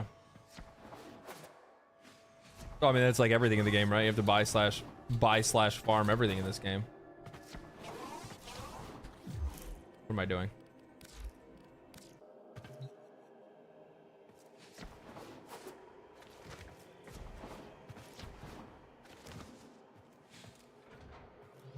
Okay, I'm gonna, just because I don't want it to bug, I'm gonna run this one solo.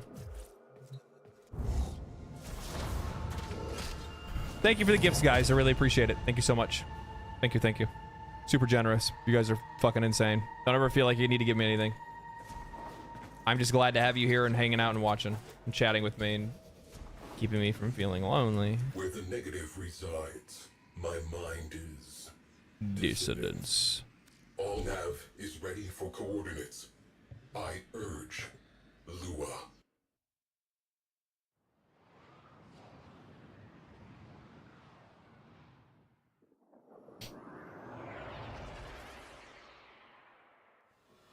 What? Hold on, he wants a treat.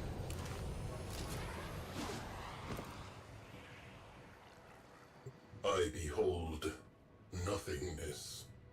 You are in the right place.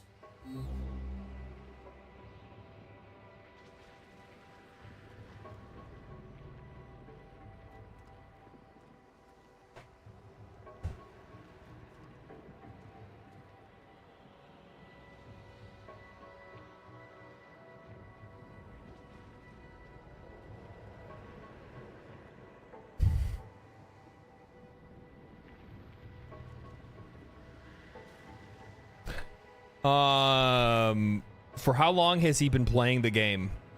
120 hours. Like 2.5 weeks or something like that, I think. I think that sounds about right. Gonna catch him sleep, see in the VOD, see in the VOD.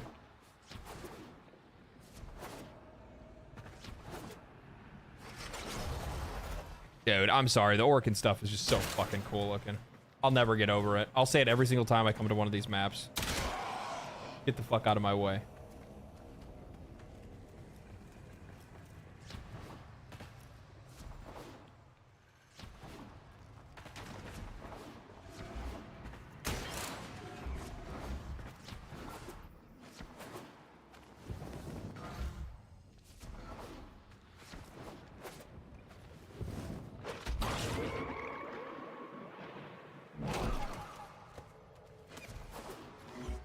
Wow, I ran into walls. What the fuck is this? Stop. Something has occurred. The periphery of absence. I Void felt key. it tremble. A desire to be filled. To be known. You hold a key. Return to the orbiter. I believe you have found my answer. I have a desire to be filled. Who wrote that?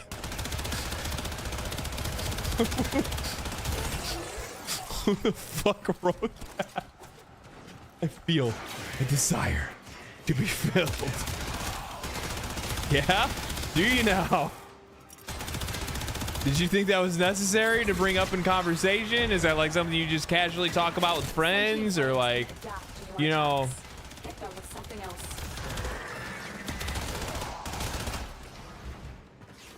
That's something that I would expect to be I would expect to see in like an AOL chat room, you know what I mean? Back in like fucking 2000, back in 2000.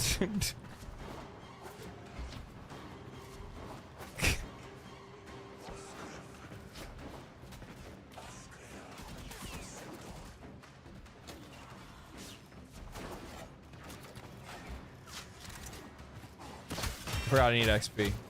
Give it to me. Oh no. I need to what I need to do is I need to run Onslaught.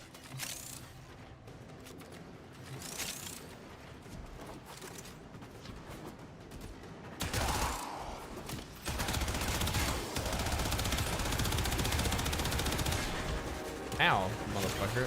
I hurt. Why'd you do that? Why'd you do me like that?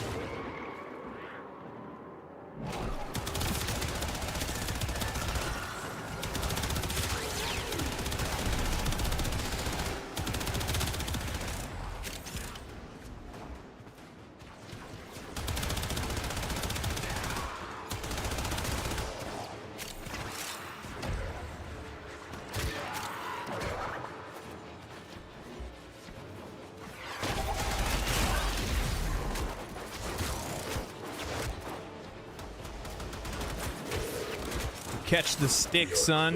You catch the stick, son.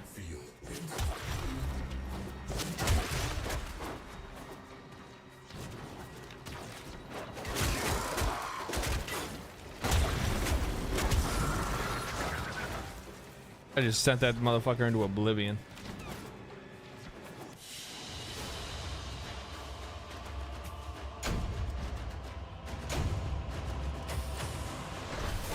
Bro, look at like a femboy Darth Maul. Does it really look that bad? I mean,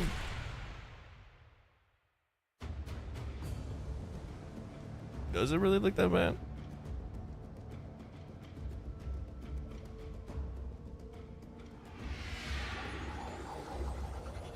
Reliquary key. Okay.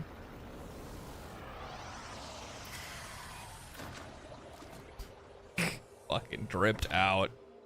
Dripped out. Shit. People wish they looked this good.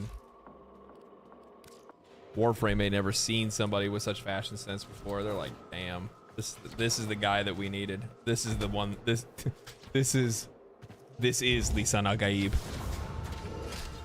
Take what you have found to that which I cannot find. The negative will be proven. Oh, ads are rolling? End Oh, I'll give you guys a second then. Hold on. Begin our beginning.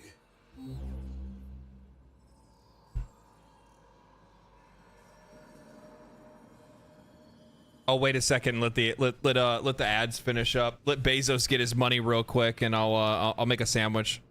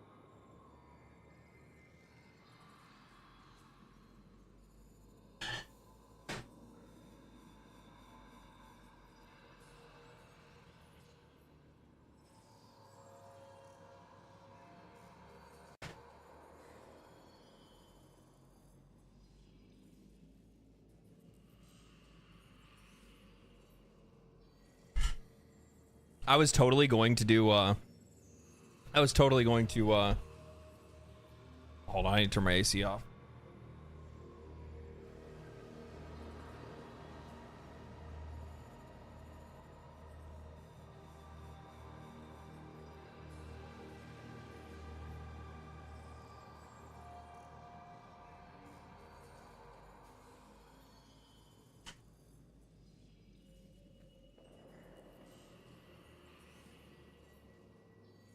I was totally going to, what was I gonna do? I was totally going to order takeout or order like delivery, and then like immediately like that like thing went off in the back of my head where I'm like, you will not spend money. You will not spend money. You will be good boy. So now we're eating soup and a sandwich. That's what's gonna be for dinner tonight. Letting the soup cook.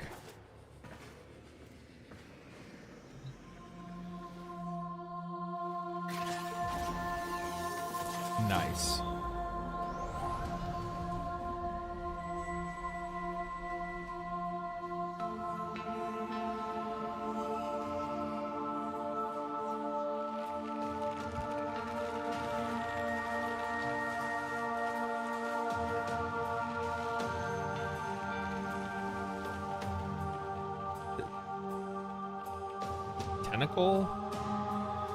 Little tentacle situation going on, huh? I approve.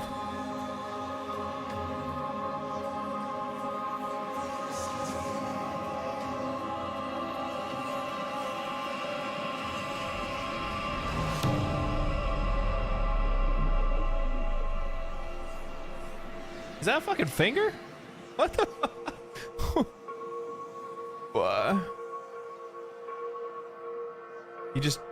He just wanted a finger inside him?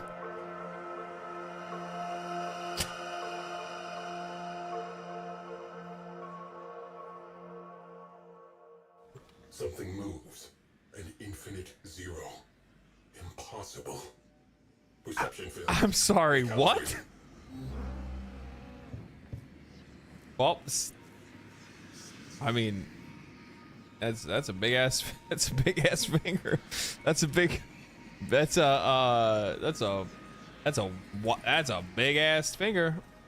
All systems clear.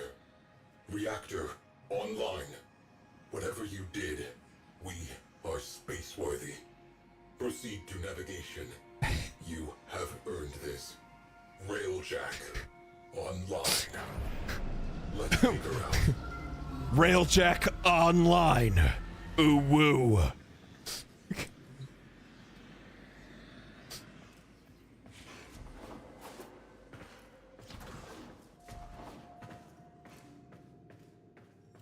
What do I do? Navigation.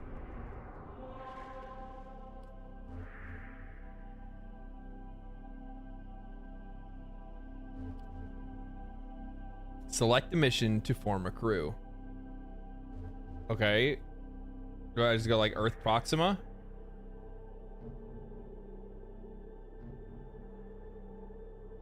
Try free flight?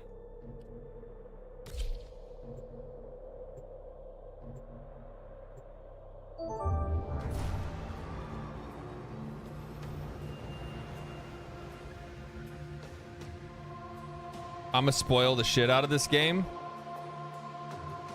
You're gonna find yourself banned so fucking fast you wouldn't even be able to see it. You wouldn't even know what happened.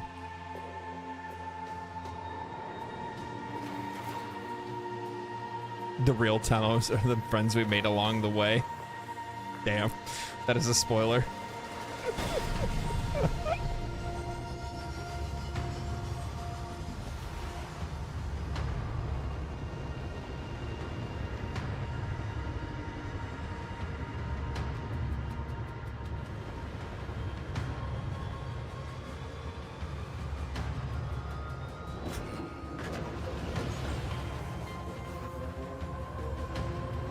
Man, they really kill it with the music in this game, man. They really do. They add so much atmosphere. Yeah. We're flying.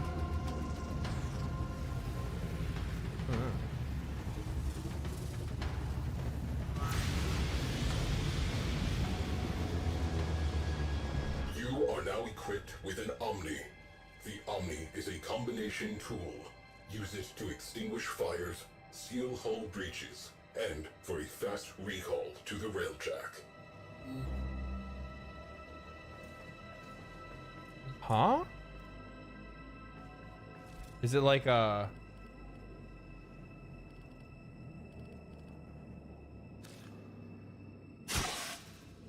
What the fuck?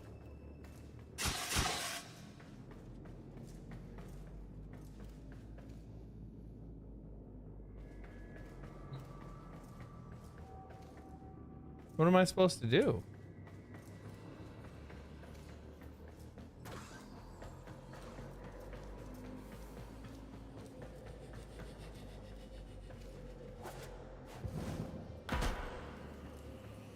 Like, can I just walk outside this motherfucking ship?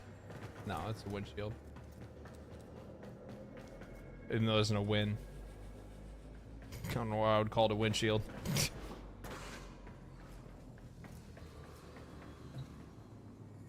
Dorsal turret? What the fuck?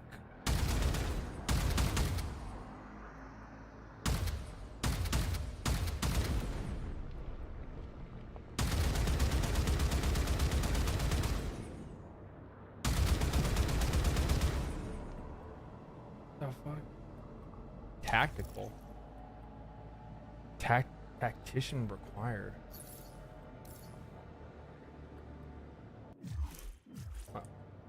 How do I get out of it? Oh, there we go. X. What's this? Ventral turret. Okay, so turret for the other side. What's this? Forward artillery?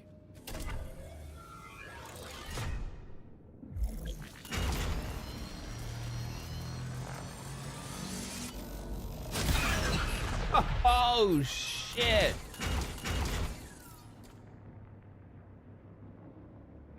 This is like my fucking torpedoes or something?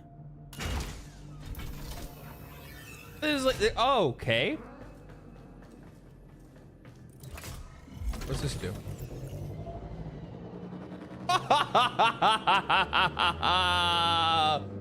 No way. No way.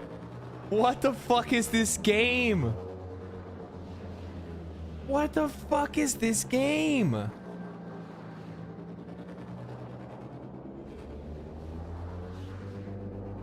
What can you not do in this game?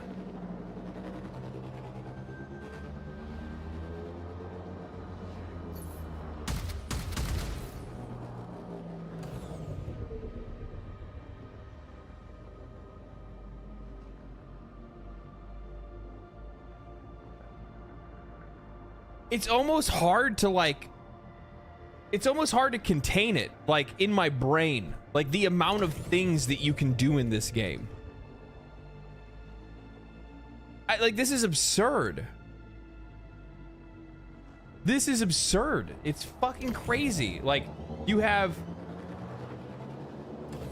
it's like, it's just like it's like how things transform over time the longer you play the game and the more things that open up to you as you continue to play it. You know what I mean? Like, at first it's just like, oh, I'm this ninja running around on the ground doing ninja stuff. You know what I mean? You know, space ninja. Ooh, isn't that cool? And then you go and then all of a sudden you get like a skateboard basically, and you can play basically play fucking Tony Hawk Pro Skater on any planet that you go on. And then after that, the next thing you know, you get a mission and you get the Arcwing, and now all of a sudden you're playing a game that makes you feel like you're playing like Armored Core 6 or something. You're just flying through space and attacking, meleeing enemies, cutting them in half and shooting them with all kinds of different stuff. And then like now all of a sudden, like here I am and I'm in a fucking, I have a fucking ship. I have full space travel where I can travel around this fucking planet, and I would imagine you're gonna fight stuff. And you can, I think it even said something about like, I even have the ability to get outside of the ship because it said I could transfer back to the ship. So there must be a way to like dock out of it.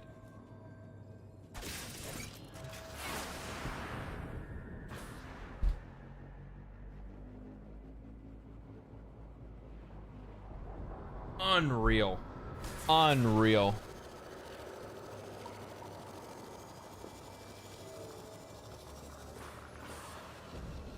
This is just so cool. It's just so cool. And honestly, like what you loved, like you love to see that developers are trying to work on something that is basically, you know, why don't we just let them have it all?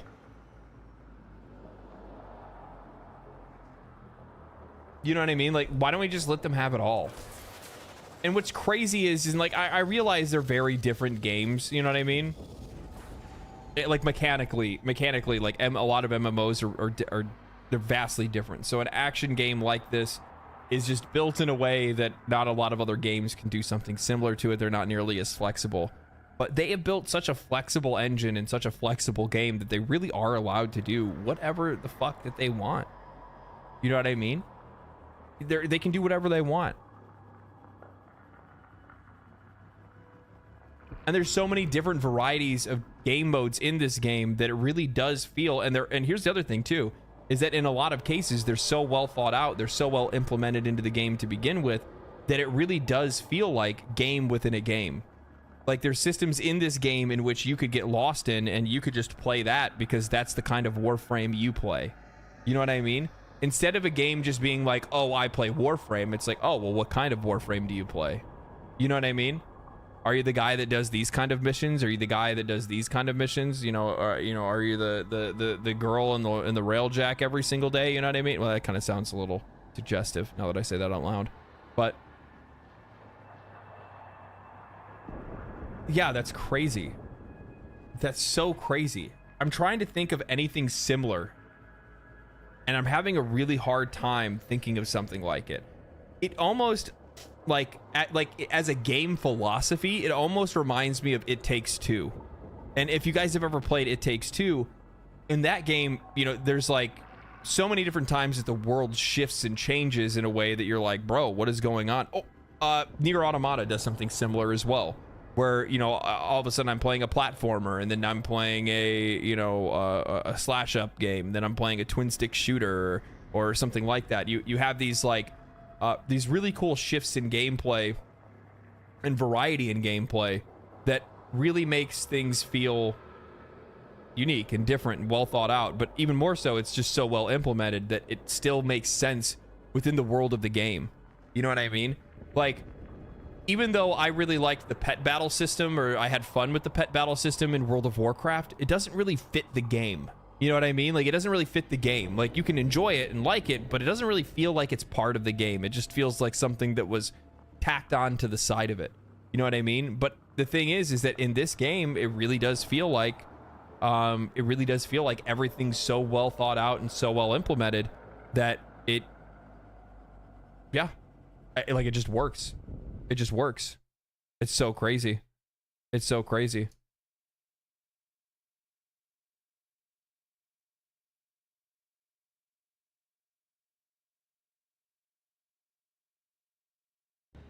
That is wild. That is wild. Railjack is far from perfect, by the way. I don't need the systems to be perfect. And in a lot of cases, it ends up being the intention more than the end product. And the end product can always be improved. You know what I mean?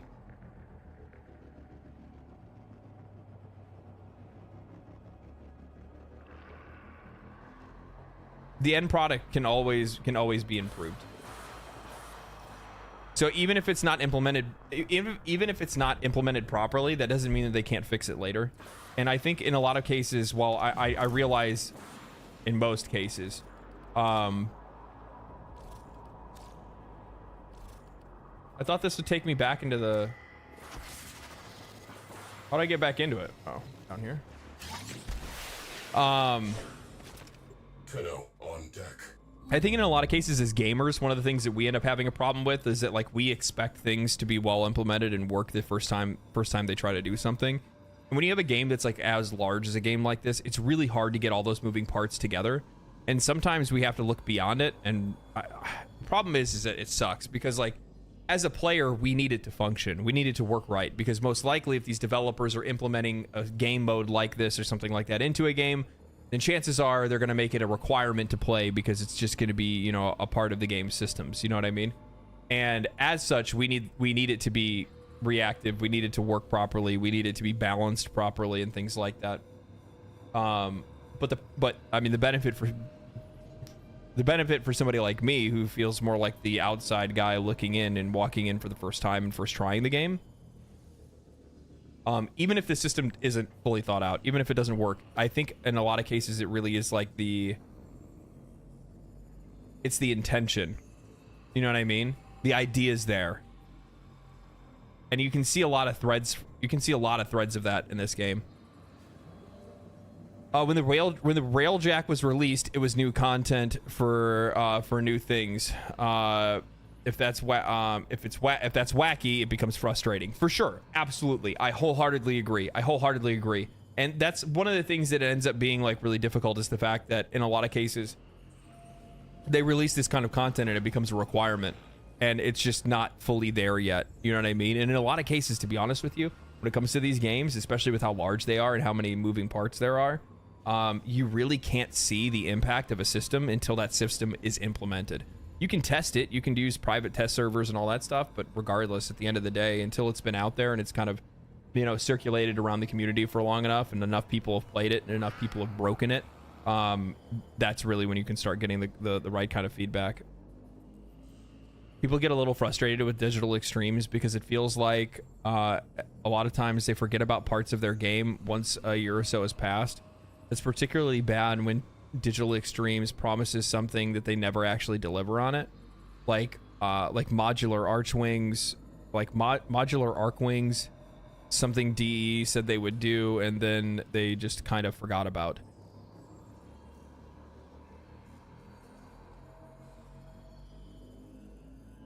So I'm not going to undermine the frustration of players, right? Because I don't share your frustration because I'm new to the game, right? Like maybe I will come into that frustration and then I will also be frustrated and then we can be frustrated together. But in a lot of cases, what ends up happening is that you have there's an issue in project management in which it's not an issue. It's a part of project management that's called critical path. And the problem is that like critical path nine times out of 10 almost always end up being like, it's the things that need to get done to continue the project. So in the case of a video game like this game, their critical path is making sure that they have new content delivered to the players, and also that the game remains stable.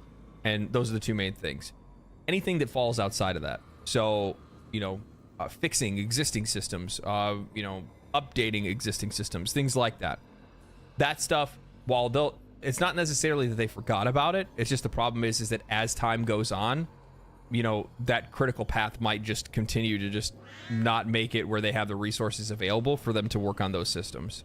And I know as a player, you don't want to hear that. And to be honest, I don't either. I'm a player too, obviously, so I typically don't really give a shit.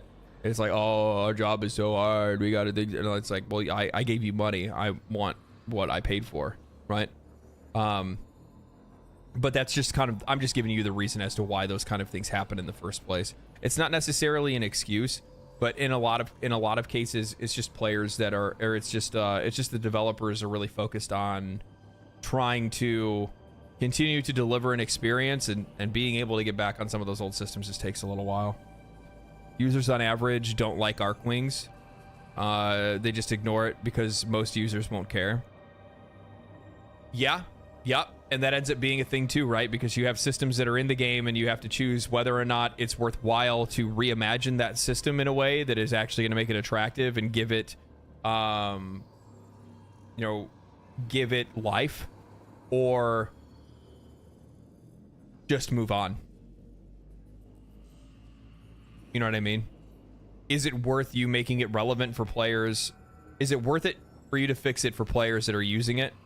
And then also, is it worth it for you to fix it and try to make it something that's going to be attractive for the audience that's not using it, right?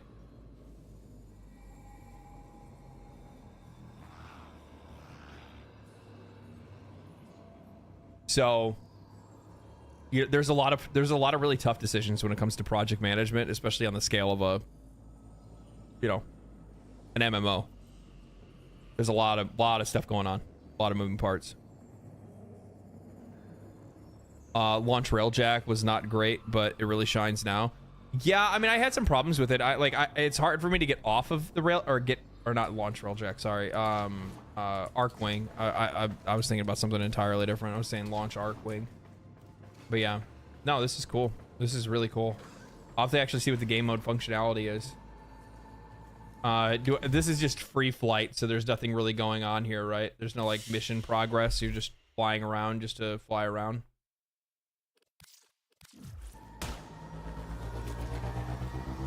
I'm gonna get my soup, and I'm gonna make a sandwich real quick.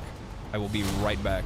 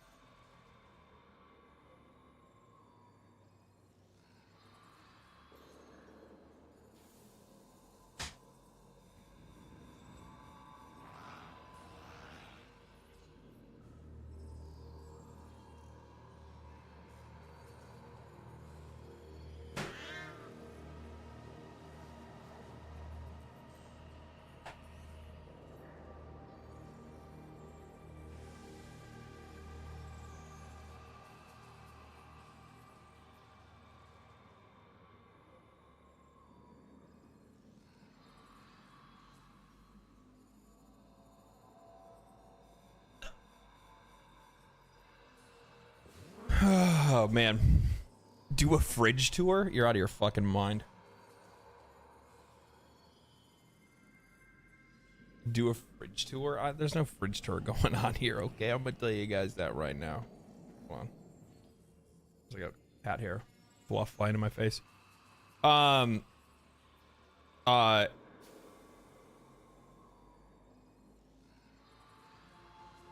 was I gonna say?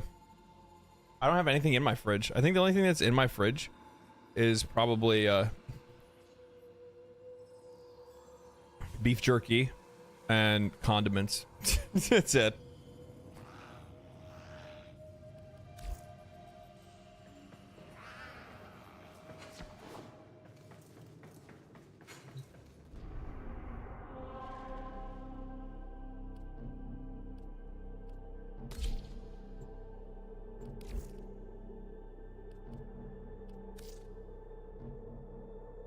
I put it on public, so do a keyboard tour. I bet it's loaded with crumbs.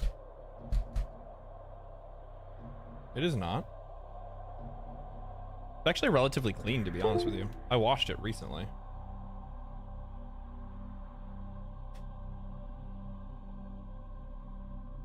See that? See that? Get fucked.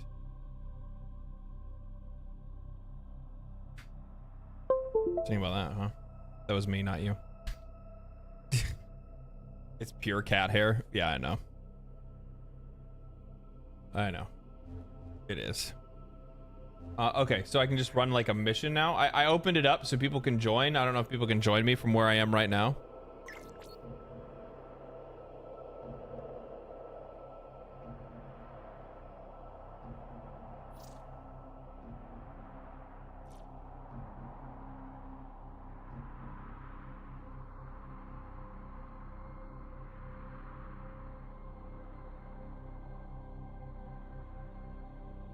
All right, I'm gonna be real. I'm gonna be real. That's actually pretty fucking fly. Yeah, I'm gonna be real. That's fly.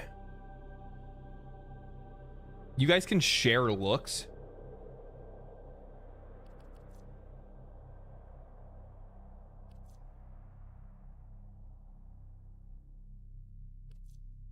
And then it tells you where they got their stuff.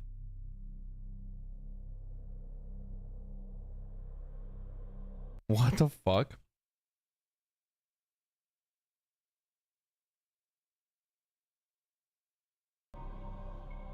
What the fuck? That is so cool. That is so cool.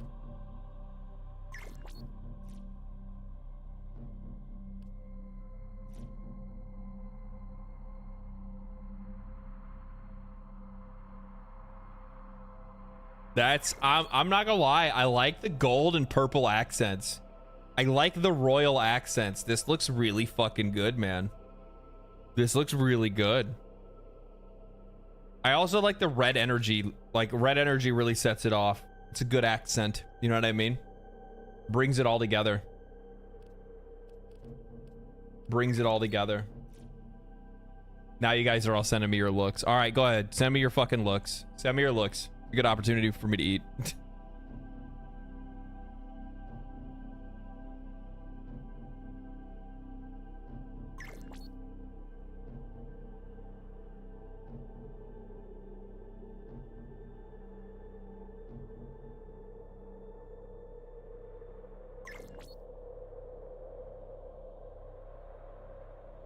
Yo,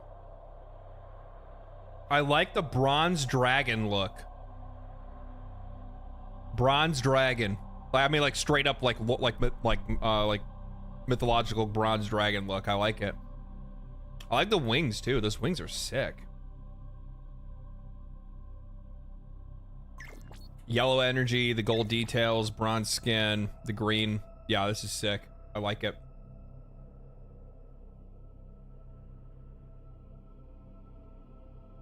I like that. What do you guys think about that one?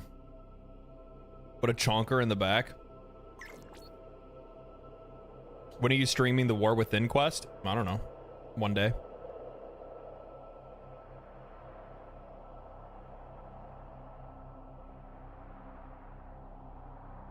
You'll see an announcement, or you'll see it on the, like, what is it, the, I don't know. Just check when I'm live, I guess.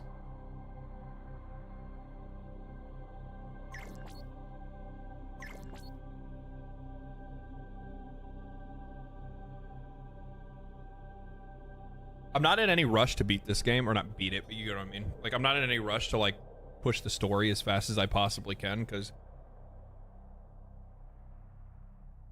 I'm one of those people where I kind of want to take my time.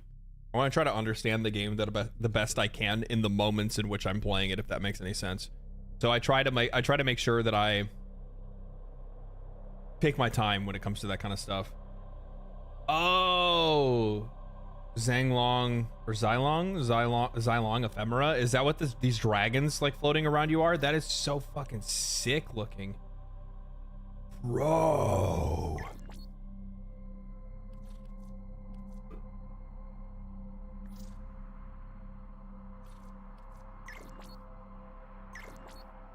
And that's obviously something that you can't purchase, which is also sick. I like the way that looks. Ooh. Those are also... Is that another ephemera? It is. Surround yourself with the echoes of the fallen, earned on the steel path. Bro, that is sick. That is sick. One per player, Mookie. All right, I'll give you one more because I want to see Octavia.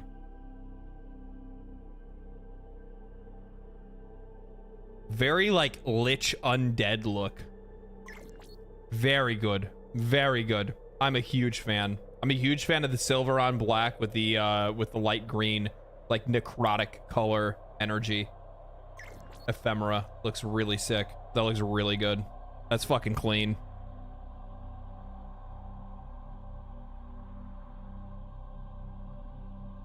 Void touched Octavia. Yeah, Void Angel look. Yeah, this is sick. I'm not gonna lie. This is fucking, that's clean as fuck.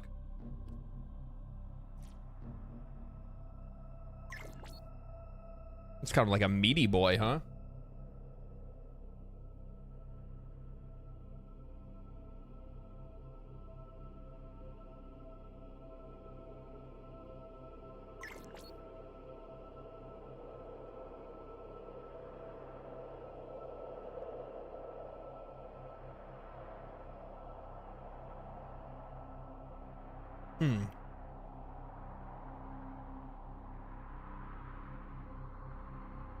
I like it.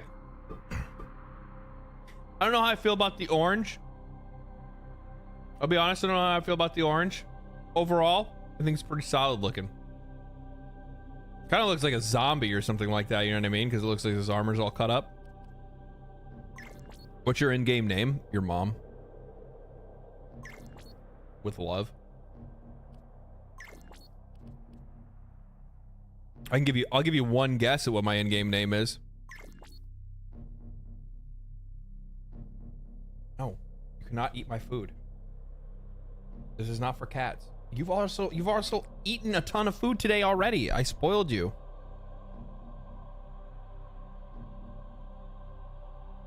Founder. Hail Founder. Who's Founder? Honey. Mag Prime. I like the galaxy look. This is also really fucking nice. I really like this. That's Mag's heirloom skin. I don't know what heirloom skins are. Is that something you earn from doing something in the game? If so, that's sick because that looks fucking incredible. I love that. I love that.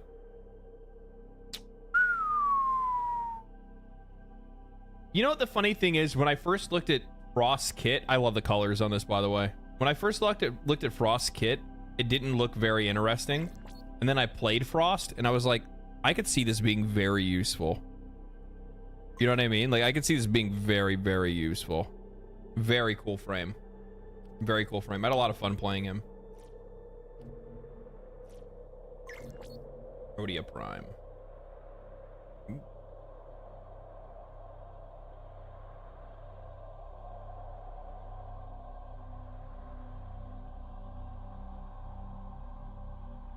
She thick. She is thick. I like the green. The green looks good. Is it Halloween colors? Ooh. Oh no, infested colors. think I don't know if I have these. I really like the look. I like how bright it is. Very clean.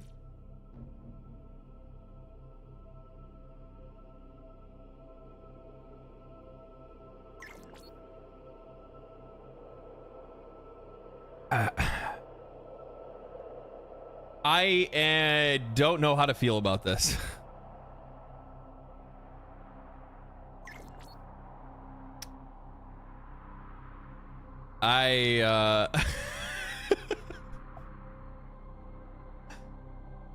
It's a look. It's a look. It looks like it looks like I don't even know, like some like anime villain.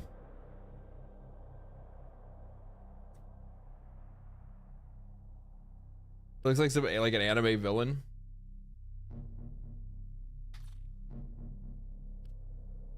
It's legendary drops. That's what my name is. Too funny. I regret nothing. Yeah, I bet you don't. I bet you don't. Ooh. I might steal this. Not necessarily for mag, but just like I like the color choice, like the purple and the black, like purple on black just looks so damn good. Is that a Hallows Eve maybe? Gamma desaturated. Oh, that's what this black is. The black must be the gamma skin, the gamma color. That purple is fucking clean looking though.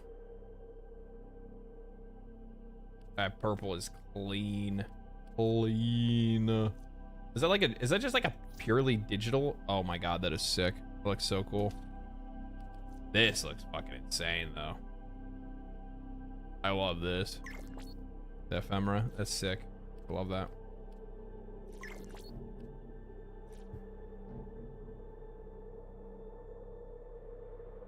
Yeah. I mean, this is kind of similar to the one that we already saw, but it's just like different color patterns. I like the colors though. I like the pink. Pink looks sick. I like softer colors, to be honest. I'm a big fan. My whatchamacallit, my what the hell was it? My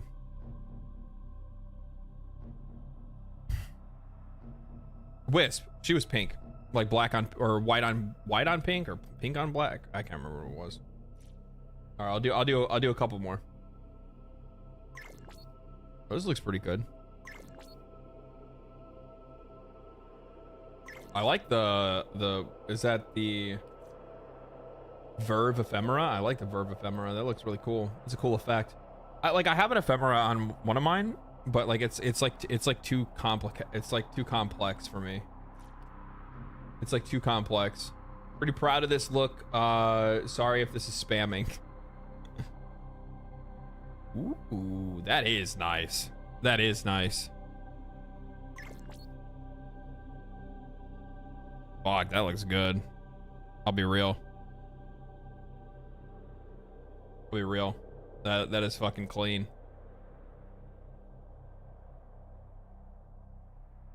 Is that like a dark blue? Yeah. Potentia. It looks like the color palette I pulled from. Yeah, it looks very like ancient. I dig it. I dig it. Big dig it. All right, two more and that's it. Mesa Prime. That's the cowboy one. Ooh, that's a fucking cool look. That's a thick mommy. I like this like double arm thing going on here. Is that the yeah, that's what it is. These wrapped wings. Pretty cool. I like that. Kind of, it definitely adds to the look. You know what it kind of reminds me of? It kind of reminds me of oh man, who's the Chad, help me out here. Who's the siren in Borderlands 3?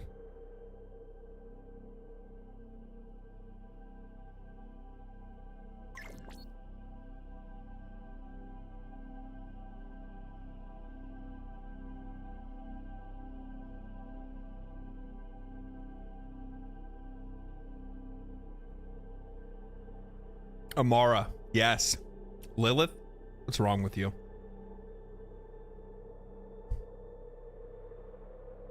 What's wrong with you? Hey man, caught your 2 videos on the playthrough. How are you getting on? Also somewhat of a new player. I've been loving it so far. I've been loving the game. Absolutely loving the game.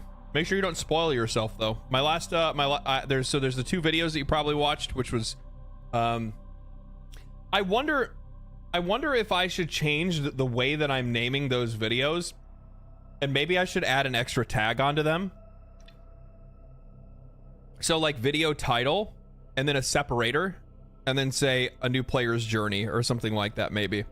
Just to be able to give better signification, so like, or like just to signify better so that more players know, or sorry, more people know of the video series. Because like, so I made one video that was Warframe wasn't what I expected, which is the first video. And then the second video, which is the continuation of that first episode, which is called Warframe is Getting Weird, or Warframe is Weird, or something like that. But one of the things that I noticed is that like, I would imagine, I mean, the capture rate's pretty good. It's like 130,000 people watched the first one, about 85,000 watched the second one. And that's not too bad. You know what I mean? Like, so I captured it, but the numbers aren't necessarily the same. So I'm wondering, and I've also seen a lot of people that like watched the second one, but didn't see the first one, or people that watched the first one that didn't watch the second one, that I definitely would think that they probably would.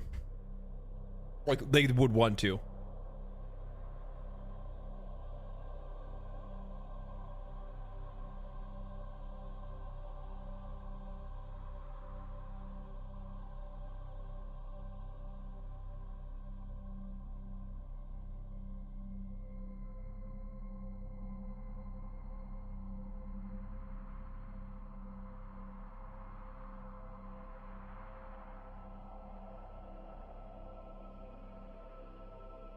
What I might do is I might make a playlist for him.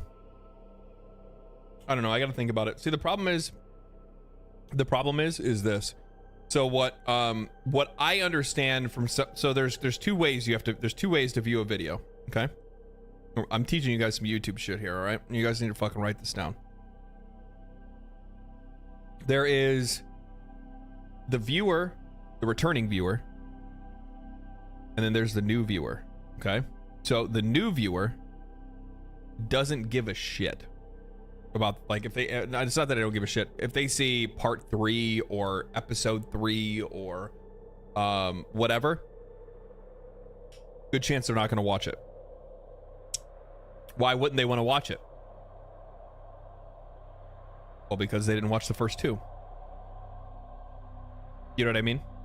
But I try to make sure at the very beginning of the video that I'm saying, hey, you know, this is my second video, or this is my third video. You know, now I like, that's why at the very beginning I say exactly how many hours into the game that I'm in. So you go like, hey, you know, in my last video I talked about my first 20 hours into the game. The last video that I just had was my 70 hours into the game. Now the next video I end up doing is going to be over 100, and probably by the time I actually get to it, probably 150 hours into the game or something like that. You know what I mean? When I clicked it, I understood quickly when watching. Yeah, exactly. So that's kind of the thing. I can turn away a lot of people by putting numbers on there, or putting like episodes and stuff like that.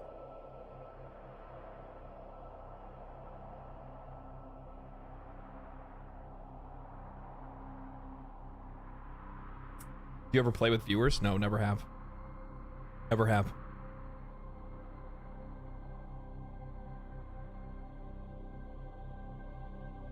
When is part 3 though? Fucking addicts. You'll get it when you get it. That's kind of cool looking. Part 3's this week. Part 3's this week. Georgie boy. Georgie boy with the 5 gifted. Thank you, brother. Appreciate that. Thank you so much. How very generous of you. Let's go. Yeah, no, part 3 will part 3 comes well, part 3 is not really even part 3. So like the second dream kind of deserves its own video. Yeah, so like the second dream deserves a video on its own. So I'm gonna be doing a second dream video, and then probably next week will come like what I would consider as number 3.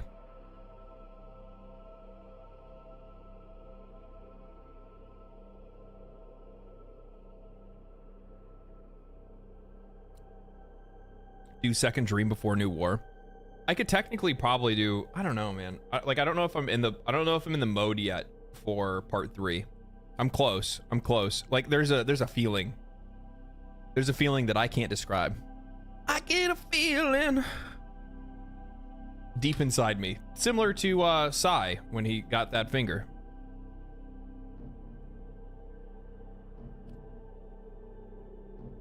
Okay, let's do the mission because it says select a mission to form a crew.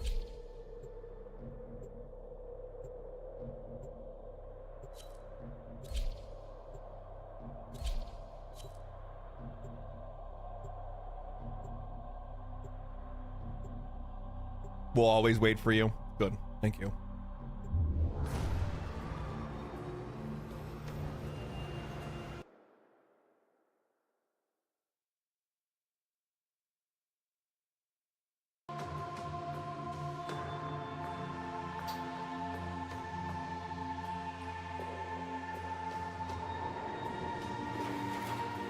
Also, I'm sorry for eating in front of you guys. I really don't have much of a choice tonight. Typically, I try to get off a little bit earlier, so then that way I can eat. I usually try to stream earlier, but instead you're gonna have to suffer through teeth sucking and chomping. Sorry. Do apologize. It was either that or I don't eat, and then I get drops mukbang. Yeah.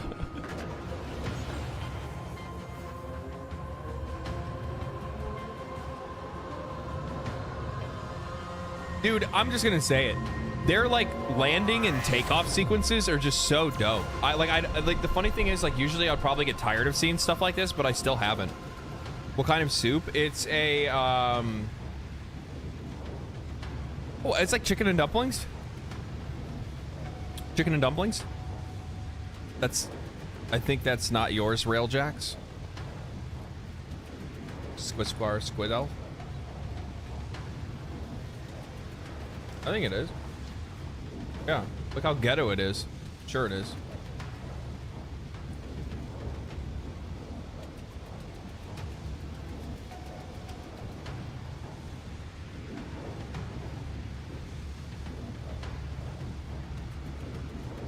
So the load is normal. Post gets their Railjack.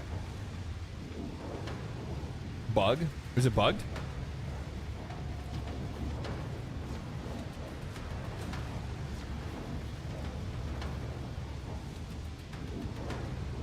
No. No, it's not bug, it's just slow. Okay.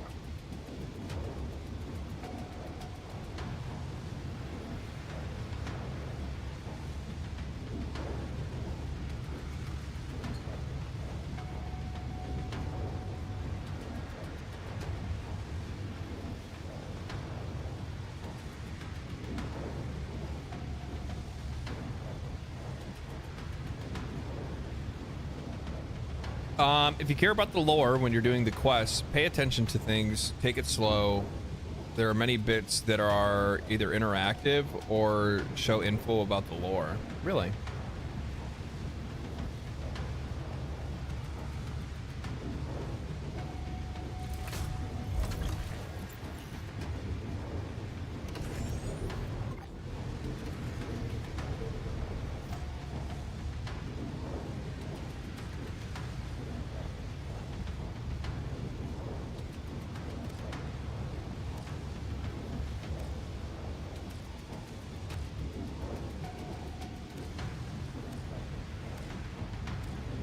I think it's bugged. Yeah.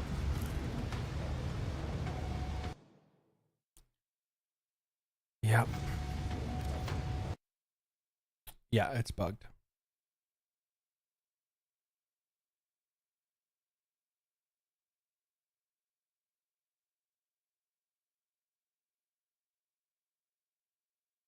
We'll give it another shot.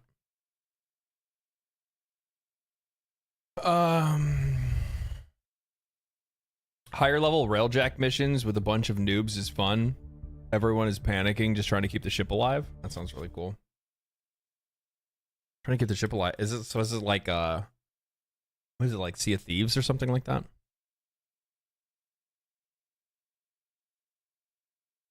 Run it solo? Should I?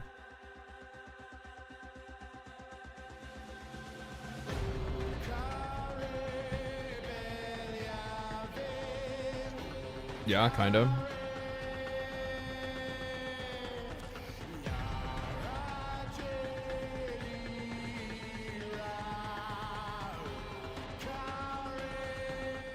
Unread inbox messages make me ill. It's every single time I log in.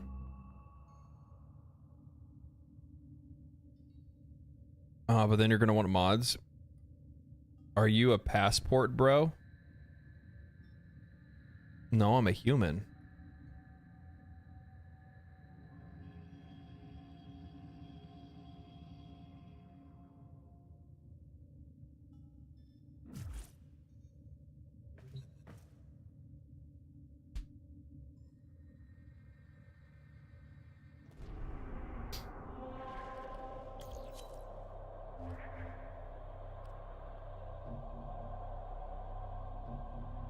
Console to the left of you, Railjack mods. Shut the... This? I don't have any mods. Why would you make me look at that? Why would it make sense I would even have Railjack mods if I'd never even done a Railjack mission? I'm gonna try it with the group one more time. Just chill. I'm gonna try it with the group one more time. Chill. Chill. If it works, it works. If it doesn't, it doesn't, and I can always fix it later.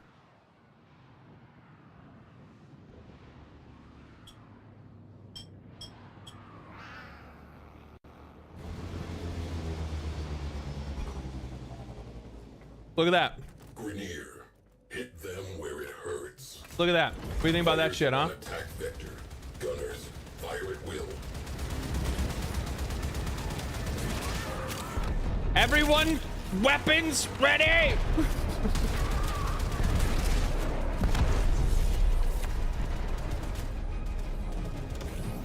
How do I see where these motherfuckers are? Oh, shit.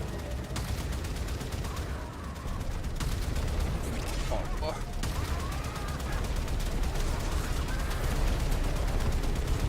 Enemy fighter support has been halved.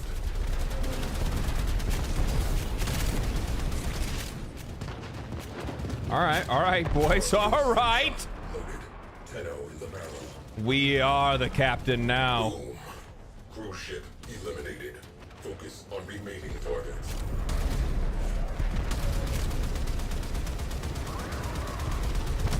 This is fucking sick.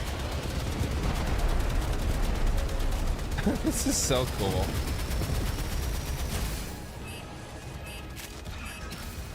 Evasive maneuvers. Fighters neutralized.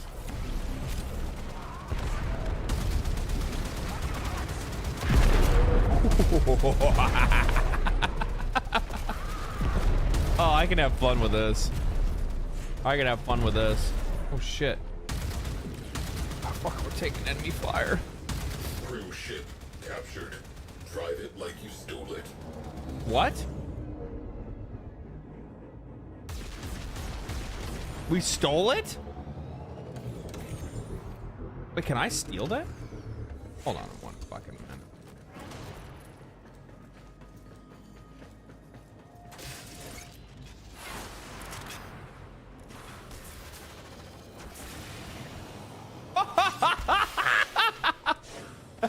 What the fuck? We can board their ships?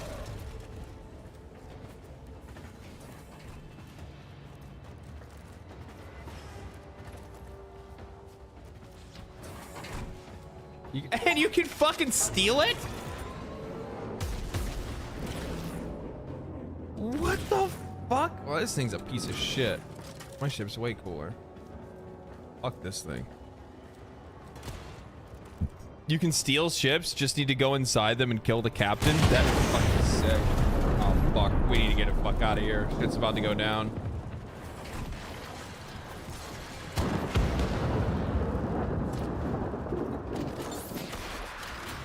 Abandoned ship.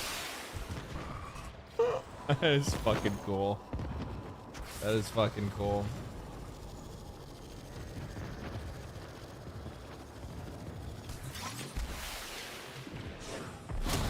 Welcome back. All right, men, your posts. Clears up some space. Oh, we're already done. We already did it. Okay. Enemy forces beheaded. Threats neutralized. His language is so Mission odd. Next. Fighters incoming. Keep Oh. them off the ship. Here we go.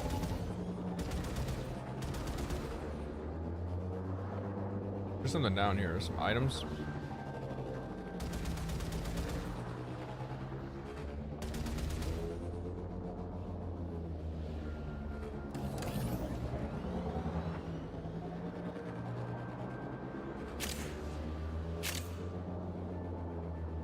What is all this stuff for? Is this all like materials specifically? Okay, so these are for like these are Railjack mods.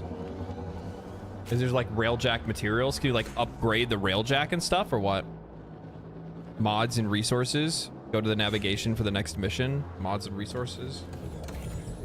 Hold on, let me go get this other thing real quick. And by real quick, I mean in like in a half hour. Excuse me. Sorry about that. Caught me by surprise.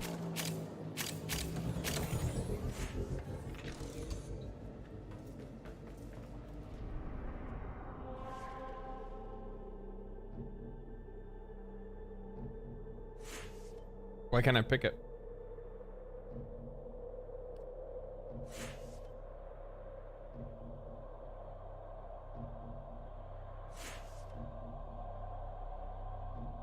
What?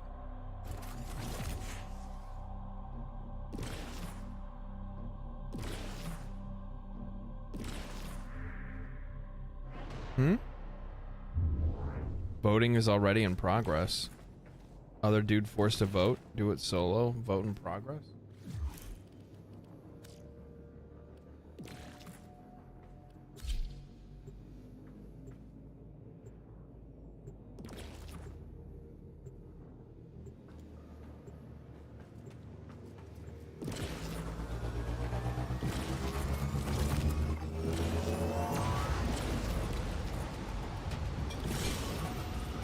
Mission complete. Excellent work, Tenno. Ooh, got some good shit. Cruise speed. Turret critical chance. Okay, wow, this is really interesting. This is a raid. Eliminating priority targets and defensive units will negatively impact enemy cohesion. Rainier interceptors alerted. Contact imminent. Good luck.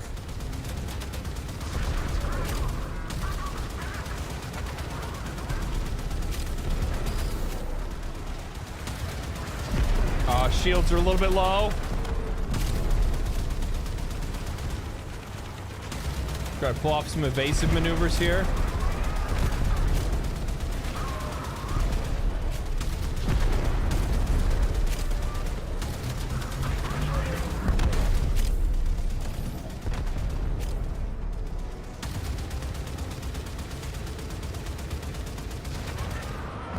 Enemy fighters down 50%. The enemy have called in a cruise ship. Situation evolving. Okay.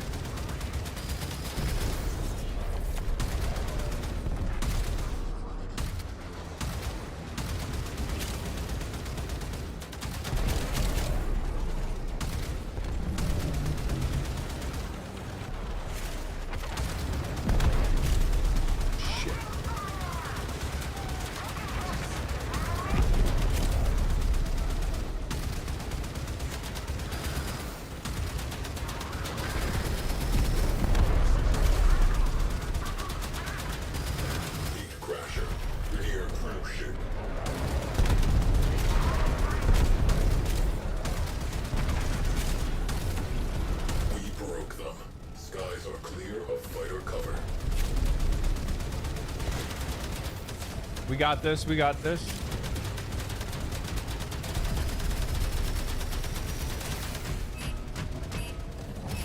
Oh.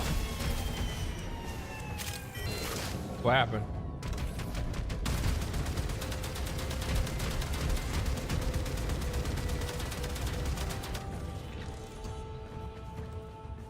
What? We're going out? All right, let's go out.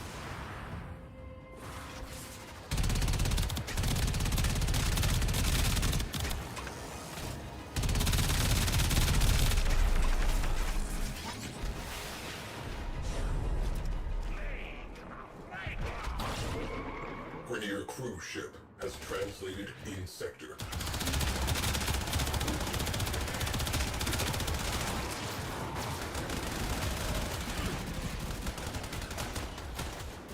Shit. Back myself into a corner. No, my kitty cat. Not Bubs. Not Bubs, guys. Fuck.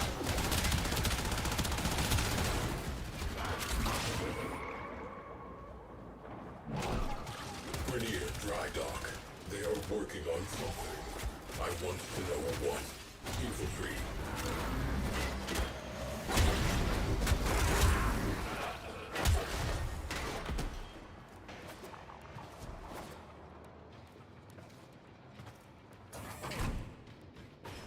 What's up, son? What's up, son? This is my ship now, bitch. Fires. Heads up. Rainier cruise Okay, ship. we're just gonna. Oh, this thing's so fucking slow. You guys can take it if you want. Just kidding. Fuck this piece of shit. Flames extinguished. Peace. Peace.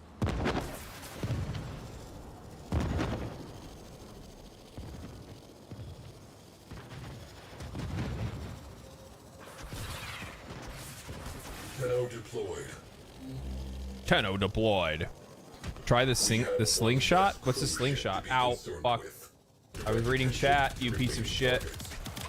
What is a slingshot? Is that like in this thing?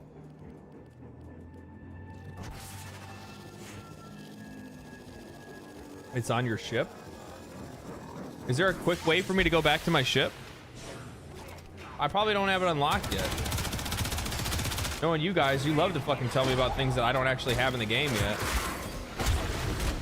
Go to the helmet. Go to the helmet, legendary. Legendary drops, go to the helmet. I don't know what the fuck it is.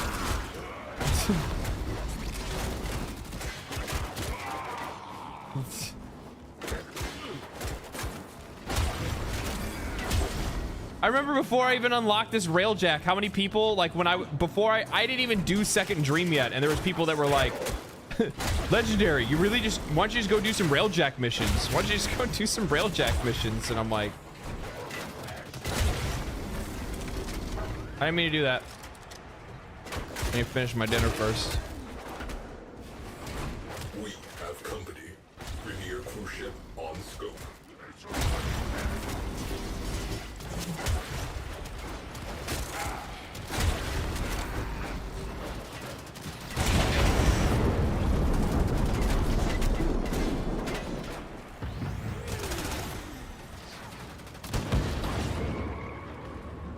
Ah.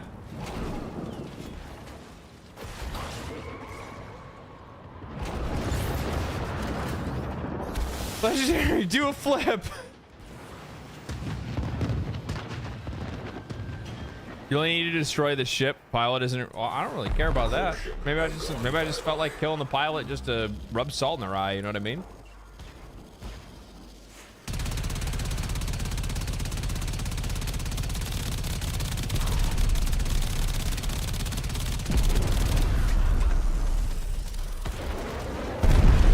Holy!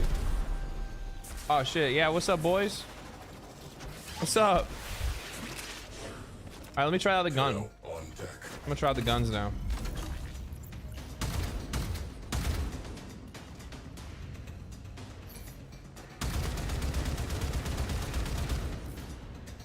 I'm such a good shot. Cruise ship reactor has detonated. Pretty. Yeah, we got somebody piloted. Somebody's piloting. Piloting.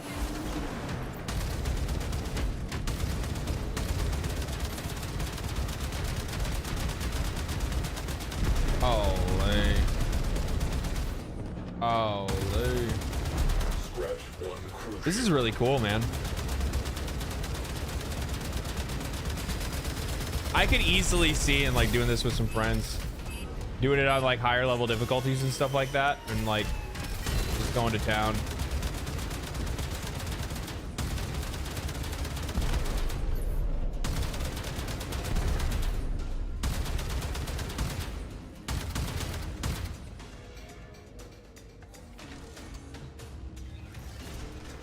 It gets wild. I bet it does.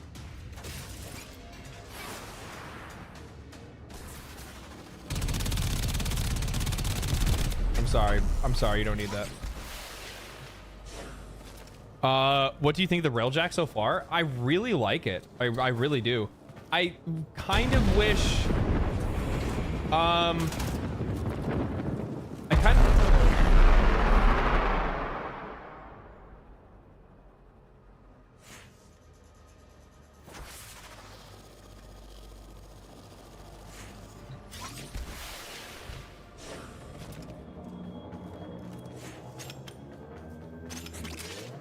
I kind of wish there was a little bit more variety in like the ship design and stuff like that, but outside of that, I think that I think it's really cool. Like conceptually, it's really cool.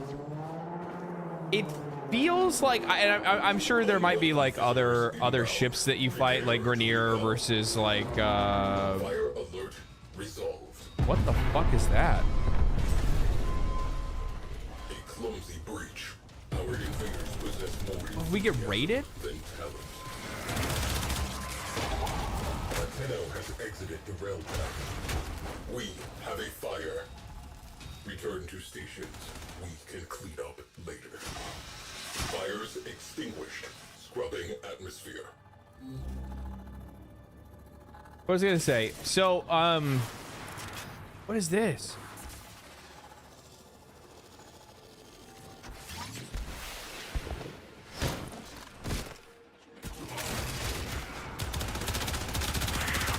And now we're like fighting these dudes inside of a fucking asteroid. This is so cool. This is so fucking cool. Okay, I'm just not gonna talk. I'm just not gonna talk anymore. I was gonna say that like I feel like there's like something kind of missing a little bit, and then I got it. And it's stuff like this. Like this is fucking cool. This is just cool. This is just cool. The only thing that could make it better is if there were like boss fights, like legit ones. You know what I mean? Exposed. Open fire. Oh, we need to get out of here now.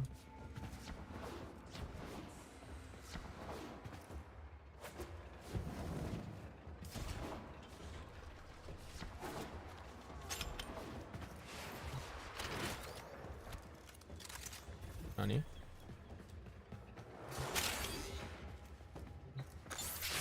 Again.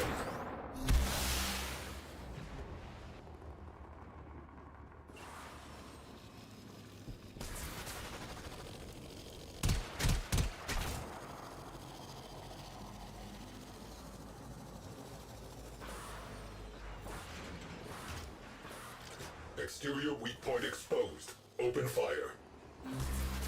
What's going on?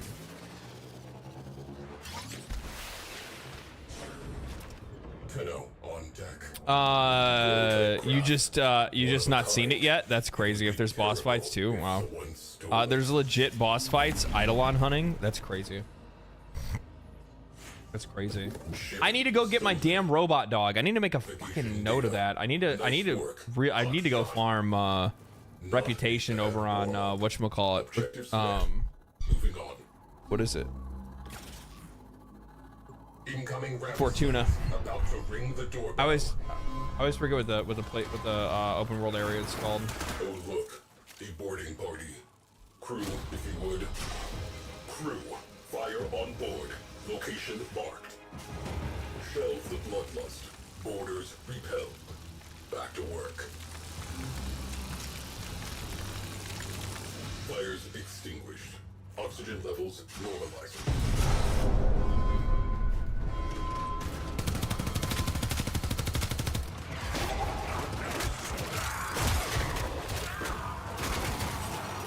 Boarding party eliminated. Ship secured. Back to work.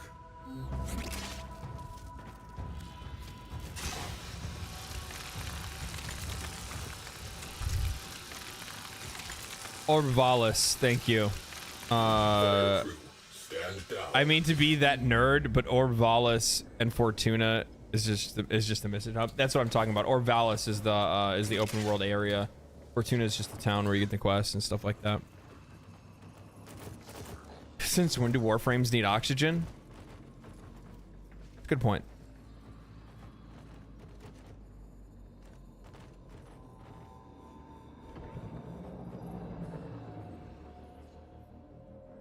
Okay, no. No. That's cute. Don't do that. Don't do that. I don't want to play a mission where my guns don't fucking work. Don't do this to me. Don't do this to me.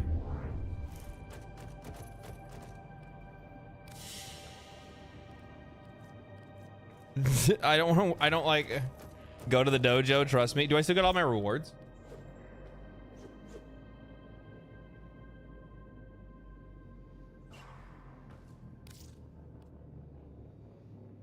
You will keep mission rewards and XP earned to this point. Yes.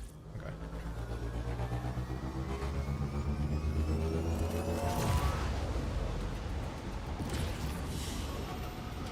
Mission complete. Excellent work, Tenno.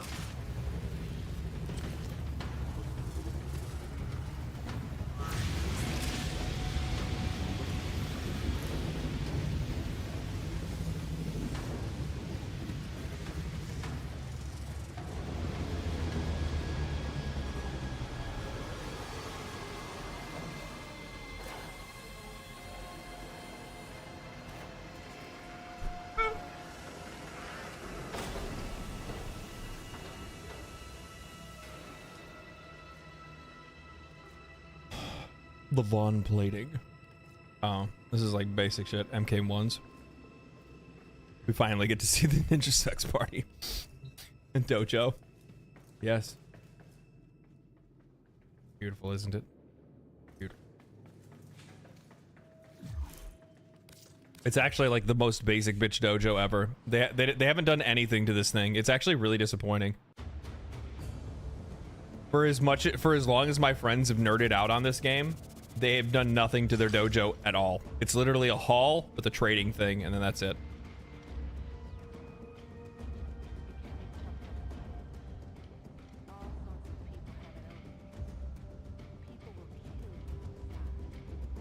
You need to be in the dojo to upgrade. Go back. Go outside to upgrade your ship. Okay, I'll go back to my dojo. Unread inbox messages make me ill. Ew.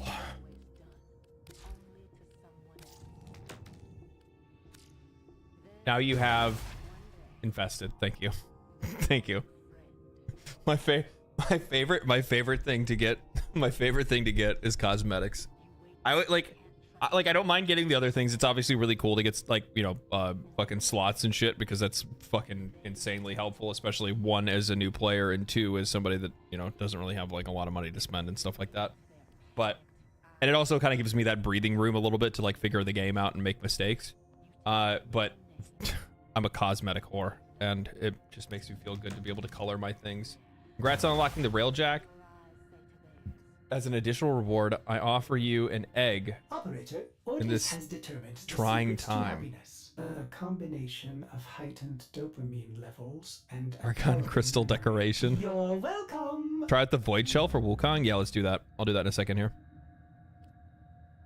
Thank you for the egg. Components and armament slot. Oh, is that for the ship? So the ship is basically like a fucking Warframe, and it has all the same customization stuff.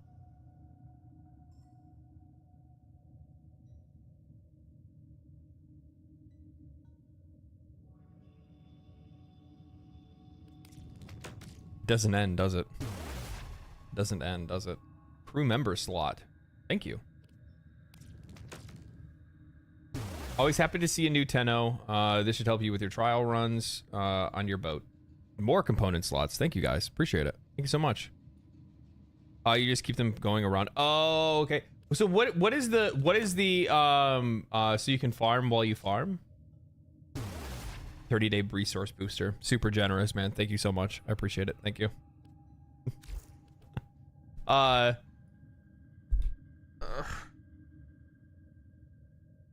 So what do the crewmates do? Like, what's the function of the crewmates?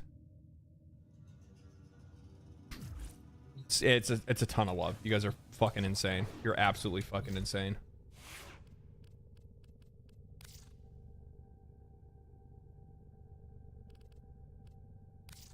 Is it under attachments?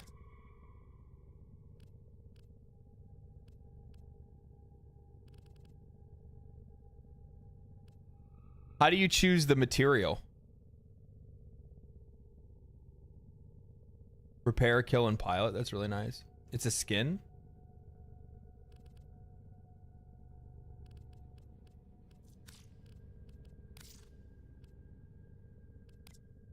Oh, bro. They're both so nice, though. They're both so nice, though. This is fucking sick. I really like this one. This one makes me feel more like Space Ninja. It looks like I'm made out of like fucking obsidian. Like this one makes me look like I'm literally like made of obsidian glass, and I'm also on fire. And I love that. Equip Void Shell and look at its options.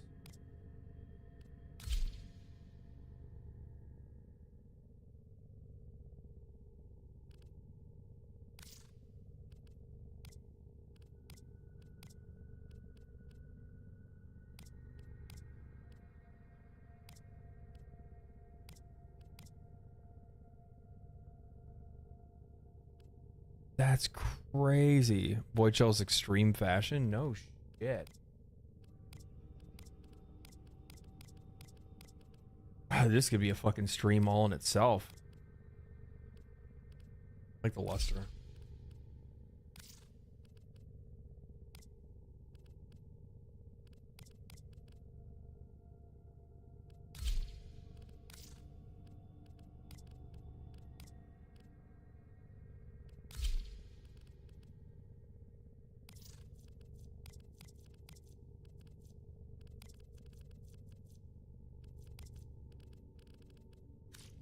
Ordis did not think the operator could be more attractive.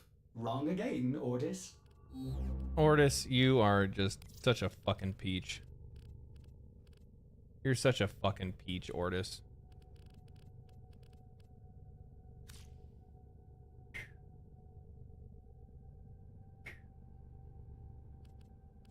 That is fucking cool.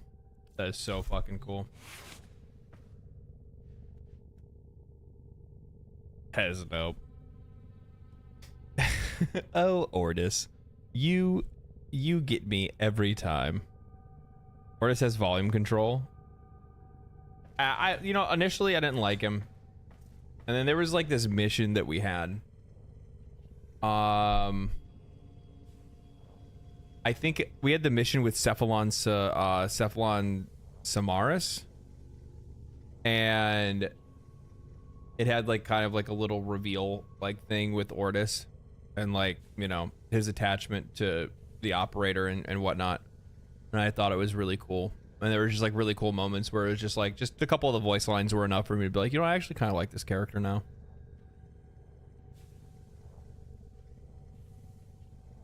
Ordis grows on you, but I still can't bring myself to re-enable operator dialogue.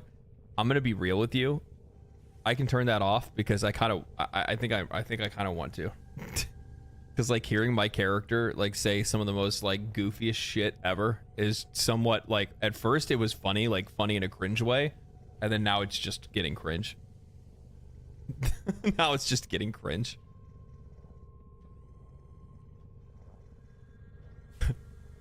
We won this with the power of friendship. It's just like blank stare operator, and I'm like, okay, okay. You can shut the fuck up now. It's like and they always say it at like the most like just oddest, like really odd times. It's so weird.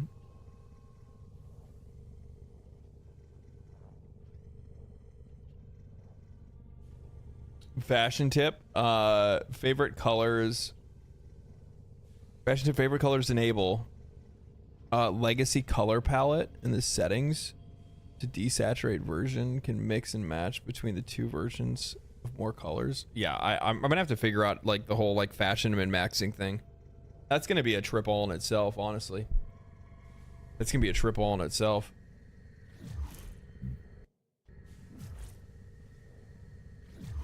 What a day. What a day.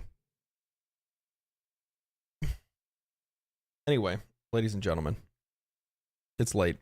I wasn't planning on streaming this late. I was just going to hop on for a little bit. I was just going to chat and then play a little bit. And then we got carried away. But we ended up having a fantastic stream regardless. Don't you love when a good thing, when, you know, good things come together? You know what I mean? Another video about fashion frame. That's also probably going to be a thing. Undoubtedly, it probably will be a thing, actually. Time flies. Time does fly. Yeah.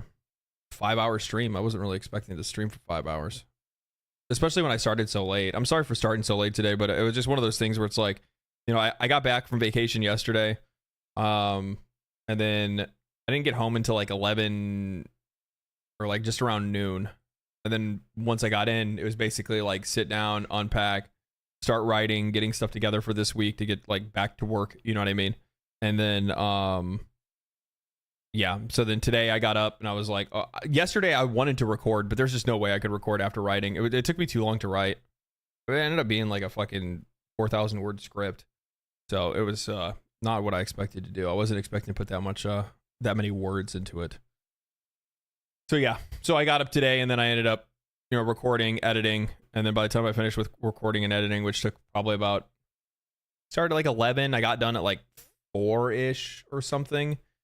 It's still pretty good. Not bad, actually, to be honest with you. What was that 11, 12, 1, 2, 3, 4, 5, like 5 or 6 hours there, and then put in another 5 hours on stream. 11-hour day.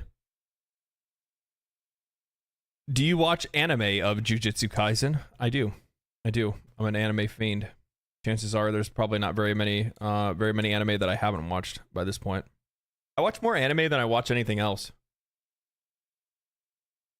I don't know what it is. I think it's just like over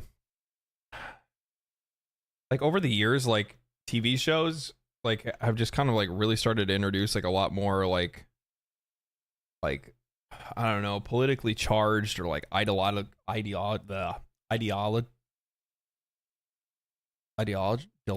What the, I can't fucking talk right now. You get what I'm saying. It's just a bunch of bullshit that I just don't want. Like, I'm like, dude, I'm trying to like enjoy a show. Why are you trying to like bleed like real life into my fucking TV show right now? Like, I don't want to see this shit. You know what I mean? I just don't want to see this shit.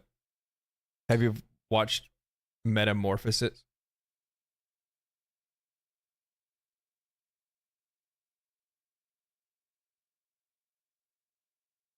Unity, what the fuck is wrong with you?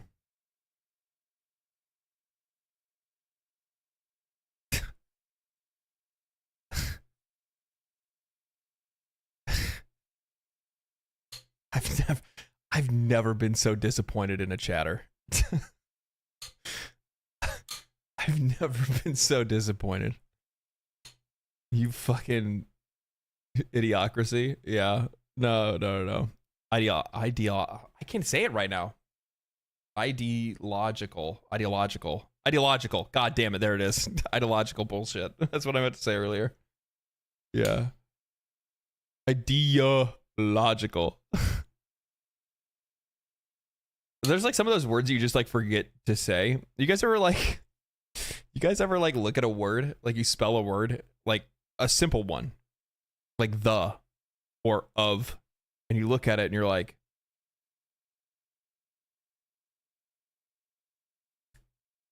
is that real? Is that how you spell that?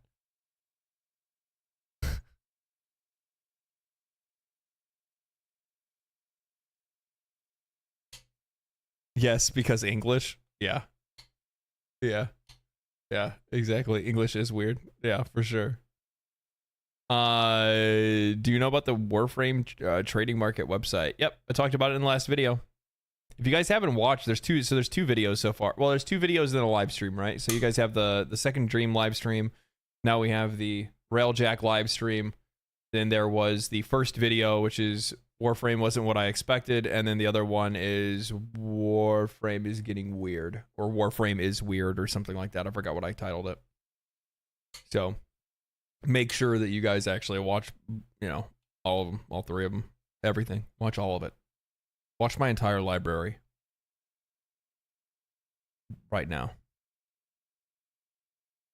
Actually, if I were to tell people to go and watch one video out of any video lately, I would go watch how indie games like Baldur are taking over the market, or something like that, or how like indie games are killing gaming. I forgot exactly what the title is off the top of my head, but there was an indie game video that I put out, I want to say like 2 or 3 weeks ago or something like that, and for some odd reason, like YouTube's algorithm just shit all over it. Like I haven't seen a video of mine get that low of views in a long time.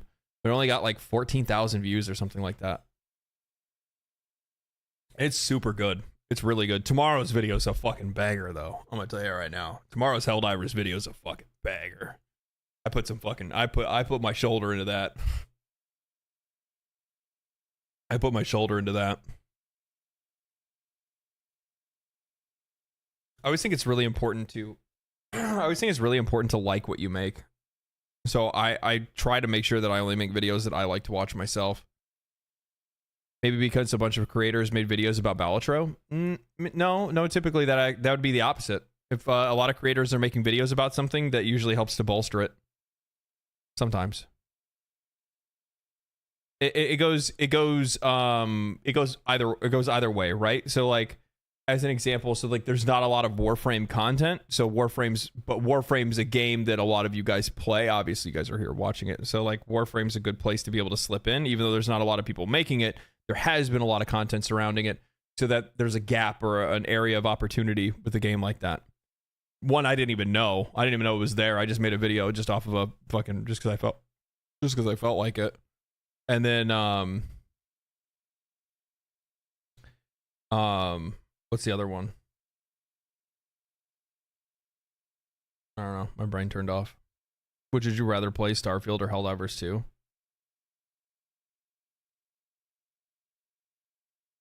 That's a dumb game. That's a dumb question. I have one Starfield video on this whole channel, and it was me. And I think I actually have 2. There's like 2 Starfield videos on here. One was like my initial impressions of the game, and then the other one was me criticizing the fact that the developers were like talking shit to literally the developers themselves were talking shit to the audience, saying that they just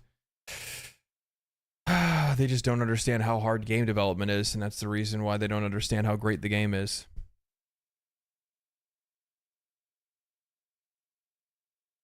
And then I have like, what, 15 videos on Helldivers 2? Being like one of the best live service games that have come out recently. What do you feel play Starfield after you play Warframe? What do you feel? Oh, how do you feel about Starfield after you play Warframe? Is that what you're asking? Starfield's a fucking garbage game.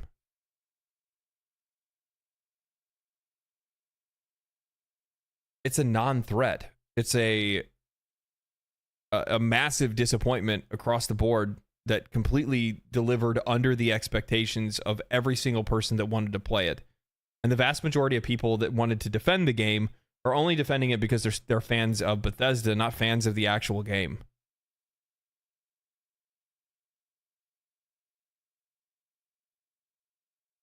I'm sorry, like even the people that say that they like Starfield, maybe they liked it because they're like casual about it. But if you're saying that you like it and you like it in comparison to like, oh, I don't know, Fallout 3 or New Vegas, or Vegas wasn't really made by them, but like Fallout 3 or Skyrim or something like that, you're just fucking lying. I'm sorry. They removed the core experience of why people like to play Bethesda games to begin with, and it's exploration. Is there a looter shooter game that you would recommend? Borderlands 2.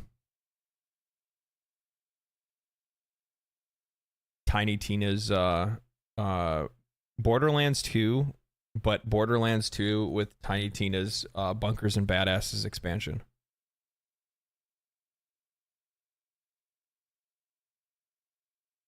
Borderlands 2 question mark? What do you mean Borderlands 2 question mark? It's one of the best looter shooters ever made. I mean I would also suggest the Division 2. I'd also suggest obviously Warframe, but that's kind of a different one, you know what I mean? But yeah.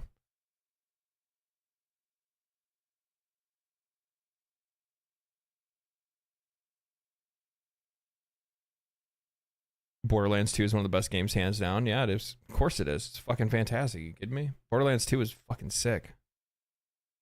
I keep hearing 2 is the best, because 2 is the best. Because it is. Like, don't get me wrong. I think, like, mechanically, I think, like nuts and bolts mechanically, Borderlands 3 is a superior game. I think even on the systems and the class design and stuff in Borderlands 3 was really good. But Borderlands 3 story with fucking characters and voice acting was just like, it was like nails on a chalkboard.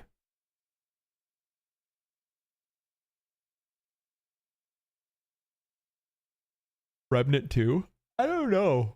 I don't know if I would count Remnant 2 as a looter shooter. I mean, like, kind of. It's more like, it's like if you're like saying like Dark Souls was a fucking, you know,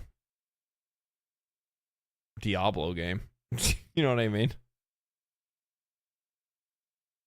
So if you wanted a Dark Souls like Diablo game, you'd play Neo. Neo's fucking fantastic. The game was so much fun. I had a lot of fun playing that one.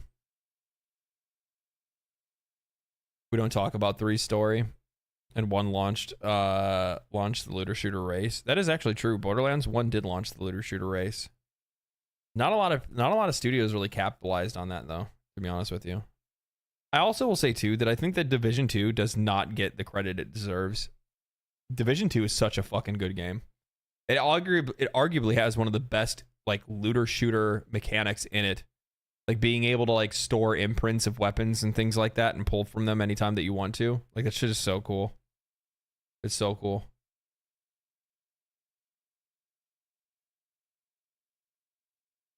Oh man.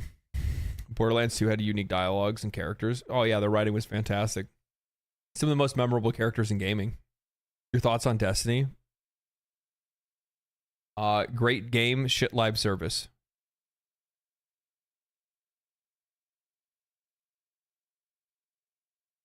Have you checked out Lies of P? No, I haven't checked it out yet. I want to though. The problem is that like I wanted to play Lies of P, but it was on Game Pass. Like that was probably the best way for me to get it, right? Because it was gonna be the cheapest, and I just didn't at the time. I just canceled Game Pass, so I just haven't gotten around to playing it. I have a question for you about Warframe. Is your issue with the overload?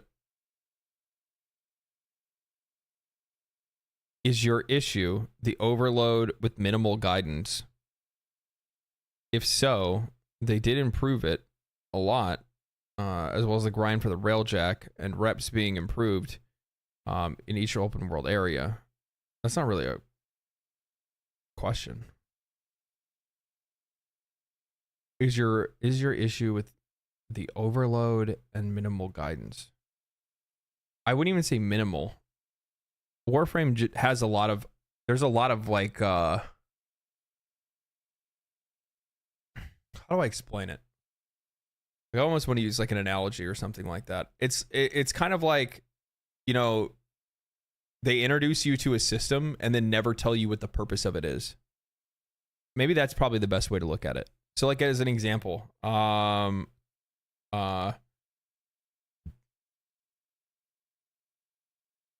Sanctuary Onslaught. You unlock it, and the game's like, okay, you unlocked Sanctuary Onslaught. And then you sit there and you're like,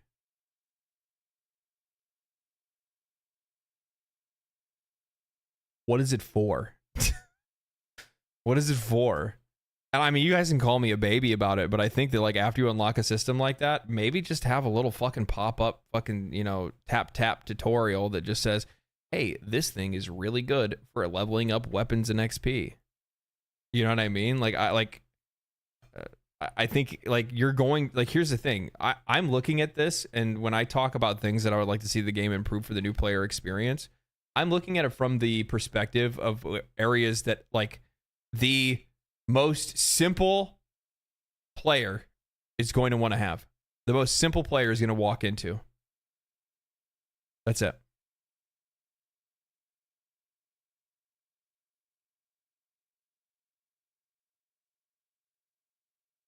And I think it's really cool that the game has systems like I know that there's like the question answer thing where you can actually ask it a question and the game will be like, oh yeah, you want to know how to get this Warframe or how to get this item or something like that. And you can use that, but at the same time, the game never once tells you that it even exists. You have to find that on your own. You know what I mean? You actually have to hit T and then look at them and then wonder what the fuck, what is it even called? Yeah, send message to Q&A, and it's like I'll be honest with you, like I don't even know how that even fucking works. It says ask a question about Warframe here to get answers from the community. Please be respectful. So like I mean like that's a really cool system, right? That's kind of like it's kind of like the mentor system from Final Fantasy 14 or something like that, but it also has auto-generated question or auto-generated answers as well, which is nice. But at the same time, the thing is that like I would guarantee that that more times than not, many of the players that ask things within that system are players that otherwise could have been just shown by the game and should have been.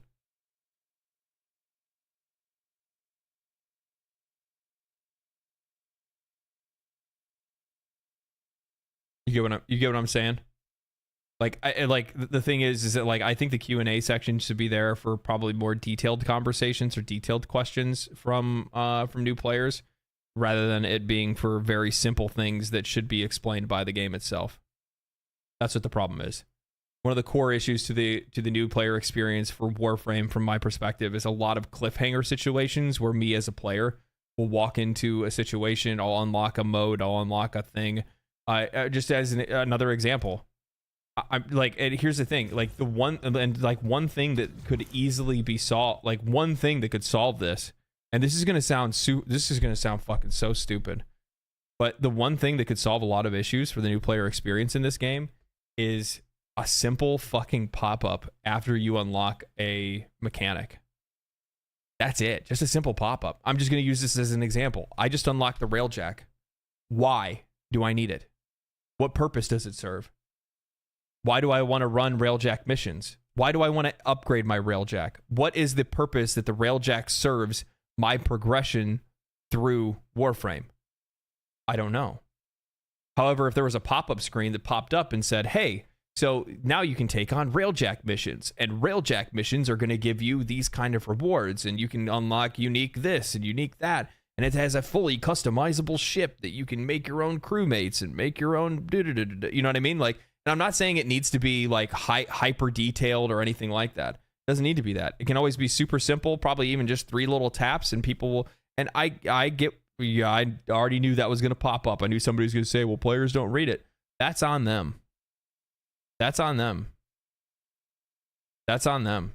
And to be honest with you, and I'm just saying, like, something like that can solve a lot of those issues. And in a lot of cases it does. And it does work in a lot of cases too, by the way. I read that shit. I know that not everybody does, but I know that there are a lot of people that do. And you're not wrong that they should try to find a more creative way to be able to explain those kind of things. But at the same time, you know what ends up happening 9 times out of 10 when you tell developers that they need to, introduce that kind of stuff more creatively? They do like hand holding, like pick up the thing and put it in here. And then they still don't really do a very good job of like telling you why you're doing it. Sometimes a written explanation or a video explanation or something like that. There's games that have video explanations. I've always liked those as well. But I don't know. It just kind of depends on like what the mechanic is and what they're trying to bring into it. Sadly, Railjack is is mostly a content island. Yeah, I've heard people bring that up before. And using yellow paint. Yeah, exactly. See, and you kind of want to steer away from the yellow paint. Personally, I would much rather have a text pop-up. Not a text pop-up, like an infographic. I shouldn't say text. When I say pop-up, I mean like an infographic. I think using infographics is actually really effective. More so effective than just text pop-ups and stuff like that. Railjack is not a content island. 75% of the game is content islands. I don't know, man. I don't know. We'll come across the islands when we find that kind of stuff. But also at the same time, when you have a game that's been, you know, out for over a decade, you're gonna have some stuff that's been abandoned. The duality of chat, yes, this is the reason why you never really want to ask chat questions. You will get 7 different answers, and none of them will be right.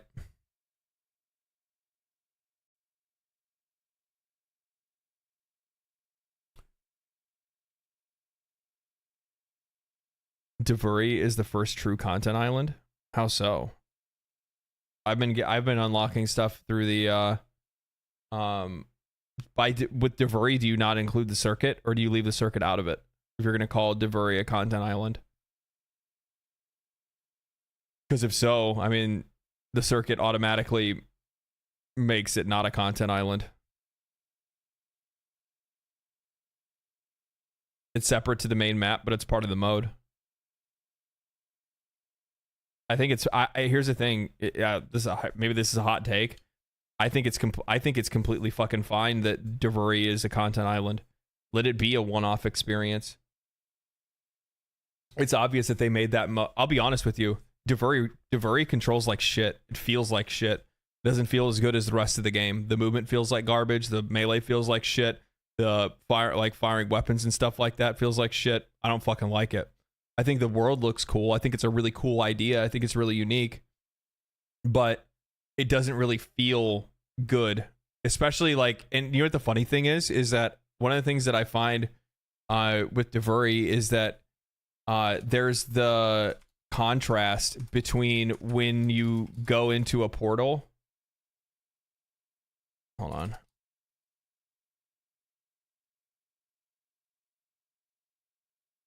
There's the contrast between when you go into a portal as a Warframe, and then you come back out as the Drifter, and you're like, wow, this feels like shit.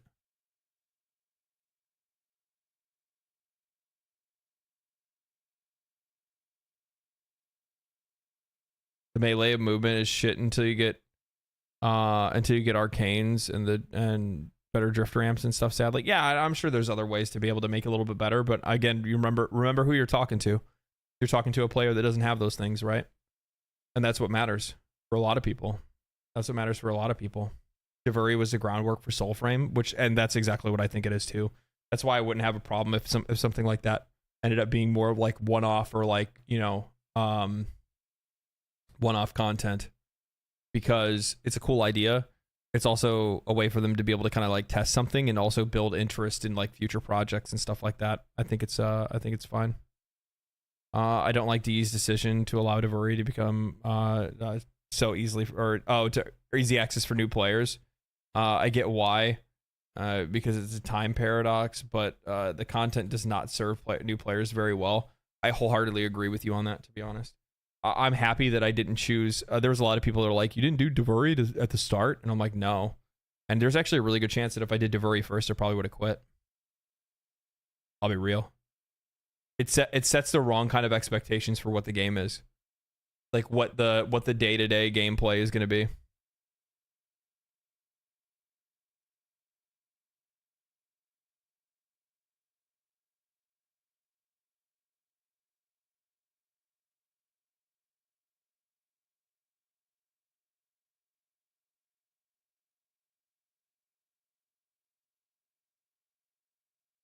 Devuri is in such a weird place. It feels like a downgrade from the normal gameplay. Like, like here's the thing. Like, I actually don't have a problem with Devuri, so I don't want to like, you know, downplay it so bad or anything like that. But just imagine as a new player with no context that has no idea what the game is actually like on a day-to-day gameplay experience. You come in and your first experience is playing the Devuri paradox. It's just like it's not the same. Like, don't get me like, yeah, you get the opportunity to go into the Warframe, but you're gonna make a lot of players think that that's what the day-to-day gameplay is gonna feel like. You know what I mean?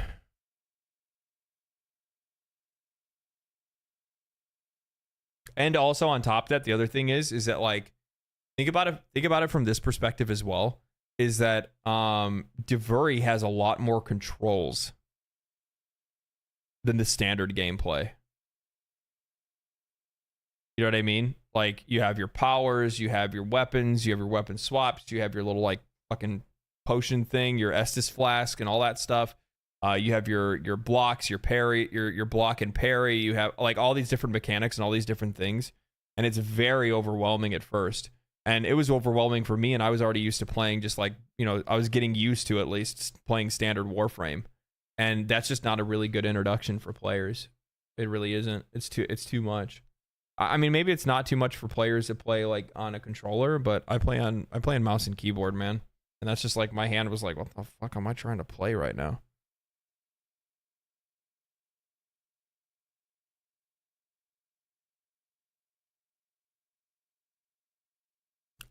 They removed it as a starting option. No, they did not remove it as a starting option. I got the option to either start Vors or go into Devuri at the very beginning before I did anything else. Before even picking, because doing Devuri is exactly how you get to choose. Like, if you wanted to go that route, you get to choose. You get to choose your Warframes through that, I think, if I'm not mistaken.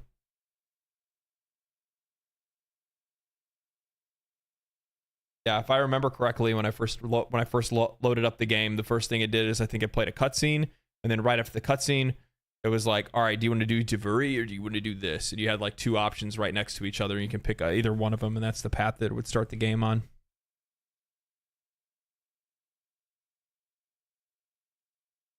Remember, this is one of those things that I talked to you guys about. I said that, you know, there's a lot of situations where a lot of like veteran players aren't going to understand the perspective of new players because they're so far removed from what the new player experience actually is. They actually changed it very recently. Oh, maybe it was right after I already did it, I guess. I don't know. Anyway, ladies and gentlemen, boys and girls, thank you guys for hanging out for so long. I had a fun stream. Today was a really fun stream. Today was a really good day. Tomorrow I'm going to stream earlier. Video comes out tomorrow morning. And I will stream, I don't know, probably 1 or 2 o'clock, something like that, and I'll post it. I don't know if I'm playing Warframe tomorrow or if I'm playing something else. I kind of want to get Hades and play Hades.